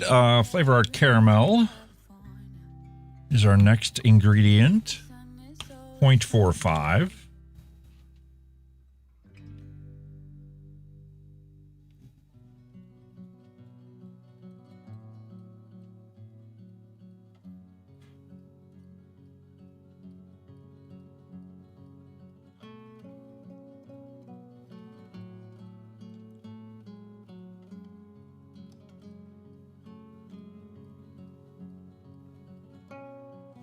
Very nice. And it did go one drop over. Perfect. Cinnamon Danish swirl muffin. What a cloudy flavoring. But so freaking delicious. I'm sure there's plenty of DAP in that. All right, 0.16. Doesn't take much.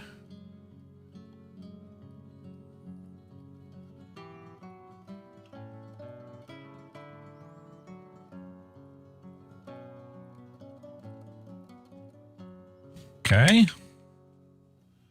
Double apple from Capella. 0.90.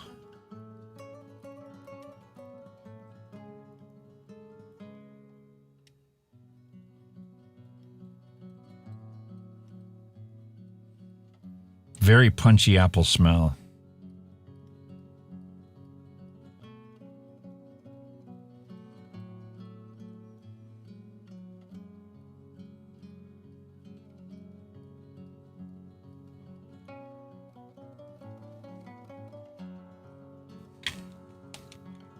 Fuji apple from Capella. 0.45.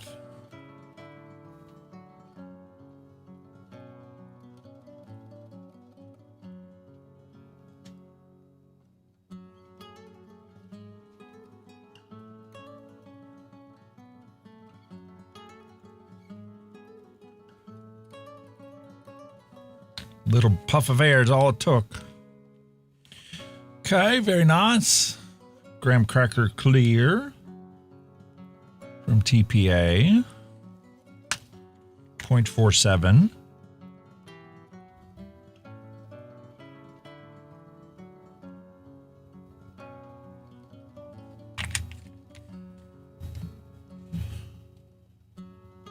Lemon Sicily.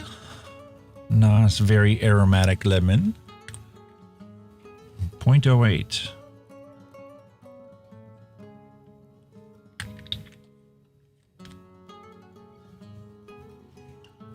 Three bigger drops than last time. And then 2 apples from Inawera. 0.08. 3 drops of those.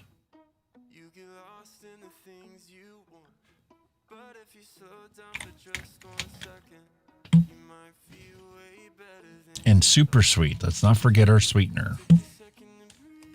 0.15.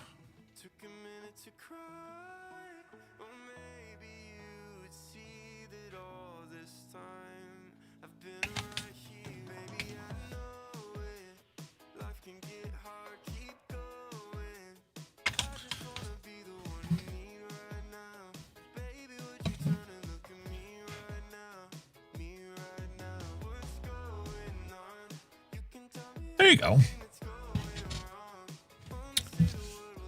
3.58 for PG and then 26 VG.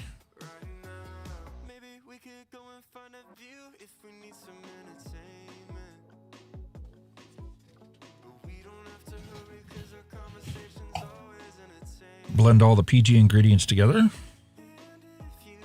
And then we'll add our vegetable glycerin.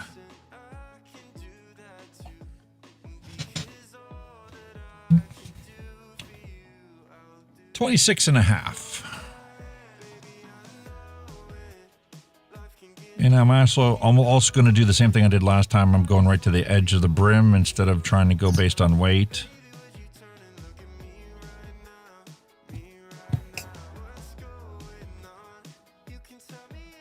Close enough.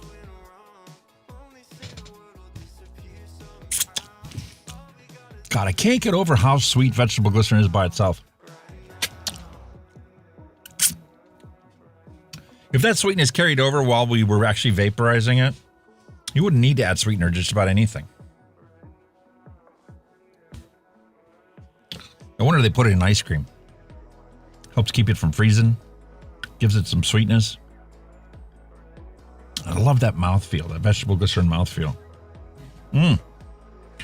Okay. Seal that up, give her a nice proper shake, and we're going to drip it on our existing tank that we have set up. Do a comparison side by side. How does VSO brown sugar raw compare to TPA brown sugar? Does it totally alter the recipe?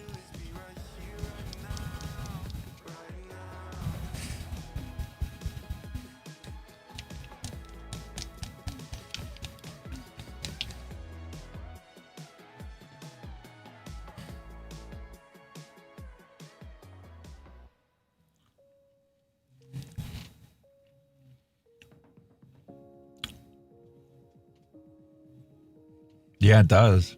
And I like the original recipe better. The mouth feels better. The balance is right off the bat. More potent.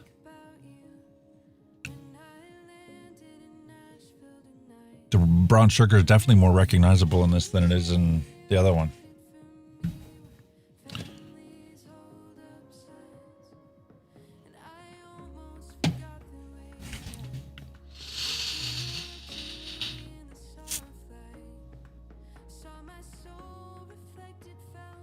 I need to wash that off of my...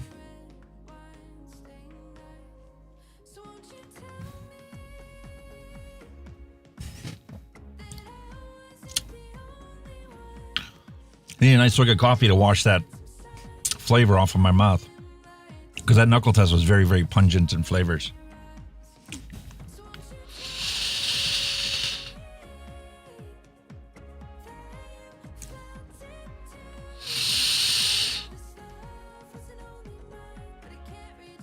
This one's sweeter than the first one.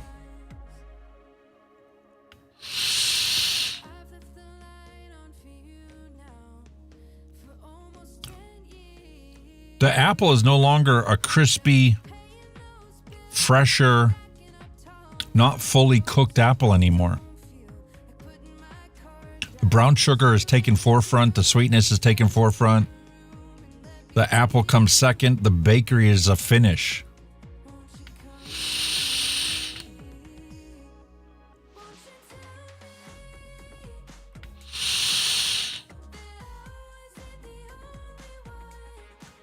Wow, what a fantastic flavor. This is the flavor I wish Pure Elm's Country Apple tasted like to begin with. That's the impression I had in my mouth or in my mind when I originally bought Pure Elm's Country Apple. Everybody says it's the best one for making apple pies.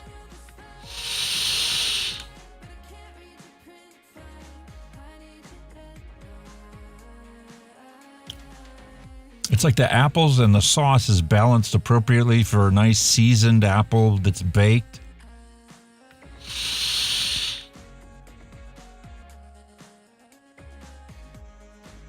I still think that the bakery needs just a touch more help.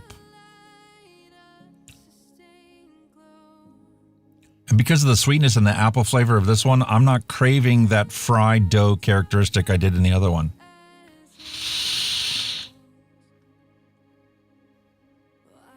I think if we took that other recipe with the VSO raw and added a little Zeppola to it, you could sell it as an old school Macca's apple pie.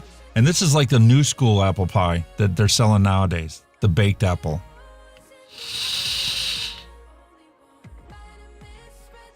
And I'm getting that flavor profile on a shake, right? A shake and vape. It's just, I love it.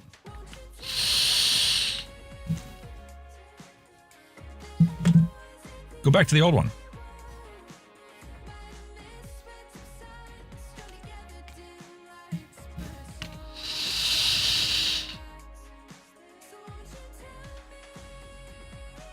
There's a little less sweetness to it.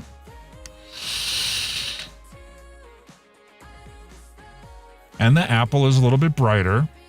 It does sit well with the glaze flavoring.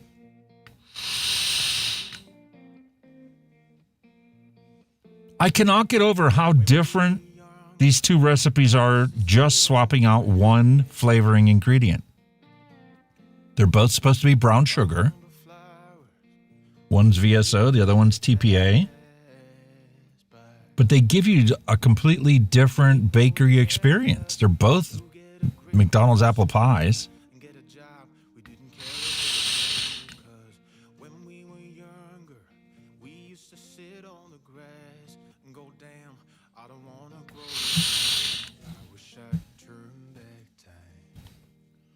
How about going the other direction?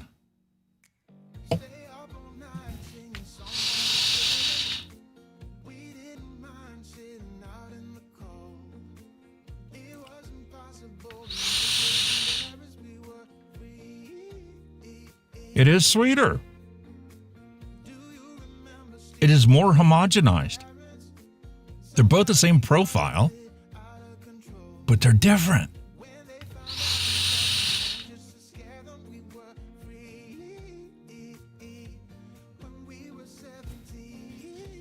If I was in the middle of an actual scientific test here trying to compare the two of them, I'd put both of those into a 60 ml bottle and call it a day.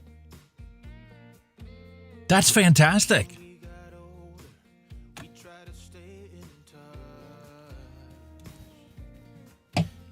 That one there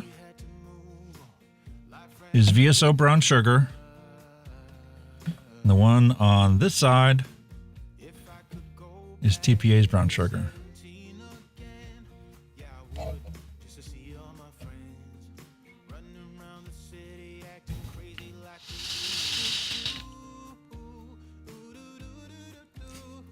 I don't get it, man. One flavoring makes that much of a difference.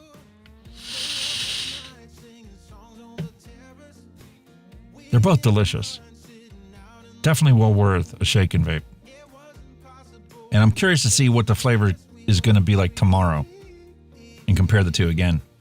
So let's put a clear label on these two and make sure that they're marked appropriately so we don't get them confused.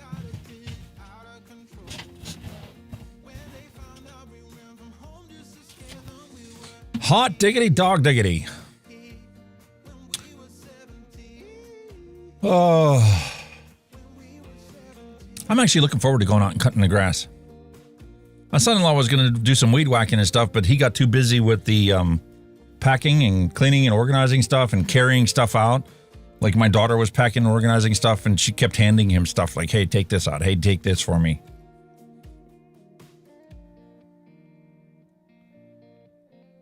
Open. Oh, and I might as well visit the flavor that we mixed up on Bic's show. They asked me to do the random recipe mixing on his show, and that's a nice coffee vape. So we'll compare that to today. Cafe Semfe was that recipe. Okay, so we got Graka Maca apple pie.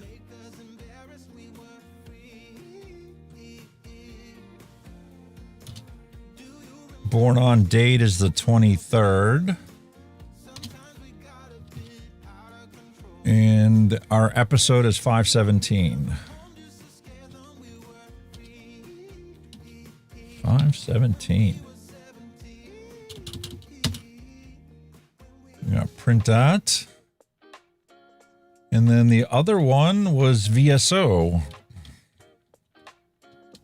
Grok Maca apple pie. Turn that printer on.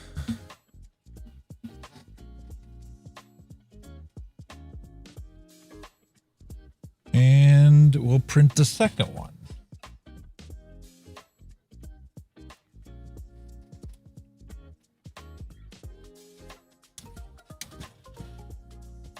Very, very nice.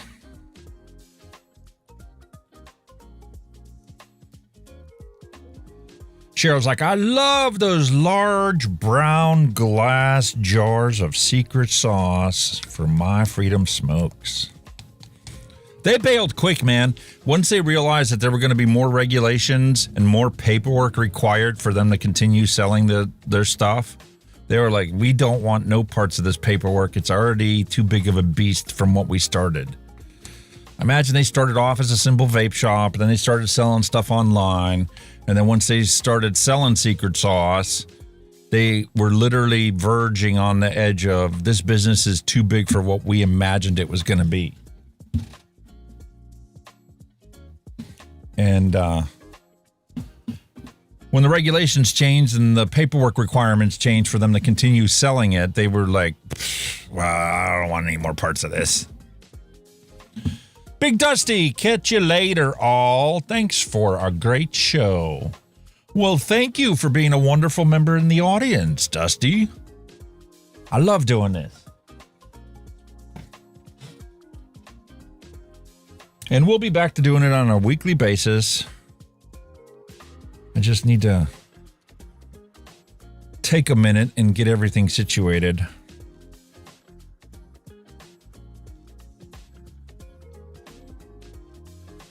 I have 2 years, per her will, to get that house in order, to get everything fixed that needs fixed. And then we're going to distribute the funds between myself, my brother, and my sister. And then that will be settled. Everything else is already settled. And once I distribute the death certificate to the bank and other places, everybody will get their share that she allocated to them.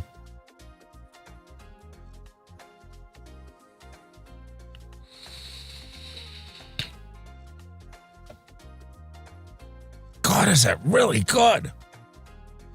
The apple's a little bit brighter than I would have expected it to be.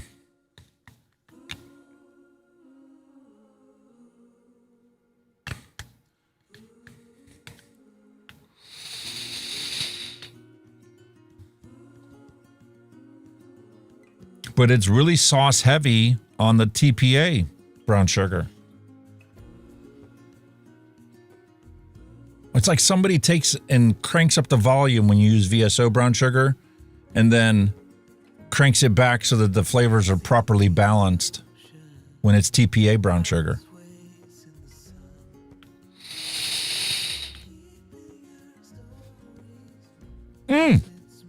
Delicious.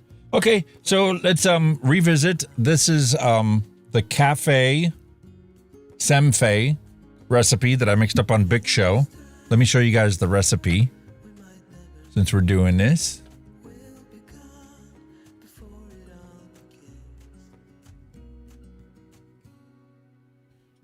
Very, very simple. Flavor Art chocolate, espresso coffee from Flavor Art, Flavorous cream, and just 0.5% of super sweet. That's the creme, the Cafe Semfe. And I tested that on the Mongrel. Deuce's Jack is the one that released that product. Very, very nice having this glass chuff cap. And that's sitting on the Jackaroo mod.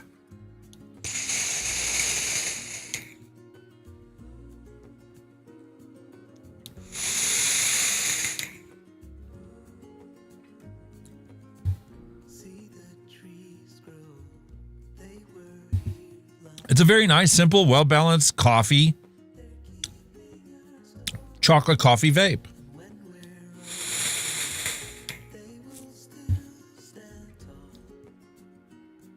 It does feel a little throaty. And I did not notice that before. And the cream is still not present in it.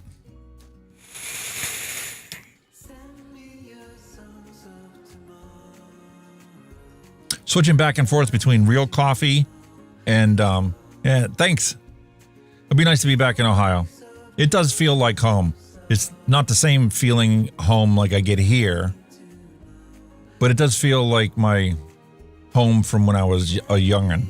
Let's put it that way. And it's going to be nice to have a nice garden again.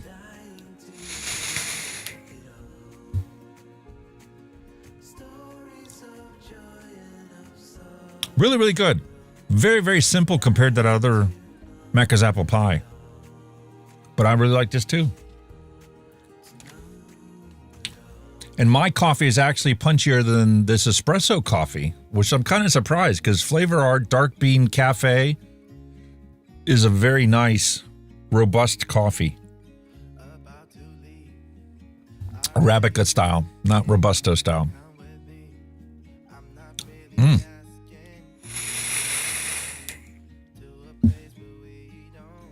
Fantastic. 3 amazing random recipes that we were able to do ourselves. You didn't watch me mix this one, but, you know, if you could make the Macca's apple pie, you can definitely make this one too. God, I love that. Miss having Kenny on the show. Like I said, go check out Big Show where I mixed up that recipe, and you can watch Kenny banter on about different things. And watch the rest of the gang for the Vape Rendezvous. Bick has done an amazing job, you know, kind of jealous of the fact that, you know, he got his international vape show started before I did. And that's my own fault because I didn't pursue it like he did. He got started on it, started inviting people, and it just became a nice routine thing. And it limits it to 2 hours. So it's not like my show where you I got you guys here for 5 hours. Some of you are here for the entire thing every single week. Others only come for the mixing. Others only come for the news, or they only come for maybe the dad jokes or the hand checks. I'm not sure. Everybody has their own list of things that they like and don't like, and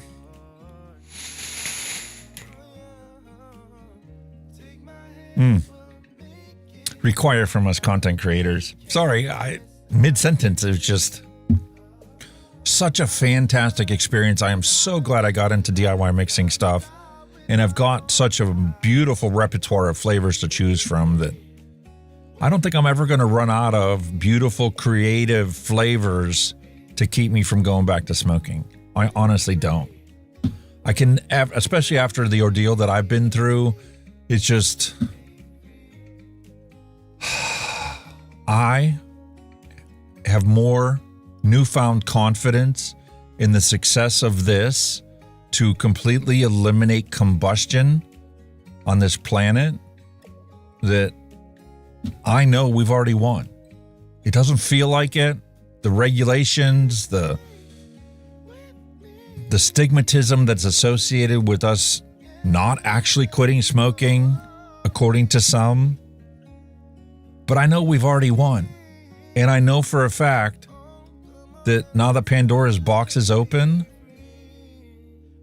the diseases and deaths from smoking will, at some point in time in the future, be completely eliminated because of this technology that was invented by Han Lick and brought to this country and spread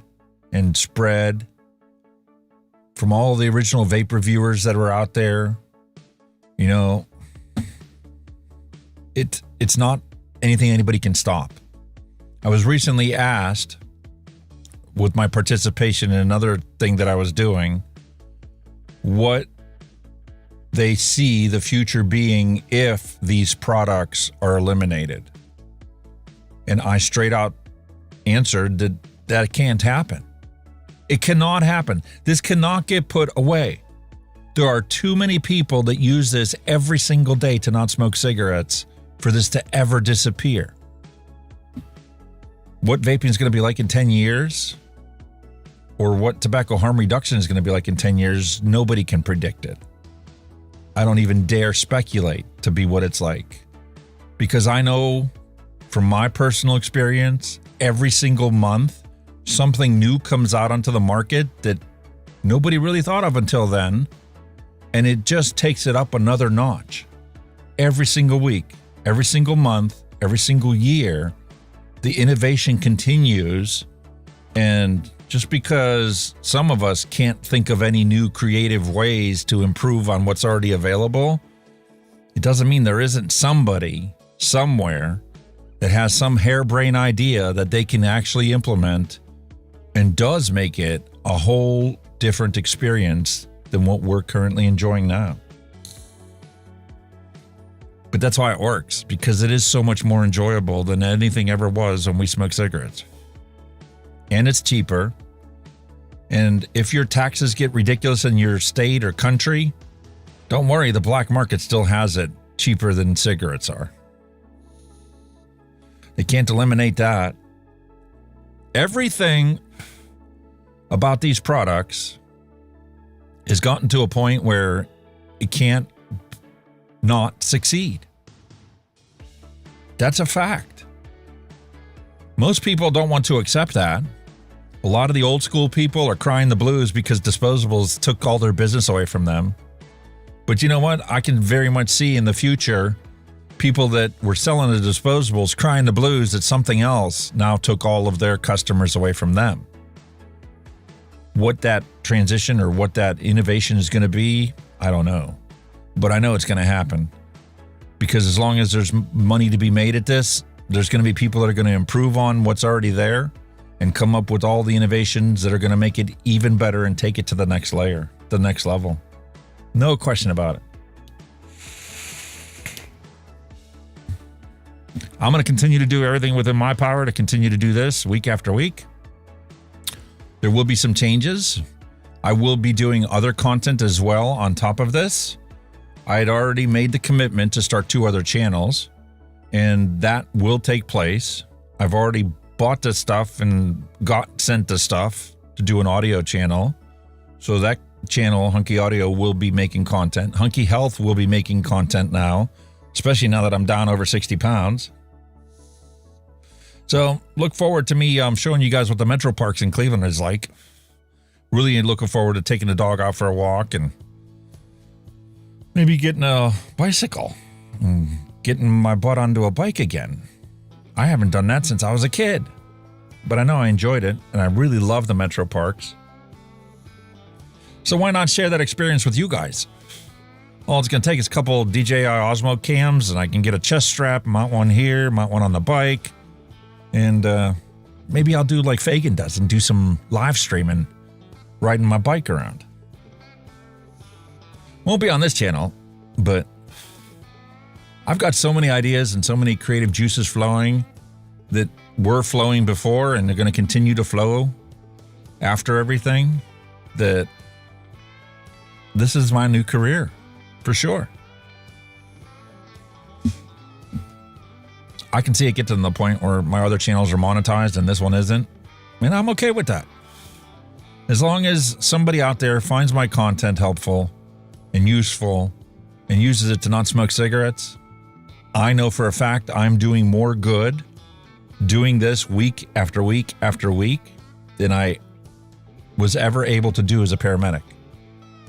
And I did some crazy hours as a paramedic, especially when it was just me, the boys, and my first ex-wife.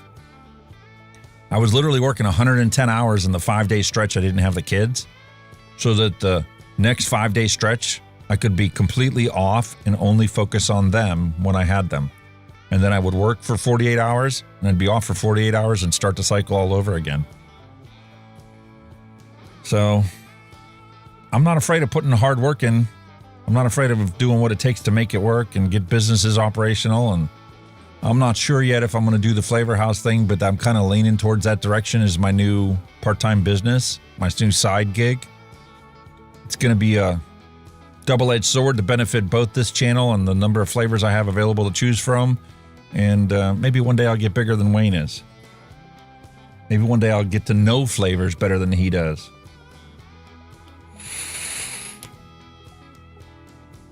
But even if I don't care. I've already gotten myself to a point where I've got some amazing flavors and amazing recipes, even ones I've made myself, that I could see myself selling as one-shots. If not in this country, I could do it in Europe and UK.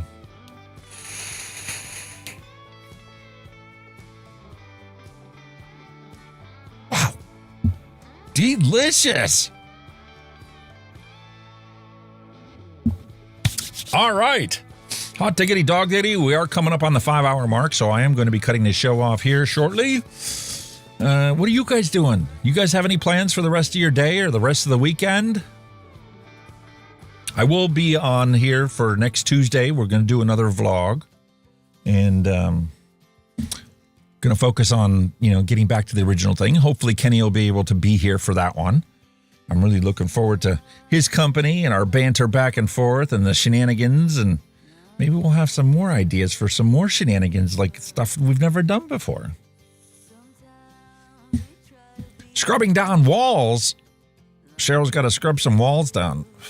I have to do that at my mom's house, man. Ceilings need painted, and I got to scrub that down before I go and attempt something like that.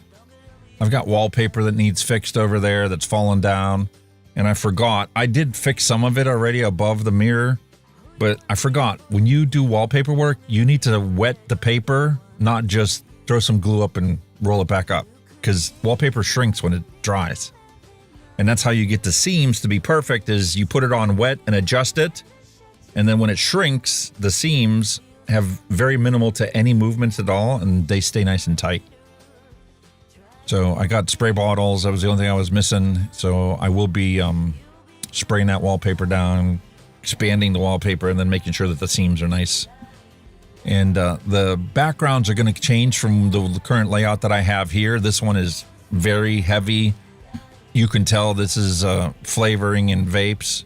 There are going to be flavorings in the background on the shelves, and there are going to be vapes in the room. but it's not going to be as saturated as this room is here. Because obviously I got 2 other channels I'm going to be uploading content on. So there will be other things on as props in the room and decorations, Elgato stuff and whatnot, cameras, and maybe some health stuff too.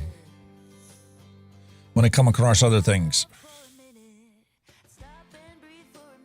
Neil Pitts, scrubbing balls. Oh, you meant walls. Sorry. I cannot get over this Raz disposable vape. The flavoring on this one is like, it's like Mountain Dew and blue raspberry cotton candy put together. It's like if there was a blue raz Mountain Dew. It even has like that sickeningly sweet soda characteristic to it. Very delicious. But I don't know. It got me through the hardest time of my life. So with that, I think it's time for me to call it quits because I think I'm just rambling at this point. And I hope you guys have a fantastic week ahead. Thank you very much for watching this show. I will be back and we'll do another vlog next week. And get some of this stuff moved over to Ohio.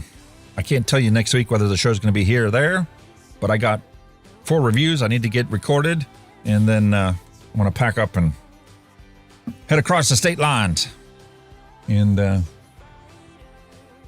get on with the production. Okay, so my wish, as always, peace, love, and a hunky vape. Hope you guys have a fantastic week ahead. Thank you for being here for this. I appreciate every single one of you out there. And we'll see you next week. If I find the right button. Peace, love, and hunky vape. See you guys.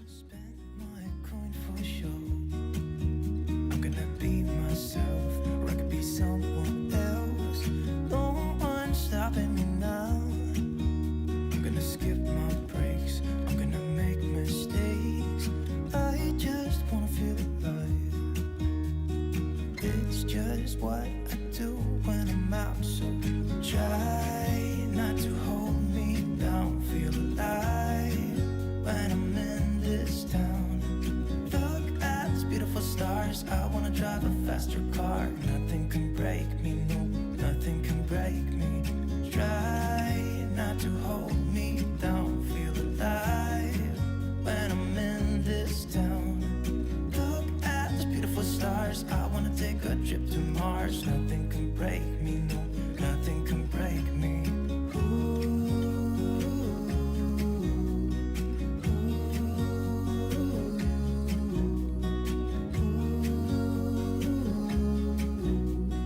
Look at these beautiful stars. I wanna drive a faster car.